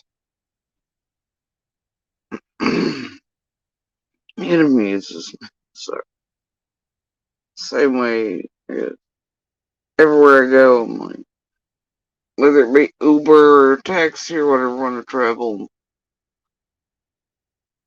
once I am stationary in place. He's like, hey, stranger, what's your whole life like? Tell me. What do you like? What's your favorite food? You know, what do you do when you're not doing this? You know, how's your mama in it? You know, I'm always interested.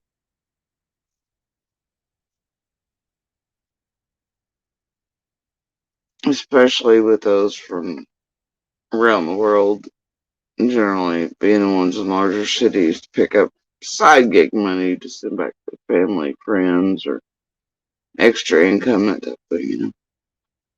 So I was like, hey,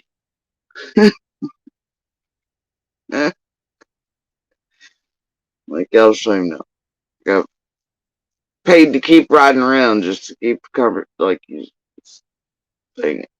The one poor fellow on New Year's one night in another city,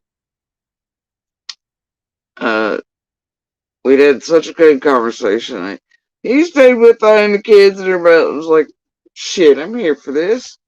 And I'll take back new things. And I mean, it is amazing, you know, just I don't know, it's the connection with other human beings and stories and life experiences. It's such a big, huge, wonderful planet with so many wonderful human beings on it, all with their own stories. And it's not a nosiness, it's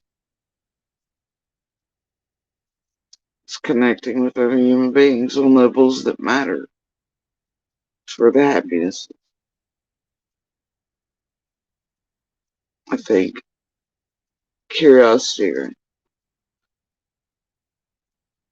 knowledge, understanding. I just want to know all the things. You know what I mean? I just want to know. But yeah, I mean, I really have pictures of mine, like Uber drivers. And on New Year's, without y'all still even know. These people like, hell no, you're cool picture ringing. We're besties. You know, I just, throughout the years,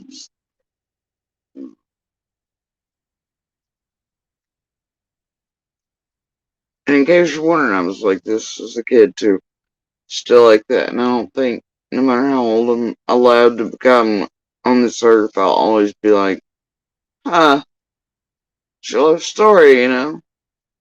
Even between language barriers and things sometimes. And I'm like, but let me listen and see if I can get the grasp of what little I speak or can understand this language or that language. You know, I know enough of some to ask and to be able, you know, it just depends. And the kids know other languages so that we can, it's just, you know, it's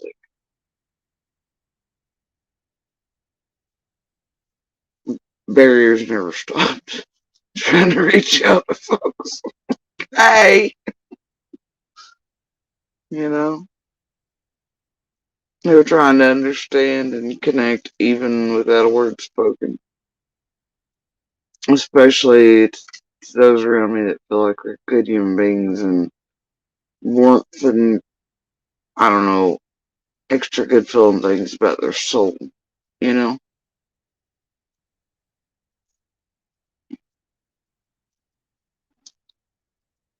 So I guess he does the same thing. He's like, but he's calling it interviewing.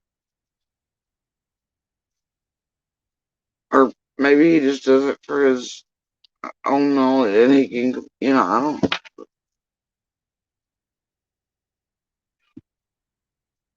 They called me nosy for it. It's fine, Peter. Sort of stuff. We wanted to talk about TV. What about TV? She said, well, when I was a little girl in Russia,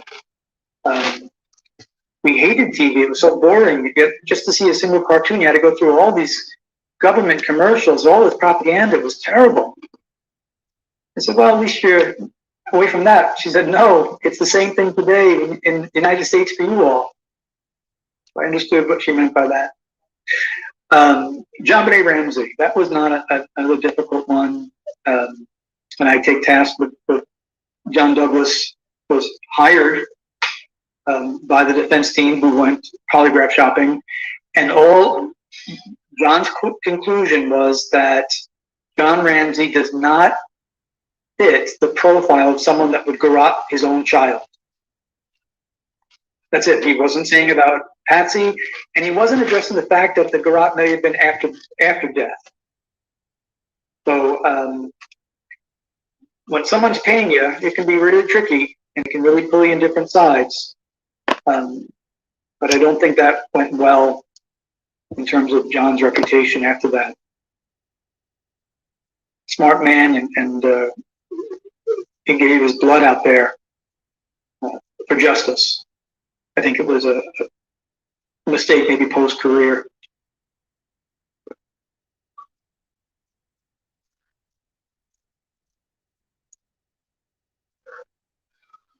Katharina, that's the normal way of speaking when we're going into recall, going into memory. Some people will slip into present tense. They're reliving something. Some from Ireland, I saw that there, whose parents and grandparents were great storytellers. Will sometimes speak and Scottish too, in present tense. So I'm aware of that as well. A great point about the way that John Benet was left in the blanket. I think probably a lot of you have seen my video on, I opened the door, turned on the light, and there she was, the 3 points that John used that were quite revelatory. And Patricia, I didn't find them to be sociopathic, the McCanns, extremely cold, but I think that was survival. Ryan, great question. The mother said that the grandmother gave her candy. It was important enough for the mother to relate. And I can't tell whether that could possibly be drugs, but definitely that, grandma's candy. It also could be an attempt to portray themselves as really good, which is really bad. So, great question, Ryan. Lotus, you're very welcome. These two guys aren't bad. Yeah, it's something I do here and there, but it's almost every question with him when he reads it, but then when he answers it, he takes the glasses off, puts them down, and as soon as he's done answering, he puts the glasses back on. I do it here and there with certain questions here.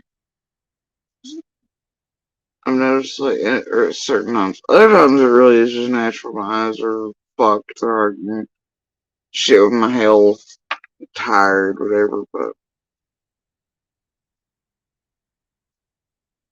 I'm like, why am I doing that there and whatever, here and there, but it's not often for that reason, but Peter does it. He reads the question, takes the glasses off, answers the question fully, then returns them basically. It's not the first time I've noticed this. Good, are they? Get some fans there, guys. I wonder how many other people around the world do that. And what all the meaning, what could be behind it. Why? I feel like I know what some could be. Hmm. Depends, I guess, on questions, answers, situations. It would be something maybe not broad, but very specific to each person. Maybe. Yeah, I'm going to try to do more videos, and I'll ask Steve and Colin to come back. It's a little bit tricky for Colin because of the time difference. But what we may do is do some recordings and then put them up later on. How much does culture, race, economic standing, and ethnicity play a role in how you determine the likelihood of guilt? They all play a role as part of a greater context, and sometimes a lesser context if it's in language. For Maine here, you might say that it's wicked cold, and if you look at the word wicked, it has a certain meaning here in New England that it wouldn't have elsewhere. So, good question. In the McCann case, it seems like it hasn't tired people out. We're still talking about it. Our John Benet Ramsey case is like your McCann case, I think. Any other questions on the mothers that we brought up here? I don't think we talked about Casey Anthony. Not terribly interesting either. Actually, I do have one question here. With Kelly Alcalac, do you think that with AJ being missing for 3 days, that could have a PTSD effect on her? On Mom? Yeah. I think acutely so. So she could wake up, in a couple of years, feeling that it's missing at the same. Yeah, I think that I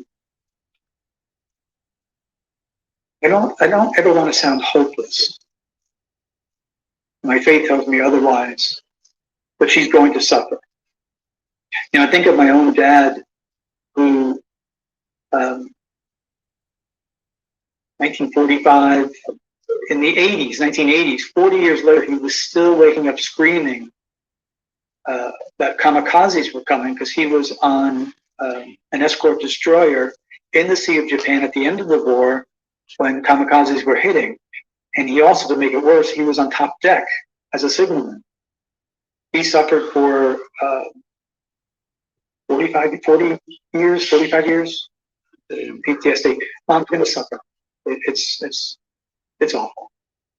Great point, Colin. Do my faith bias me? Yeah, absolutely it does. I'm serious. If you ever watch Peter, the glasses came off when he started to answer a question. When me and 2 milliseconds later, next question comes and he takes the glasses off again. Somebody does everywhere. It's always good to work with others. Sometimes I find myself overly critical of religious language and I have to back it off because, I don't want to be unfair. So I go too far the other way. So working with others is always a great help. We also have some principles that are guiding us. You'll notice that when the Ramseys got, was it Lou Smith, to pray with them, I thought that was terribly manipulative. But it's not just like a faith that will prejudice us as our background, our socioeconomic standing. Hey, how could someone like John and Patsy Ramsey do something like this? They're so wealthy. They have so much money. So all that, we have to keep all that in check. And working with others with different backgrounds is so valuable. I don't know how some do it without.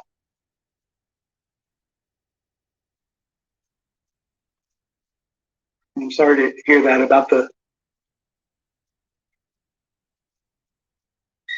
No, Sue, with the John Benet Ramsey case, someone had mentioned earlier different work that's been done on it already. The ransom note was written by them, by the mom. They were deceptive from the get-go. The behavioral analysis showed they didn't want the child found. They didn't want anything to go along with it. And attorneys spin that all the time.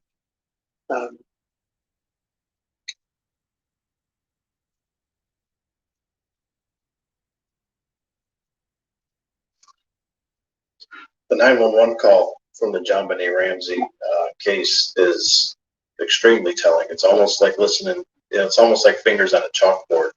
There's so much that comes out in that call. With Patsy Ramsey's language in the 911 call. I think it's very very informative and very interesting for analysis. It's actually something that we use to teach others. That's how out there it is, how easy it is to discern for deception. But here's a really good one. What if you were innocent but have been blamed? I agree. This is a good question.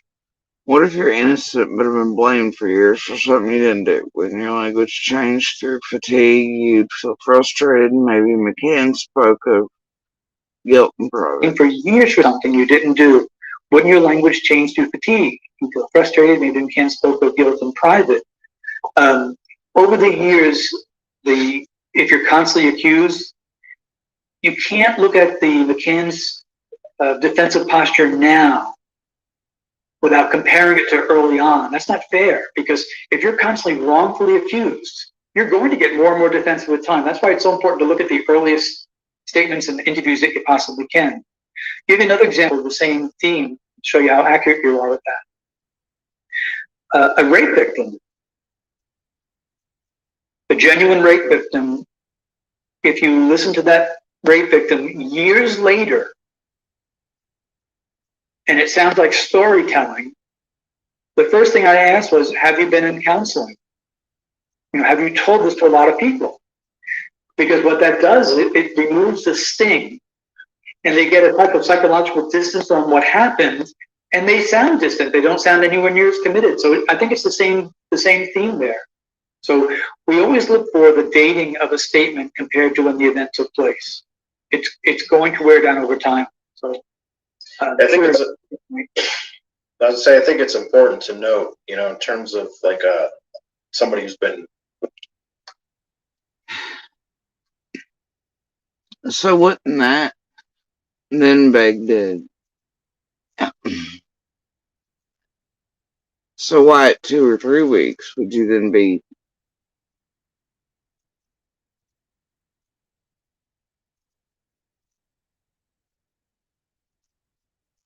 accused, questioned, whatever, at that point, either by a fake Fed or a real one or who knows what, to the degree that you're believing it, and then you go entirely the fuck off and do fuck shit and get extraordinarily defensive or stop working with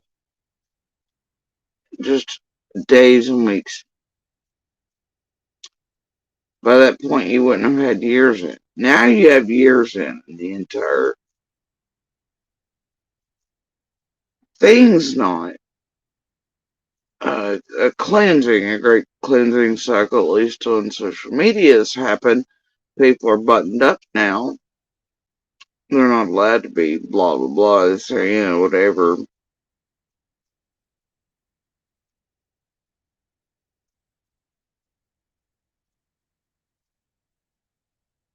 Still the same level of, still the same shit out there, but everything cleansed and everything's fine.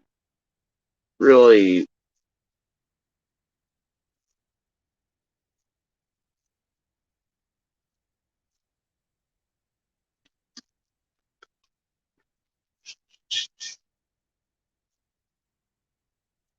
they using the same to target others. Much like all the monsters in this shit.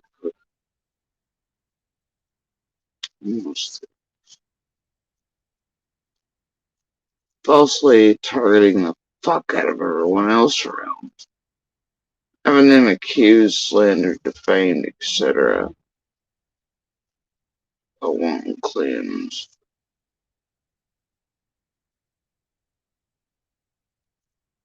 But only certain ones to extremes.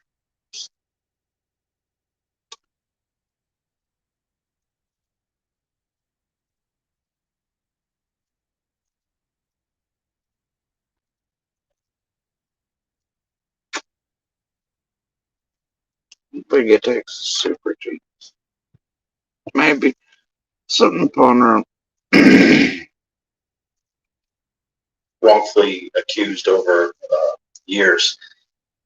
When you compare the statements of the McCanns or any other case to what they're saying immediately after the incident occurs 2 years later, everything that they say is drawn from some sort of a need. And so the difference is years later, the need after being wrongfully accused has come externally. It's years of contamination.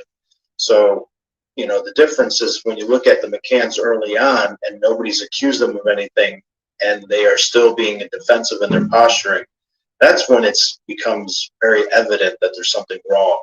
Is because you either case you're going to recognize that there's a need for them to be defensive. The difference is when we hand them a need, we hand them a reason to be defensive, then we have to take that into account. We have to kind of set that aside. But early on in a case, when a subject hasn't been accused, or the parents haven't been accused, or nobody's claimed that they've done anything to their daughter, and they're taking that posture, that's when it becomes a huge red flag in an analysis. So to answer the lady's question, I think that's the distinction you make, is whether or not somebody's been handed a reason to be defensive or not. Or if we see persuasion in the language, well, have they been handed a reason to be persuasive over this issue? Has somebody accused them otherwise in the past? I think the example, as you often point out with neglect, often when you see the neglect in the language, it's because they've been accused or somehow feel that they're going to be accused of neglect. So the issue is do they have the past intervention of children's services or whatnot? So if I could just expound on that for that question I think when you're looking at it and you have that question,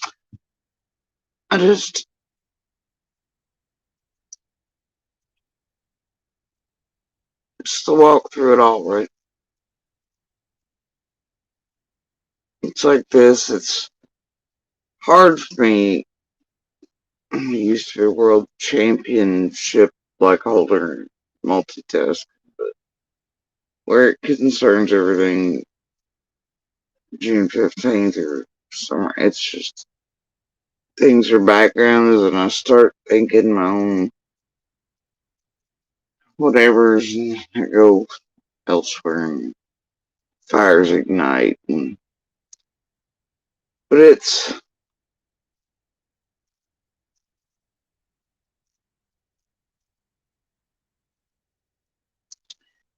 snowing June 15th, like instantly, right?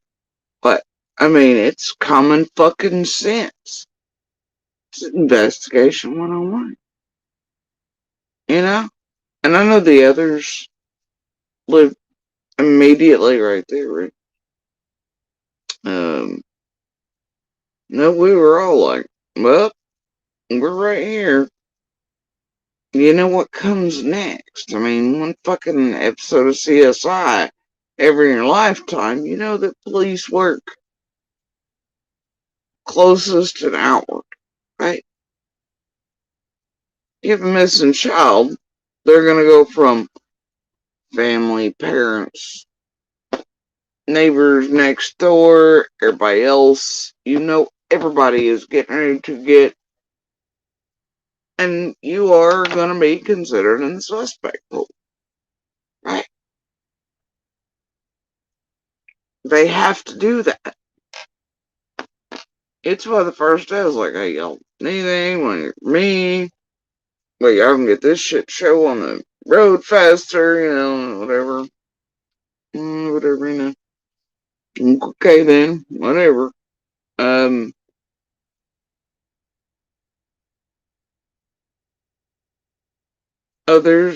It's what, I mean, everybody in the neighborhood come together instantly, and we're like, here are the things you need to make this move. Let's help, right? Doesn't take a super genius to figure out where you stand. Well, with any crime, really, I mean, they start from closest out, right? Yeah. So, and you have a missing child in the neighborhood, no matter if, like, at first, wandered in the woods, or everybody's everything instantly. You get what I'm saying? Does not take a fucking super genius. Now, I never felt any type of way about this. You know what I mean? Never did.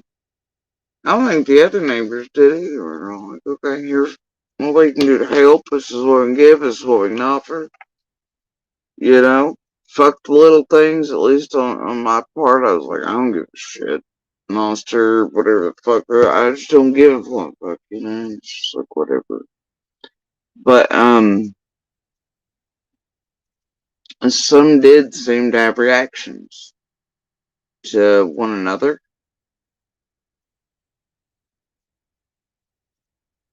And the thought that they'd be held in suspicion of any kind, even by one another, you know, so shit, it's like, eh? And then as the weeks grow and these things begin to happen and you watch and you're trying to put all together, everything's still chaos, there's still helicopter searchers, there's card teams still showing, there's all this shit, right? And you're intaking all these things from everywhere. It takes a while to try to put these things, to figure out what fall. It takes calm and quiet. It takes the right moments and time to go, wait the fuck a minute. You know, just, I can't explain it, describe it. I don't adequately enough to suit my taste, but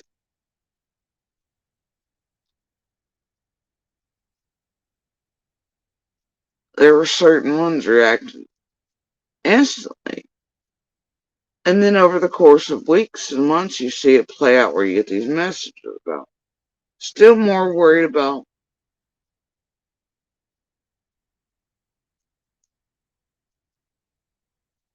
themselves being hung or whatever before, though everything's meant to be about Summer, but it doesn't seem so. It's about self. And all of them are, I guess, already using this realm. And then there's others on the road studying the absolute fuck out of everything going on and each other and listening to everything. Every goddamn day, all day out there, because they're so fucking worried. All in the immediate aftermath of Summer Vanish. The commonality there is also a need to say, no, I didn't know Summer vanished. No, she vanished Saturday. And no, I bet this. And no, I bet it's that guy and this guy and all these. And, you know, and slinging at each other and everybody fucking else. And I'm like, and I'm over here at certain points eventually going, you know, the only thing I'm afraid of being, like, there were moments in real conversations when I was like, man, Monster's up to some fuck shit. Probably with Pity and set up shit. Him and his family around me and favors was starting with. I want the whole fuck up out of here where it, in regards to our domestic violence shit, nothing else.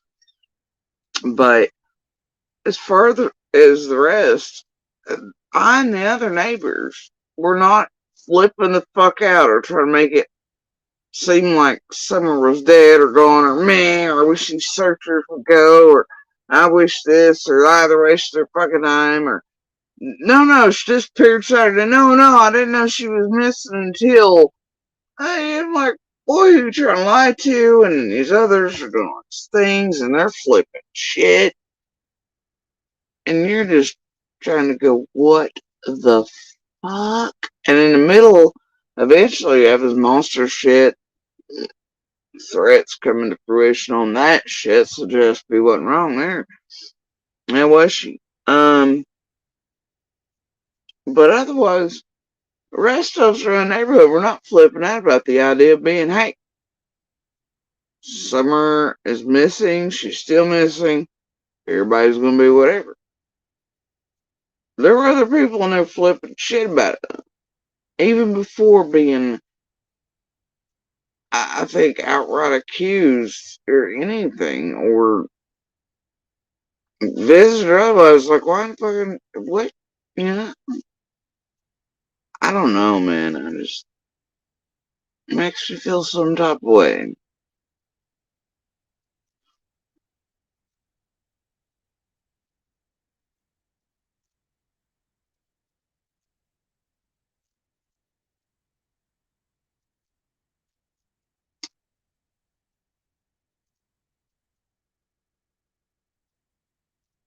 So does so many things along the way.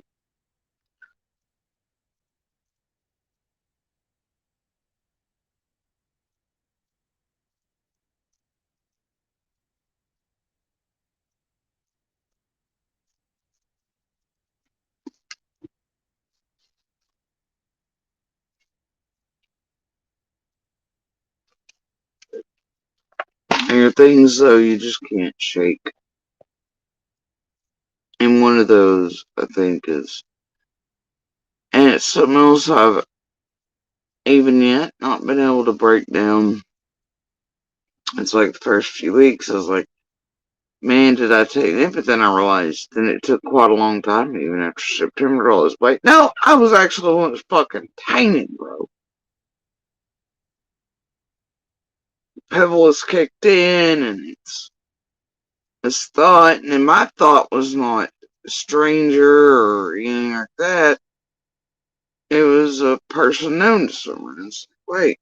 But then I still look for, with the other neighbor, just as I was intending to anyway, and we did, and whatever, and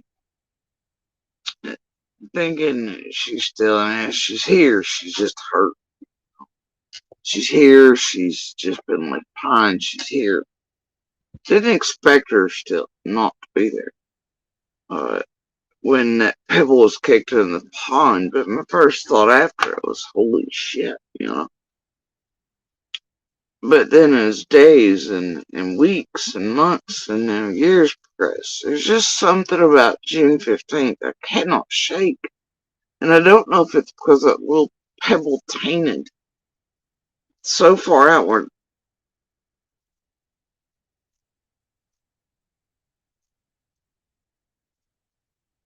or if it's because of everything in a totality or different pieces or together, but I don't know. All I know is I've never been able to shake. And it, with certain pieces, it grows worse, honestly. Certain fires, certain days, certain things.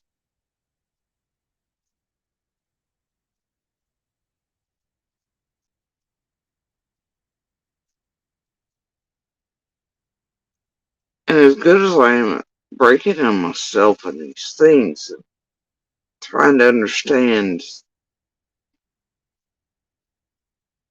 all factors and all these things, I still, some days I don't know. It's that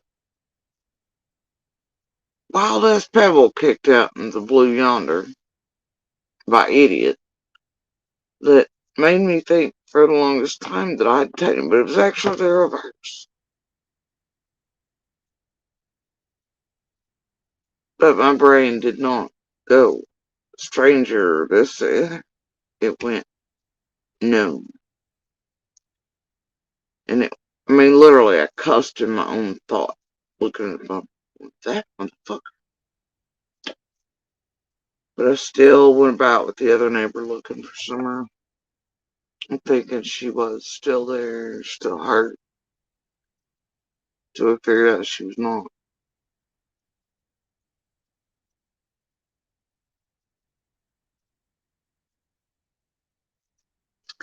But one thing I can't shake,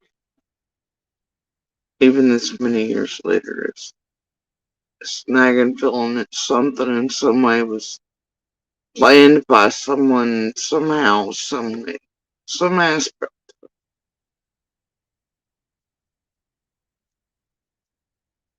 And I probably will not be able to do that until I can jump past all possibilities of brain dots or biases or certain pieces or be able to eliminate certain things.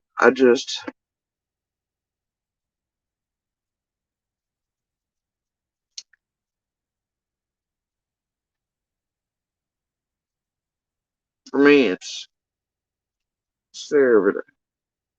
And, I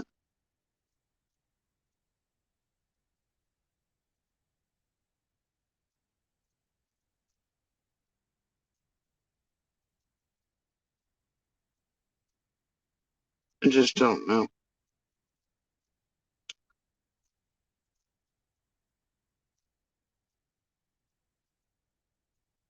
Now, the others, they had exceptions with searchers, and I know this place has done a mind fuck on everybody, right? Yeah, they're all like, oh, Judge, you want searchers, equal search, this one, that one, whatever. I just don't want tragedy events in there, man. And yet I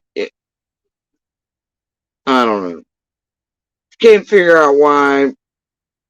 That's all on you. It's pretty simple to me as to why you should not want them in there or anywhere around anybody's anything or your properties or give them access. I don't know what to tell you if you do. It's, it's very detrimental. And you'd be stupid to allow it. Or want it. Or to pay them to go do it. Or to keep paying them to go do it from this realm and travel here and do it. It's whatever. Okay. Me, I always, look, even if the feeling immediately Pebble kicked in upon or not by others was that she was taken and then thoughts went that way, I still always acted on the thoughts of, but what if? It's the same reason on the bank I watched for and listened for someone to return is the same reason I sit there every night and listen for Summer's voice to call out. Because it could be. And you think, okay, I see all this law enforcement, these searchers, all these crews, they're moving this way. They're still in here. They're law enforcement, feds, profilers, all this. They have to have a reason, right? I'll trust them, but I'll also, all possibilities in my own neighborhood. I'll give way for all. And in there, in real time, may have my own ideas and thoughts about certain things. But unbelievably to you all, and as the days grew, the searchers became better and better. And I was like, yes, you know. And I wanted more of those. And then that was about the time that they were like, oh, we're just going back. I'm like, what the fuck? You know, no. Y'all get 4,000 more of all this happening. Not less. Don't go away, please. Can you please keep the cop on the road? Can you anything? You know? So this place is mind fucked you to a degree. Um and I still wish there was some way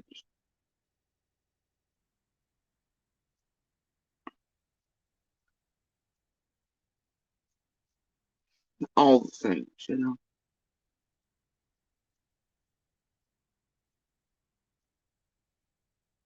There are still places I was trying to have searched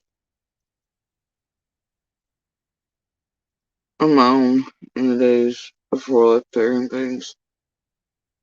Um, just to be sure. And trying to, you know, gather the other community members and neighbors and there to do so. And yeah, but this place is fed you a whole different narrative, haven't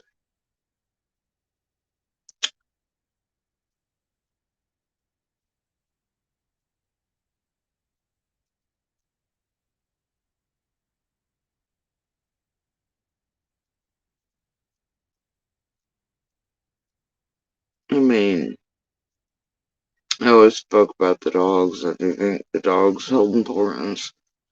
Not just 110, but others. And even though the idea was there, the thought was there that somebody was taking some or somehow, I still paid attention to those dogs and critters and went, what if this means something? What if this is not right? Something's wrong. But what? And I couldn't tell them all, so, we obviously notified LE, investigators, detectives, all these things too. Made sure of it, because all things, right? Because none of us know what's gonna matter. And I tried to skip my own thoughts, biases, other assholes, pebbles and ponds, that type of shit, but in real time it's chaos, and you can't always do that. Sometimes close up, it's even harder. But I still operate in that manner of, I guess, same as they do, all possibilities in ways, though there are a few for me that are not. And that will always be Summer did not wander off into the deepest sector of those woods by herself, chasing butterflies. Never be seen her for. No, no, sorry. Never gonna buy that one. No.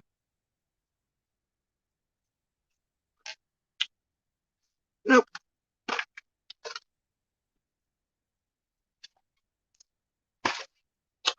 I'll stick with some variety of controlled foul play. Y'all take that as you will. And I know people can look up the definitions and go, well, this is that, and this is what JSP means, and attribute whatever the fuck they want to believe to, and verses, and blah, blah, and want to think I mean by that. But I don't really expound upon that for reasons. Others just do love attributing meaning, or making a word fit whatever they'd like, though. Or a term, much like they've done the word unfounded around here.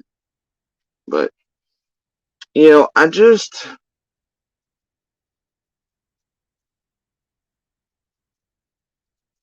can't shake it, man. There are certain things you can't shake. And that I can't. And until I can dig further into me and parse things apart, and fires, puzzle pieces, certain other things fall together, and you just keep diving and moving things around, listening.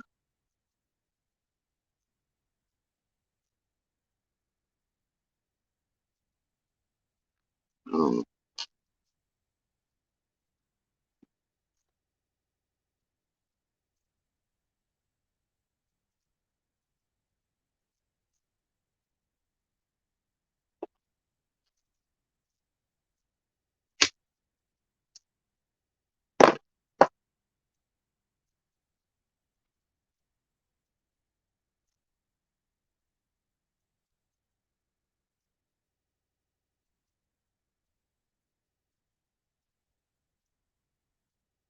just keep going.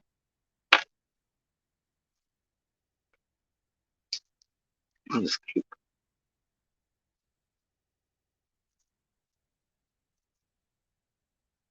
In your mind, just ask yourself, has anybody given them a reason to be defensive? And when the answer is no, I mean, we have a huge problem. I think there's a video that will show this very thing on YouTube, if it's still up. The suspect, I think his name is Kevin Fox, and the murdered child is Riley Fox. Someone correct me if I'm wrong, because it's been many years. And in that interview, the father was accused of murdering his own daughter, and it didn't matter that all of his answers was that I didn't kill her. They didn't listen. On and on it went, and over time, you can see the defensive posture beginning to rise. We would have known right in the very beginning he didn't do it, and he didn't. and he ended up spending, I think, 9 months in jail, and eventually got quite a settlement from them, but he still lost his daughter. Hey, I'd like to touch real quick. Thoughts on Summer's shaved head? I know that caused a little bit of some responses with people when I mentioned this before. Why did they shave Summer's head? My answer is I don't know, but here's some thoughts I have on it. Some mothers may shave their daughter's head. This is not my perception of reality. This is someone else's. Some will do it and will say they did it to protect her, to make her look unattractive to the abuser, which could be in this case Don. And I think Don was abusing her. Others will say, others will end up confessing or indicate that they perceive the child as competition, and they wanted to make the competition look uglier. You know, or it could have been neglect, it could have been head lice, it could have been a lot of different reasons, but that I wanted to be able to explain that I brought that up before. Desexualize. That's good. Didn't the mother claim that she asked to do that so she looked like boys? Yeah, that was one of them. She gave a couple of different things.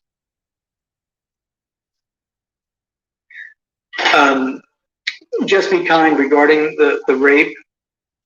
And the other guy is barely audible, but he says, well, didn't she say it was so she could look like boys? Peter's like, yeah, that was one of them. But really, like in that first interview, you see Candace say that her and the boys are red shaved, blah, blah. Dawn immediately takes it in real time and says, well, wait, you could see in the back it's chopped up, we could even make it look like whatever. But those moments are tainted by the salted earth and the others.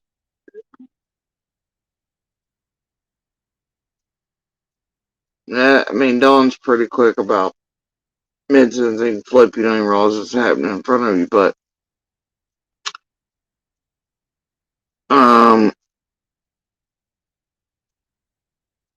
there are things here to indicate that was others around them. Or whatever. You know, at least fairy telling it up a little bit.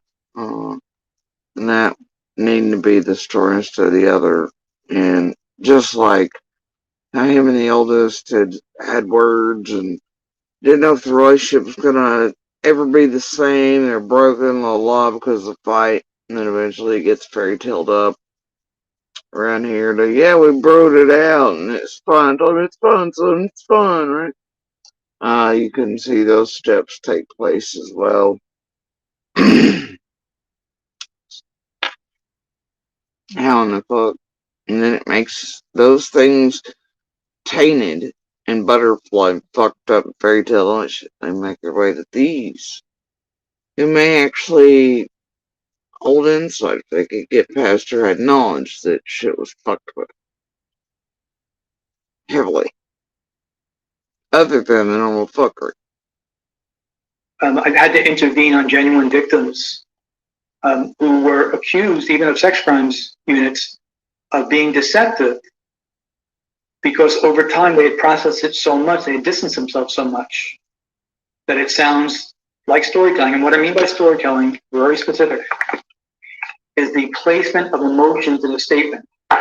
So if I say to you that I was out walking my dog and I came upon a man on the ground with another man pointing a gun at his head, the man turned and pointed the gun at me and ran off. And I've just told you a true event of what happened. You'll notice in that statement there was no emotion. Now, if I told you I went out for a walk at night with my dog and I came upon a man on the ground, another man pointed a gun at his head, the man pointed the gun at me, I froze, it was terrifying. And he ran off. The location of the emotions in the perfect place is consistent with storytelling. Now, so what you need to know is, okay, you just made a statement. How long ago did this happen? Oh, it just happened last night. That could be a lie, because the ablation of the emotions is in the perfect or logical part of the statement. Now, the truth of this is, and it is true that it happened, that was 25 years ago. And I've told it many times. So it becomes a story because it no longer has the same sting through successful processing. Now, when women suffer rape, and the suffering can be a long time, the rape or the childhood sexual abuse that they experience can be mitigated through lots of processing. If you keep repeating something over and over and over, talking about it, eventually you get bored of it and you realize it doesn't sting as it used to. It lessens the impact. And so it's the location of the emotions that we look for. And so I've had some people that have claimed to have been raped. That's why when I find and I take exception to this over here, and anywhere really, they're like, oh, just be your other women or this, the other, and when I say I take exception for all survivors and fighters who have or are trying to process everything, trying to heal from this and the other. And it's like they do to me, right? They're like, oh, she wants to be a victim. She just ain't happy unless she's a victim, or talking about her. So, no. These are the stories of domestic violence, of SA, of survival. And just because those who have survived them or are trying to survive them continue to speak on them does not make them someone who wants to be a perpetual victim. It means that those realities, the life stories, need to be spoken on to help others. That does not mean those are who we are, what we are. It doesn't mean we cloak ourselves in them. It doesn't mean we want to fucking pity party for them. And they help others survive, fight, feel validation, courage, anything to come out and be alive instead of body bags. Now, for me, before Monster and I were really together, and I've spoken on this, it's one of the things Linda did. She trolled me, if y'all remember, admittedly so, under the coleslaw name, and what she thought was the right picture of my rapists. Yeah, she thought that was real funny over here, and she had evidence of it's lovely. And then she admitted to it with Jim, and I found it on everything. It was great. So anyway, so not only was she trolling me under the name I was calling Stall at the time, but with what she thought was my rapist pictures. And she was wrong, but she thought she had the right ones, and she would change them every couple days to see if she'd get a reaction. That way she'd get names of the right faces or the right men. And then she'd go back to the group, and then I guess terrorize and torment me with my rapist as well, right? Which they were trying to do. She didn't care about the other community members here, the other women here. A great deal many who have been raped at the same hands by the same men for years. Children as well in later years. One of whom Monster recently, I mean, her death happened inevitably in her whole history in life, was suffocated and weighed down by drug use and all these other things because of what these exact same perpetrators did to her, took from her, and how broken it left her. I've seen those same monsters have the same fucking effect on several besides her, culminated in her death. She also, throughout her life, ended up with a monster not so different from Monster. Monster, throughout most of our lives, had a deep infatuation with her. Not because birthdays are the same, but all this other garbage you want to tell you, it's because I don't know, other reasons. But anyway, um,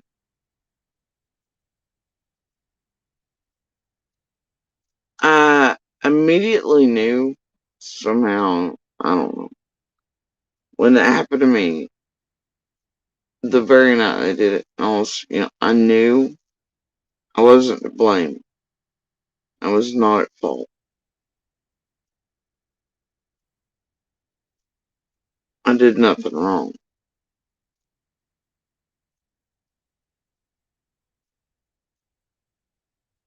And I kept that stance. And I'll tell you in later years, those sons of bitches, no matter where we're at, would literally take off running. Because ain't nothing done to them. It fuck gives a shit around here. So face to face we're at all the gas stations, community places all the time. And they would take off running. Mostly because they knew I really would beat their asses. And I wasn't silent about them like most of the others were. Just like I was never silent about Monster and what he did either. But people turn so many blind eyes to so many things and condone it, don't they? It's like watching this community. Everybody knows who and what those are. And they're like, hey, it's cool. We'll have them around our kids at the bonfire. Well, they tell good jokes, though, man. I know what they did. And, but okay, we'll have them at the local barbecue and football game. Seriously? Okay. Same thing with Monster. So when we speak out because so many turn blind. Because bringing others out, helping them reach out is important. Us speaking is also a good way to process our own things, to get through them, to heal, uh, as those stories can help others. And others watching our ways and processes of can help, And maybe along the way it changes society enough to stop turning blind eyes to all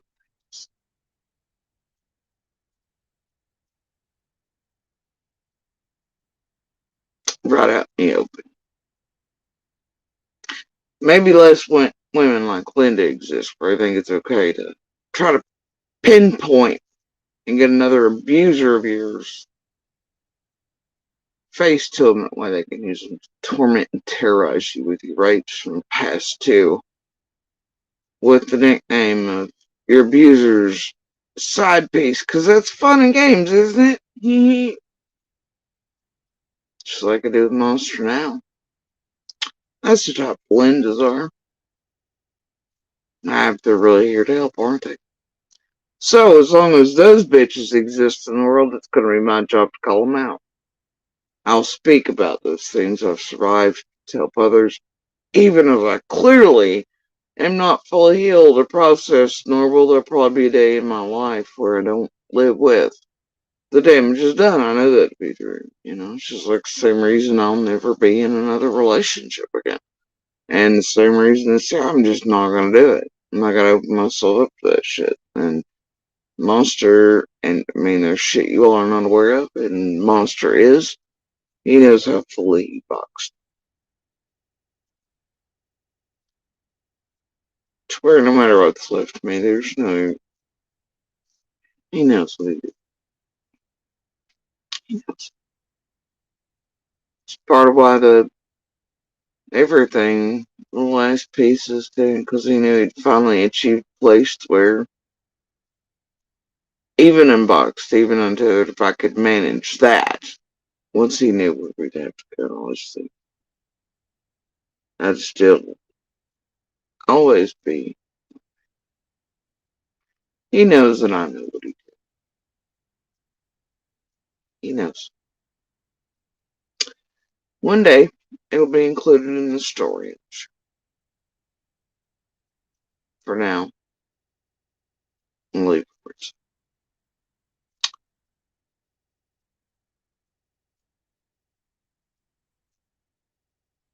But,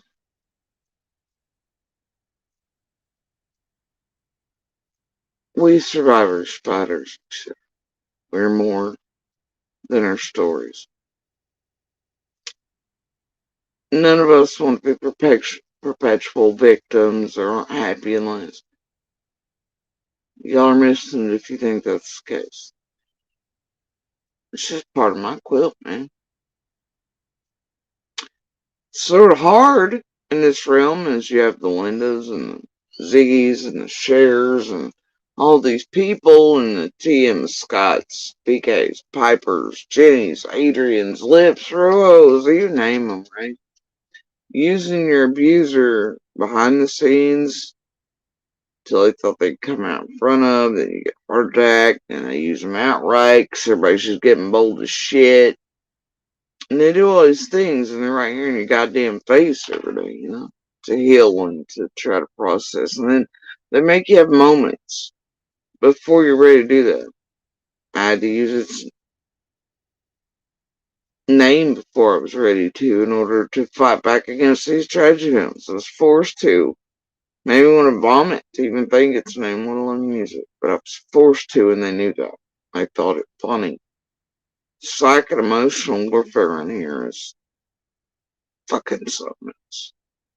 And then one step further, then I'm made to defend and stand up for Monster. All wise in the background. Whole time we are fucking with us with this group. Getting paid for it. With orders. As he, the rest, they plot, plan out in the open and behind the scenes. My daughter and I. All the torment and terror rain down on us from. It's a little hard to heal. A little hard to process. A little hard to feel safe. Especially when you know what kind of caliber monster you're dealing with.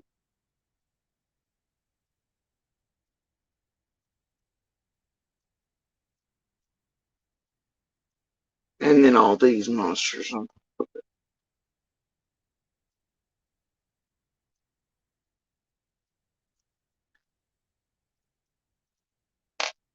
it. But I am more than the abuse. I am more than anything ever done to me. Because I'm me. Those are just scars. They're part of the quilt. One day, I will be as fully healed as I'm capable of being. And, but I'll live with it every day. Yes. Every day I gotta look at the mirror where the scars reside. I gotta look down at my breast for all these surgical scars. I've gotta look at this shit that may be part of it. I've got to. And they just are. Stab wound scars, this scar, that scar.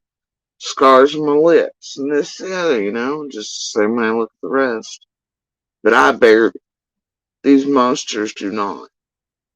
These monsters will be like, well, yeah, I did that. It's okay, though, now, right? I know, look, I'm still profiting from it, and y'all are profiting from it. It's okay, right? No, it ain't. No, hell no, it ain't. So pardon me if I still seem a little pissed off and sensitive, which is indeed the purpose of this place and monster and these creators. And to keep it to where I am triggered enough to cry or to have reactions to things or upset or I pick up the phone and do it a million times that way, it essentially keeps Ellie from doing anything or thinking I'm in his trunk, but I don't. It also in a way denies I'm little justice because I don't find it fair often, so I don't pick up that phone. And that makes Monster stall bolder. It's his place bolder. They get away with it. And who's there to keep us safe? I.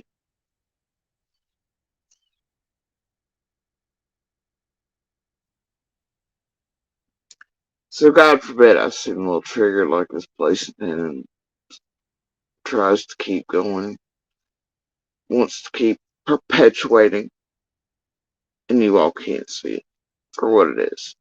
This place is sick as fuck, and there's no cure for it.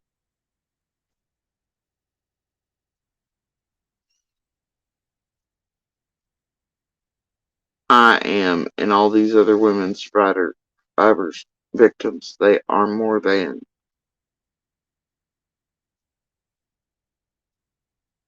But the stories and the voices, they matter.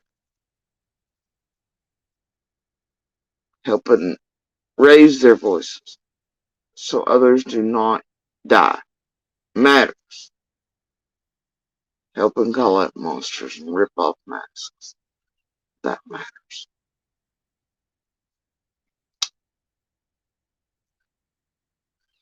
And I don't know a great deal, many of us, that ever want to be known as victims. I personally hate that fucking word. Just saying. We are survivors. We are fighters. And even if we don't make it out, and we don't ever make it out in body bags, we fought. And we were more than our abusers, their abuse, assaults. We're all more.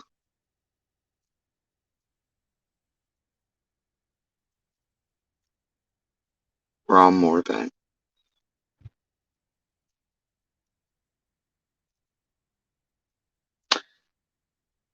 And did y'all notice as a last note tonight? Did y'all notice those inflated views in the fucking sub push last night? Boy, I did. Ain't the first time it's happened either. What I find odd though is both times it's happened. Well, last time Penny came whistling out of the work, be like, that's odd, eh? Ain't the find it odd that both times this has happened. Oh, yeah, you heard me. But hours before that, I and others on certain phones and devices have been talking about mentioning how to track you all by those methods and see which one of you jackasses is buying subs and those, which programs is there. So the talk had been just hours before about that very thing. And then poof, it happens again. Wow, man. Oh, yeah. Anyway, so just whatever floats your boat these days, fellas. Carry on.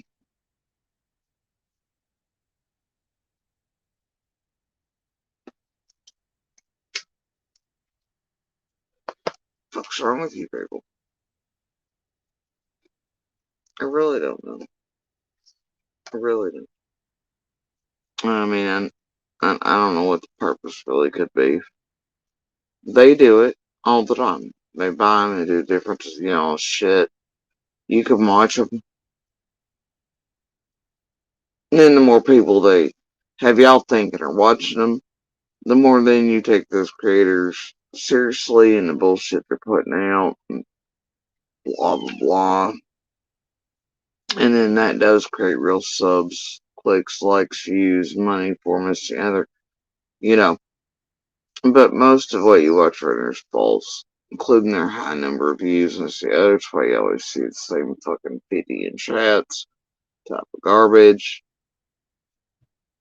And, but it's a way to mind fuck people and manipulate them to thinking, oh look, there's 1,000 watching in this chat. Oh, it must mean this person's really important, has all the real deets and there. And then guess what? They get your ass as a sub and shit, and it's one less fake one they gotta pay for next month and a troll for them. Till YouTube comes along and hopefully cleanses the matter. Now, if they get caught at this fuckery, they can get banned. Anyway, I just find it weird that both times it's been mentioned, because I really touch on that video one really, but I think most of us know the shit around it. But both times it's been like full-on conversations. Suddenly, poof! Like, y'all missed me. I ain't never been here for any shit. Y'all know something's weird to see numbers like that. I'm just saying. I'll stick with my 1 to 2.5 average that I've always stayed at, really, since I came here. Uh, the others, they don't like that shit, though. They ain't about that life.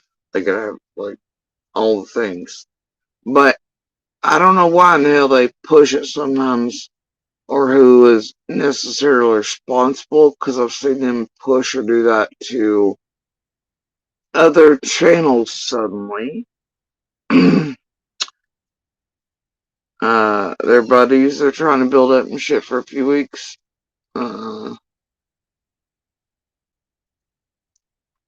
Fuckery around here, man. Especially from those who have servers, are all into their little gaming realms, all that shit that could, with one little type into a server, couldn't, and gaming community can have inundations of, I feel certain that way about some of these motherfucking creators. And who and what and where they push when and why to. So there's all that in play. But yeah, I can do without the bullshit. Y'all keep him for whatever bullshit you're doing elsewhere. Leave me the fuck out of it.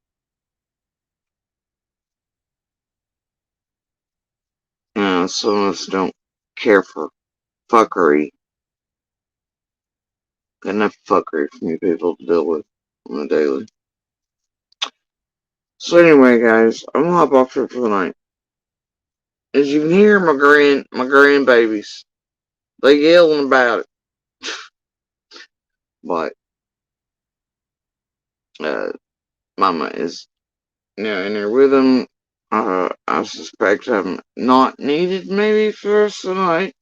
So I'm probably gonna do the adult thing, and I'm gonna intake all the calories from my ice cream. Probably some cake about it, and do a last walkthrough and check on and tuck ins and all the things, and whatnot, and find a good movie or something, or maybe go back to what I was doing earlier before that little thing Hyatt said. Maybe go, you know what?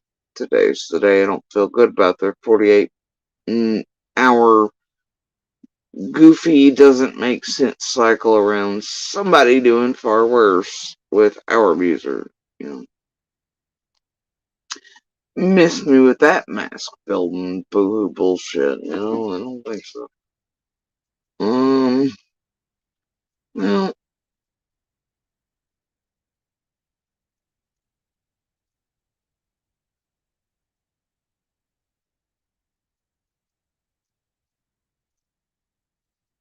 this is earlier when I tried to swap boxes with them. She was like, no. Anyway, these are the bubbles.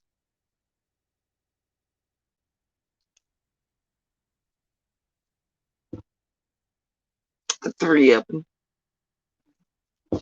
Anyway, like I said, one is very jet black. One is just a regular black, and then the one's gray. So, yeah.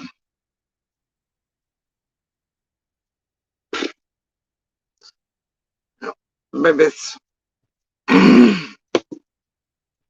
very healthy. Happy. She's happy. We're all right.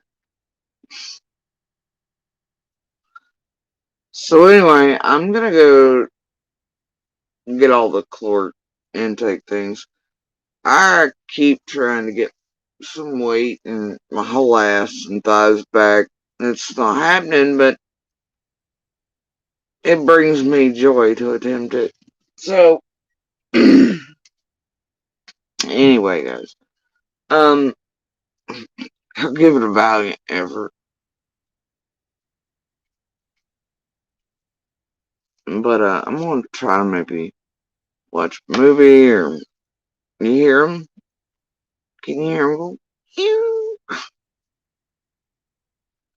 Right now, she's trying to get them situated to feed.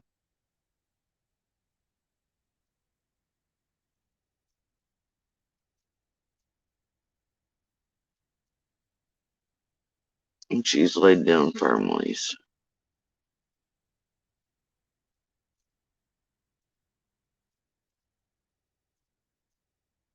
She's such a good mom. Anyway, I think I'm off duty as grandma though. So, now I'm gonna do mom duty. Make sure everybody's everywhere safe, sound, happy, tucked in, all the things. And, have some cake and fucking ice cream, cause I'll do what I want. And, either I'll go back to the burning and puzzles and research, whatever I was up to earlier. Or I'll attempt a movie. And then probably get brought out of it in 5 minutes by some random word or action or something happens in it. And then just go back. You know what? It's fun. Whatever. Same shit. Alright, y'all.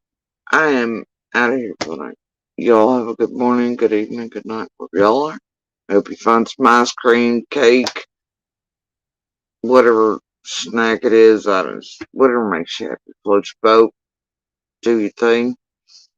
And a good book, good movie, squish the people you love tight. Y'all don't forget, good pebbles, tiny sparks in one voice, they all matter. They can change lives, they can change the world. Even if you don't think so, they can. And as always, please do share the DV/Universal and Signal for Help. And y'all know my spill on that one. It can save lives across the board from medical emergencies, disabilities, strokes, heart attacks, those they were autistic or all these things that can't verbalize for who knows what reasons or and things like this. And, kidnappings, abductions, public settings, and very much in private. The more people see it, they can learn it, use it, recognize it, help others. Once tech meets with call centers in the coming years, which I hope the astronomical amount of lives it can save is unreal. Being able to touch, tap screen, do the hand signal. I mean, it's so important. Anyway, also, as always, please do share Summer's picture, information, call her by her name. Y'all know my spiel around all that with info. I do not mean social media. I don't mean YouTube. I don't mean tragedy pimps. I don't mean bullshit reporters like Bullhorn or JLR or even in. You know how I fucking feel about it, okay? You just can't stand outside of whole house and fist bump Betty. You just can't, alright? It's just not going by my eyesight or my mind. I can't get past it. So anyway, I mean, the Ansleys, the Bobos, the others downstate, definitely, compare news pieces from very early on between what was here and mid-state and downstate. I think that sort of matters too, at least to me it does. I don't know, it's a thing, whatever. But anyway, information, stick with local investigative journalists, real ones. Popo, it's definitely a good source. Earliest interviews, you can find those, Times News, phone call interviews and things, and over here some of them remain on Hawkins County News on YouTube, and that place does not get enough views, and they hold so many things. As well as Rogers Review for Bobo, and it's the other WJHL, WCYB, that thing, but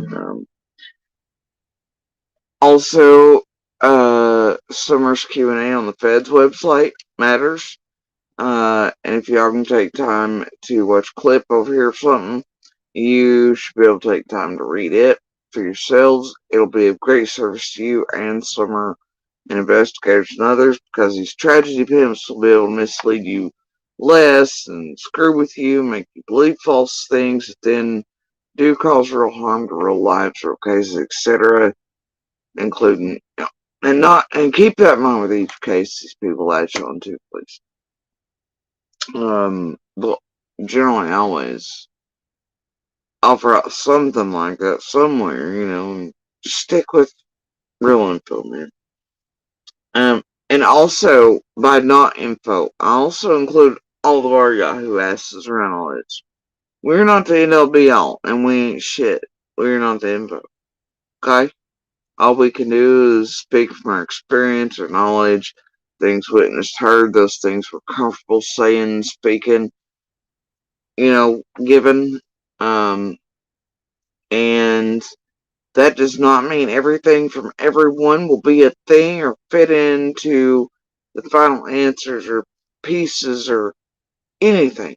Hell, everything all of us seen, witnessed, heard, etc., from anywhere on June 15th, from Warriors to Ben Hill, may not a damn bit of it apply. Do you feel me? So even when you're not, the info, okay? Please stick with local investigative journalists, local surrounding law enforcement agencies, state police, TBI, FBI, okay? And remember, if you can't find the Q&A on Summer easily, it's Fed's website. Bobo, all you gotta do is put in Roger's review. Jeff Bobo, and a lot of his articles, he does include the link in him. He also copy and paste quite portions of it in them. And I think some of his interviews are some of the most important very early on. And probably some of the cleanest you'll ever find to the cruise. What hasn't vanished or you can still find her. Maybe they mean something. Maybe they hold things, I don't know. But they'll be some of the most untainted, I think you'll find. Anyway, please do share Summer's picture information, color by name. It's a very tangible way to help bring her home to her community, her brothers, law enforcement, and courts, so that she and they can tell her story with or for her, because they're the only ones that deserve to do so, and should they. And I know it sounds bizarre, but it is also a good way when you share with info, especially to shake loose the person or persons responsible, hopefully get them identified somehow, some way, for some information or otherwise to be shared along with our image that makes somebody else out here go, wait a minute. And then they hold this little thing that is the key. And they go, holy shit. And they call it in. Right? And they end up being responsible for the arrest or capture of the person or persons responsible as well. Or maybe they notice somebody around them acting different every time they see Summer's image, and it finally dawns on them, wait a minute, something ain't right, or anything. Or maybe even the person or persons responsible finally grow a fucking heart and soul and do the right thing, make the damn call themselves, walk up local court steps, jailhouse, fucking Hardee's, Taco Bell, really don't give a shit. Truth remains, they can't out chaos, can't outlast. Don't care what anybody thinks. Whoever it is will be found. Just like I'm certain in every piece of my soul, Summer too will be found. I'll keep faith and hope. And the feds, Summer, I'll hold space. Anyway, you guys, you have a good night, good morning, good evening, wherever y'all are, and enjoy Little Beast back in his vast cosmos.